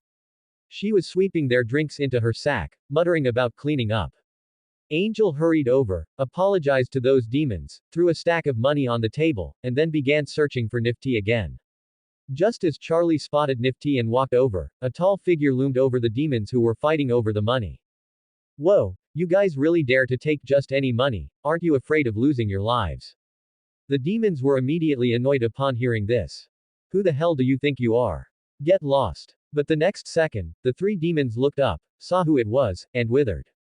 They obediently handed back the crumpled banknotes. A steel fist reached out and took the bills. The newcomer was Stee. Stee looked at the crumpled stack of bills in his hand and pressed them lightly with both hands. When he opened them again, the originally crumpled bills had become perfectly neat. Then he turned to look in the direction Angel had gone, and then in the opposite direction. Meanwhile, Angel had found Nifty in the bar's utility room grabbing cleaning supplies. Just as he stepped forward, Cherry Bomb blocked Angel's path. Angel, what the hell are you doing? You should be relaxing, not playing nanny. Angel then explained to Cherry Bomb. Hey, listen, she's not used to this kind of scene. I don't want her ending up in the gutter like me. Hearing the explanation, Cherry Bomb waved her hand and spoke helplessly. Fine, whatever, moral nerd. She then walked back to the booth, while Angel picked up Nifty and began to scold her. As a result, he made her cry the next second. Seeing Nifty crying loudly, Angel immediately panicked, not knowing what to do. Angel hurriedly comforted her, finally coaxing Nifty into a better mood by promising she could pet Husk. He then walked back to the booth and, without a word, placed Nifty directly on Husk's head. Husk didn't pull Nifty off his head but instead turned to question Angel. What are you doing? Angel explained. She's drunk, just go along with her. Husk wanted to say something more, but in the end, he didn't speak. By this time, Mantis was clearly drunk, lying directly on the sofa. Well, his upper body was on the sofa, while his lower body was on the floor. He then looked at Cherry Bomb, intending to go over and chat with her. But the next second, a figure loomed over Mantis. Oh hey, Mantis, we meet again. Mantis scrambled up, and after identifying the person, he instantly sobered up halfway, then spoke with pleasant surprise. Stee, why are you here? It really is fate that we meet here, ha ha ha. Stee smiled, then sat in the spot Mantis had vacated. As soon as he sat down, he pulled a stack of cash from his coat and tossed it to Angel. Hey chick, the money you gave those 3 pieces of trash.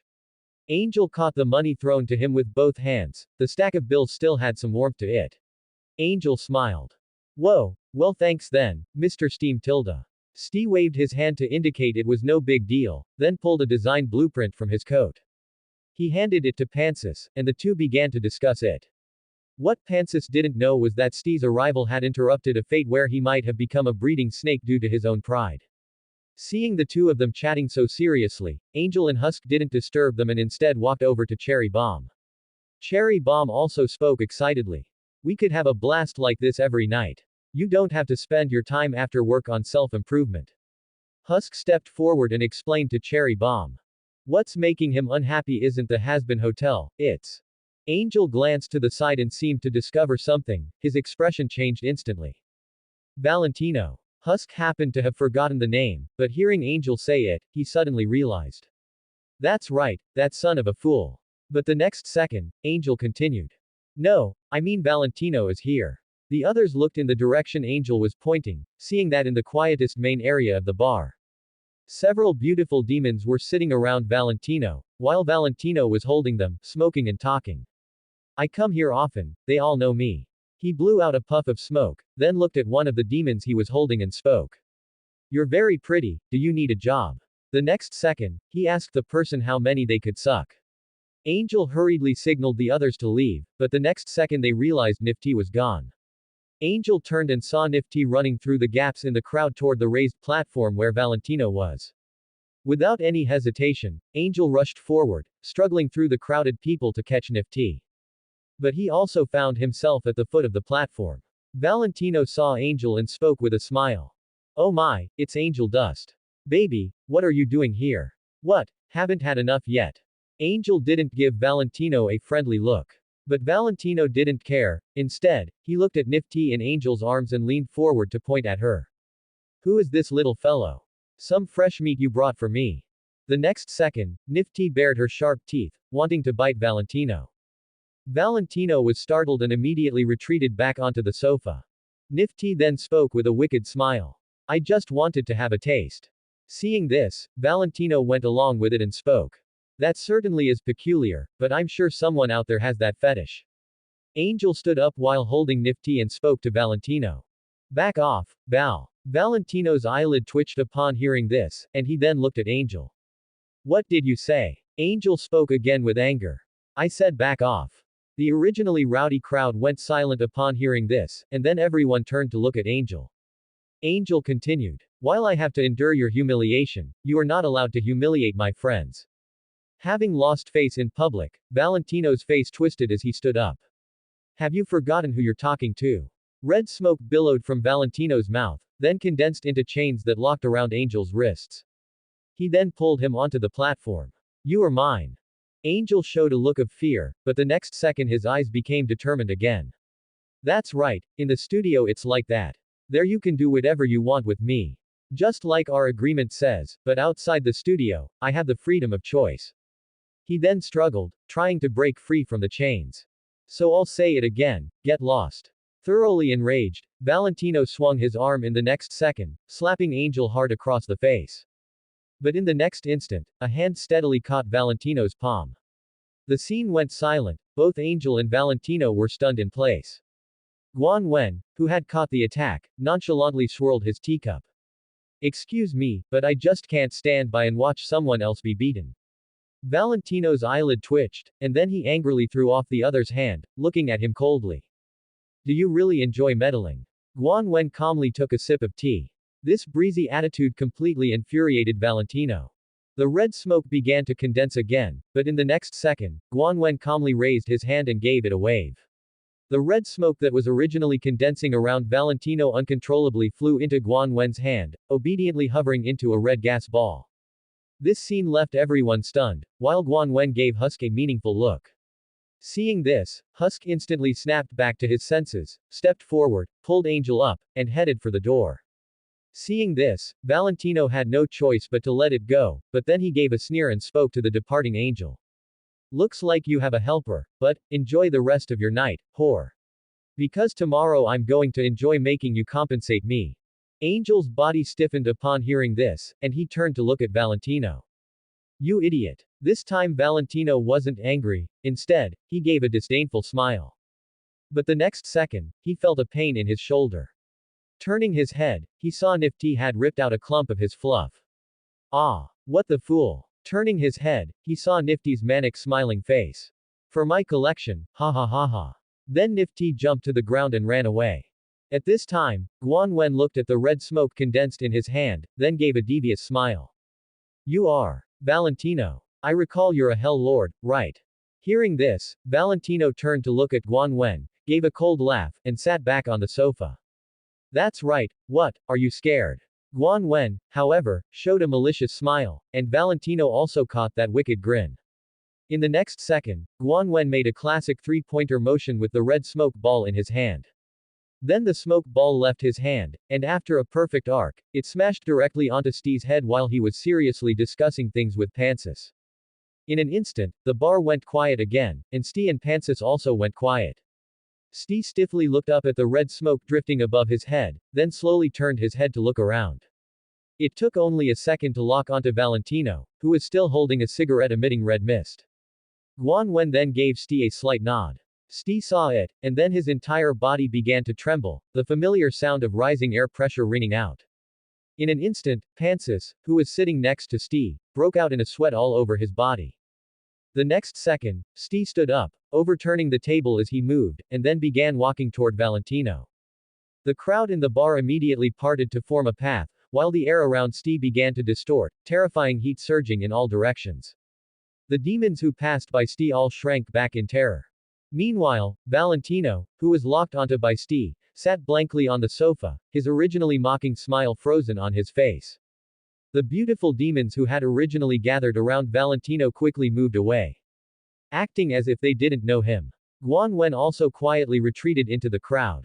Steve had already reached the base of the high platform, walking up step by step. With every step he took, Valentino trembled. By the time Valentino regained his senses, Steve was already less than 5 meters away from him.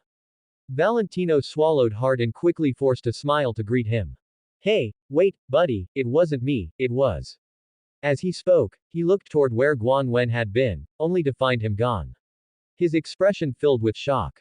He then looked back at Steve, gave an awkward smile, and slowly took a puff of his cigarette. Seeing this, Steve clenched his iron fists, his anger rising further. However, in the next second, Valentino suddenly blew out a cloud of smoke to block Steve's vision. Then he kicked the ground, flipping the sofa over. In the next instant, he pulled a pink revolver from his coat. He raised his hand and fired 3 shots at Steve's head. The bullets passed through the smoke and hit Steve's head directly. But they only left a few scratches and a few sparks. It was obvious the bullets had been deflected. Valentino was stunned, his mouth hanging wide open. In the next second, Steve smashed Valentino through the wall behind him along with the sofa and threw him out. Then he politely turned back to bid Mantis goodbye before walking out through the large hole in the wall. Afterward, Angel thanked Guan Wen, and Cherry Bomb also said her goodbyes before dragging a male demon into a room. The scene shifted back to heaven. Charlie pointed at everything shown by the light orb and spoke. Look, he did everything on your list. He acted selflessly and stopped Nifty from stealing. Then she waved her hand excitedly. And then he challenged the authority of that Mothman. Adam looked awkward, twiddling his fingers as he racked his brain for an excuse. Okay, well, then why isn't he here? Hearing this, Emily also realized and asked in confusion. Yeah, why isn't he here? The seated jury began to discuss among themselves as well. Charlie, taking it all in, was stunned for a moment before frowning. Wait, does none of you know the requirements for entering heaven? At that moment, Sarah's majestic voice rang out. The questioning stops here. We will know when a soul arrives, we will know when they pass the divine judgment. Our task is to ensure these souls are safe. Beside Sarah, Emily slowly picked up the requirements for entering heaven that Adam had written in court. She frowned and then slowly began to sing. Sarah, Emily, Charlie, Vaggie, Lute, and Adam all joined in this debate song about entering heaven. But it ended with Adam revealing Vaggie's true identity as an angel to Charlie, leaving Charlie devastated. Sarah spoke solemnly to deliver the verdict. I'm sorry, but this court finds no evidence that souls in hell can be redeemed. Hearing this, Adam immediately cheered. Awesome, I won. Suck it. Then he directly issued a death notice.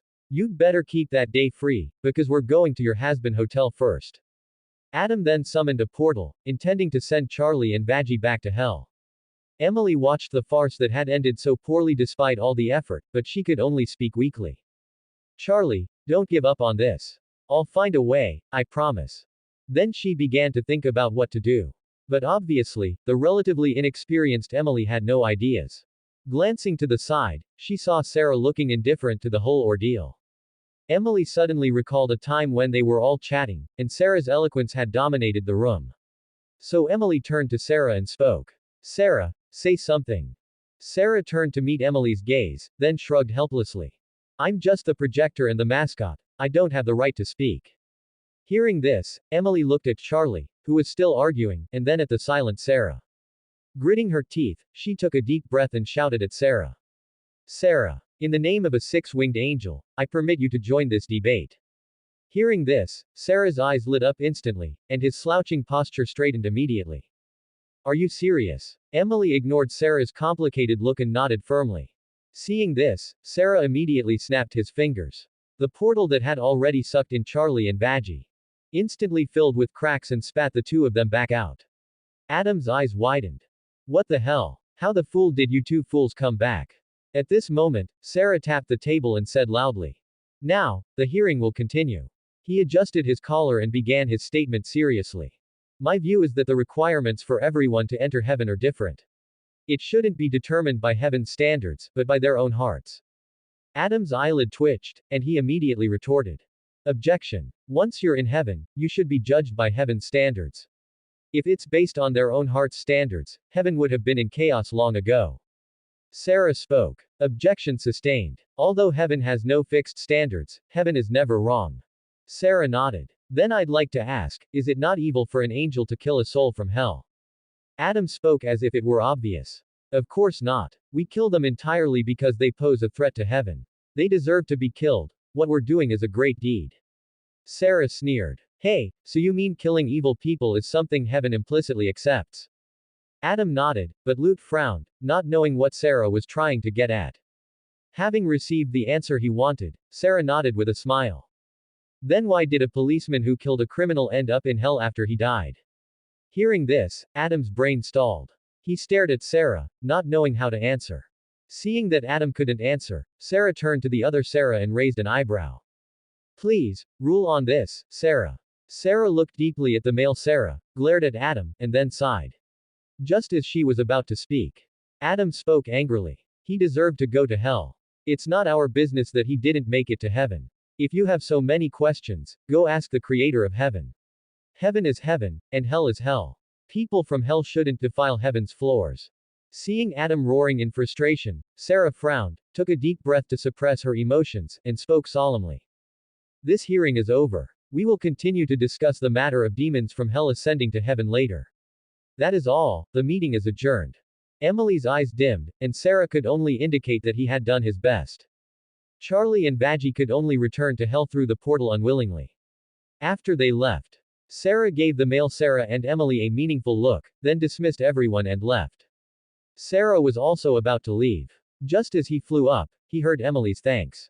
Sarah shrugged. You don't need to thank me. The outcome of the hearing didn't change, did it? Then he also flew away. Emily flew to find Sarah. As soon as they met, Emily asked in confusion. Exterminating human souls, whether they are demons or not, is simply unjustifiable. Sarah was also somewhat angry, the angelic eyes on her body appearing. You don't understand, Emily.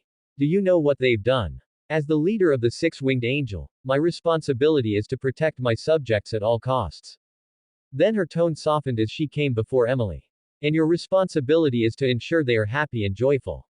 Emily spoke with unusual calmness. How can I bring joy to everyone knowing that we are now bringing pain to thousands of innocent people? Sarah tried to mediate. Heaven needs us, Emily. Everyone looks up to us, we cannot doubt ourselves. Or worry about the fate of demons, because we have souls to protect. Don't be like this. If you start to question, you might end up like Lucifer, fallen. Sarah took Emily's hand. I couldn't bear to see you suffer such a fate, so please, let me worry about this matter, okay? Then she kissed Emily, apologized to her, and got up to leave. Tears welled up in Emily's eyes, but she still spoke. I want to rest for a while. Let Sarah bring them joy in my place for a bit. Sarah didn't look back but spoke sternly. No. Emily asked in confusion.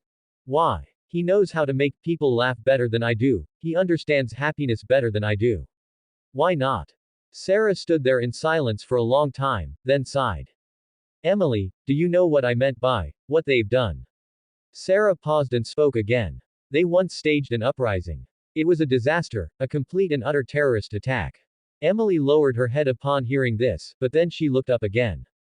But what does that have to do with Sarah taking over for me to bring joy to the rest of heaven for a while?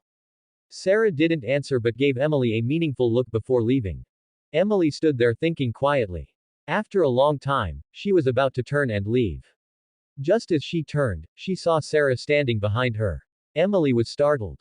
Hey, you, when did you get here? Sarah was drinking a milkshake and handed one to Emily, explaining. I don't know. Anyway, when I noticed you, you were standing here with your head down. I thought you'd turned into a weeping angel statue, ha ha ha. Emily laughed and took the milkshake, but she didn't drink it.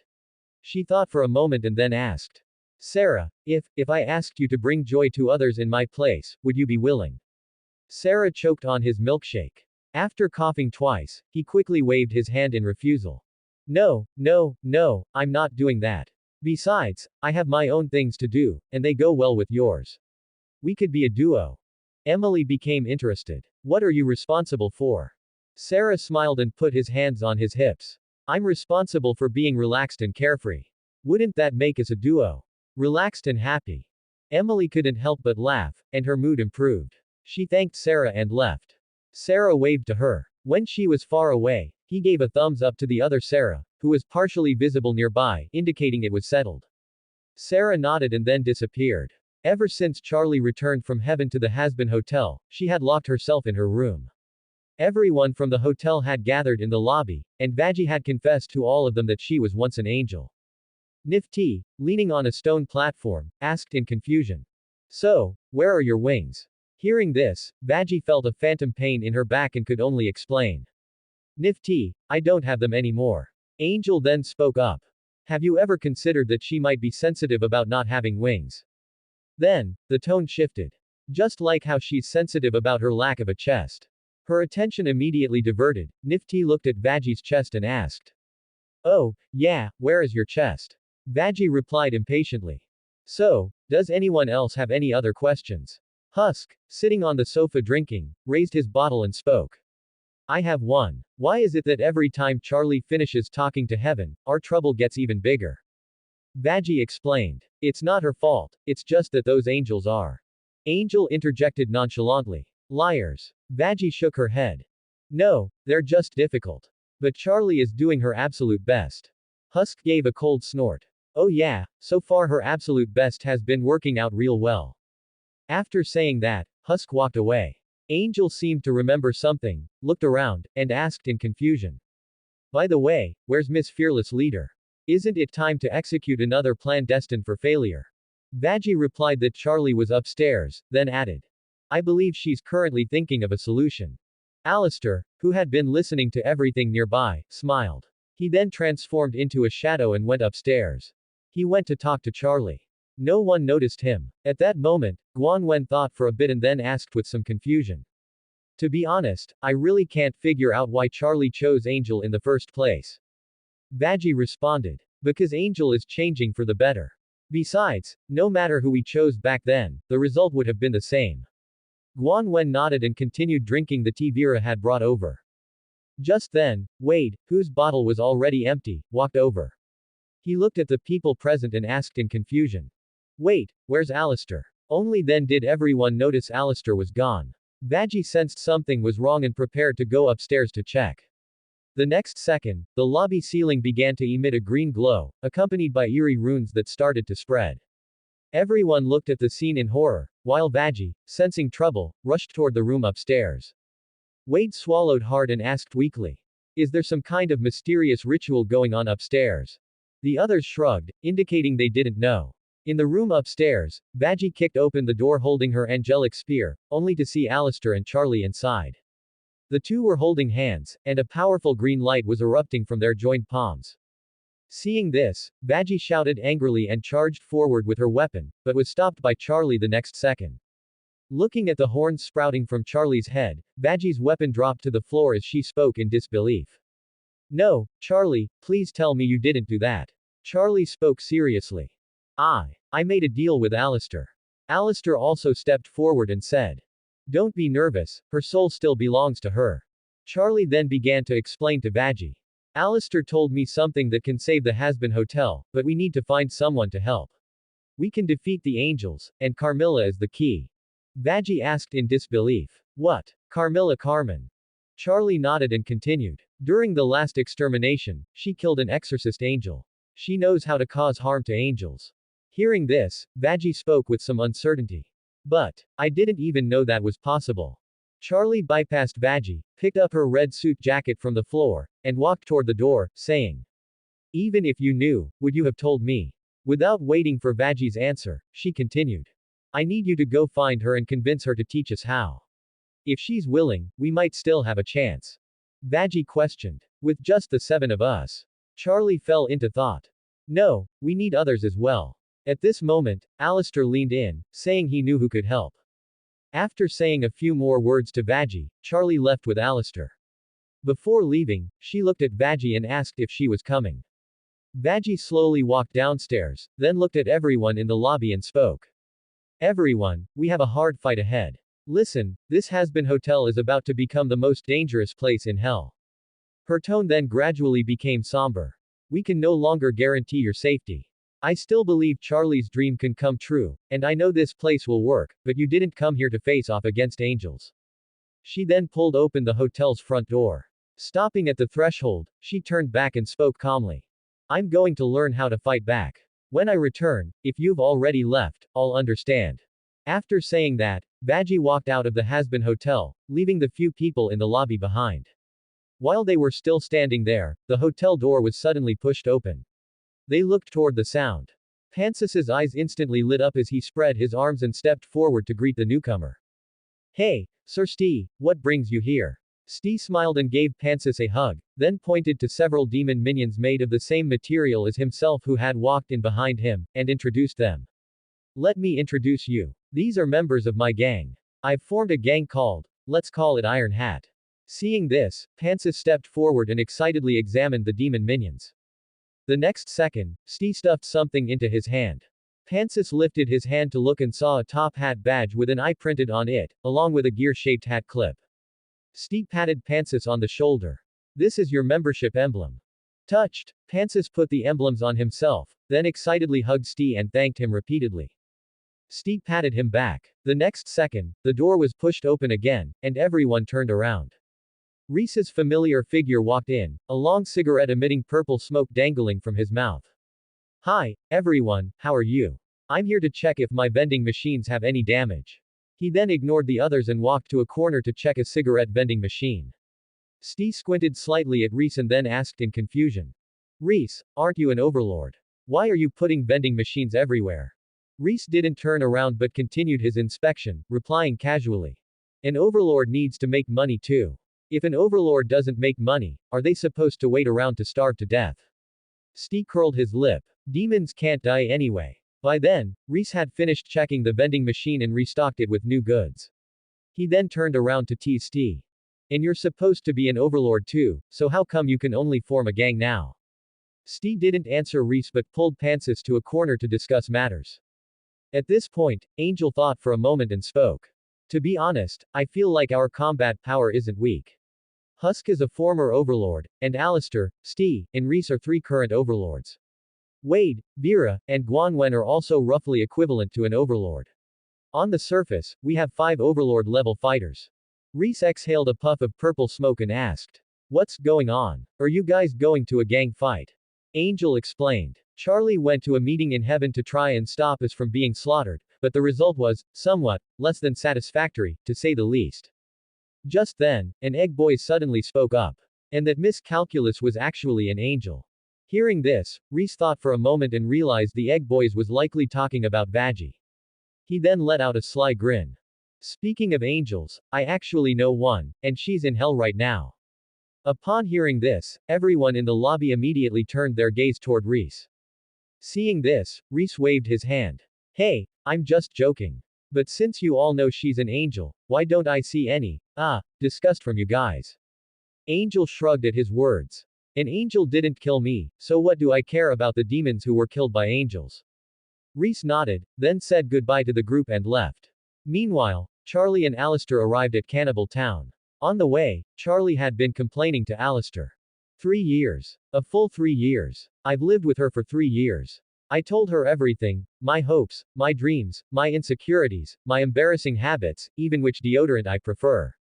Listening to all this, Alistair calmly twirled his cane, then took off his monocle to wipe it. Charlie continued to vent to Alistair incessantly.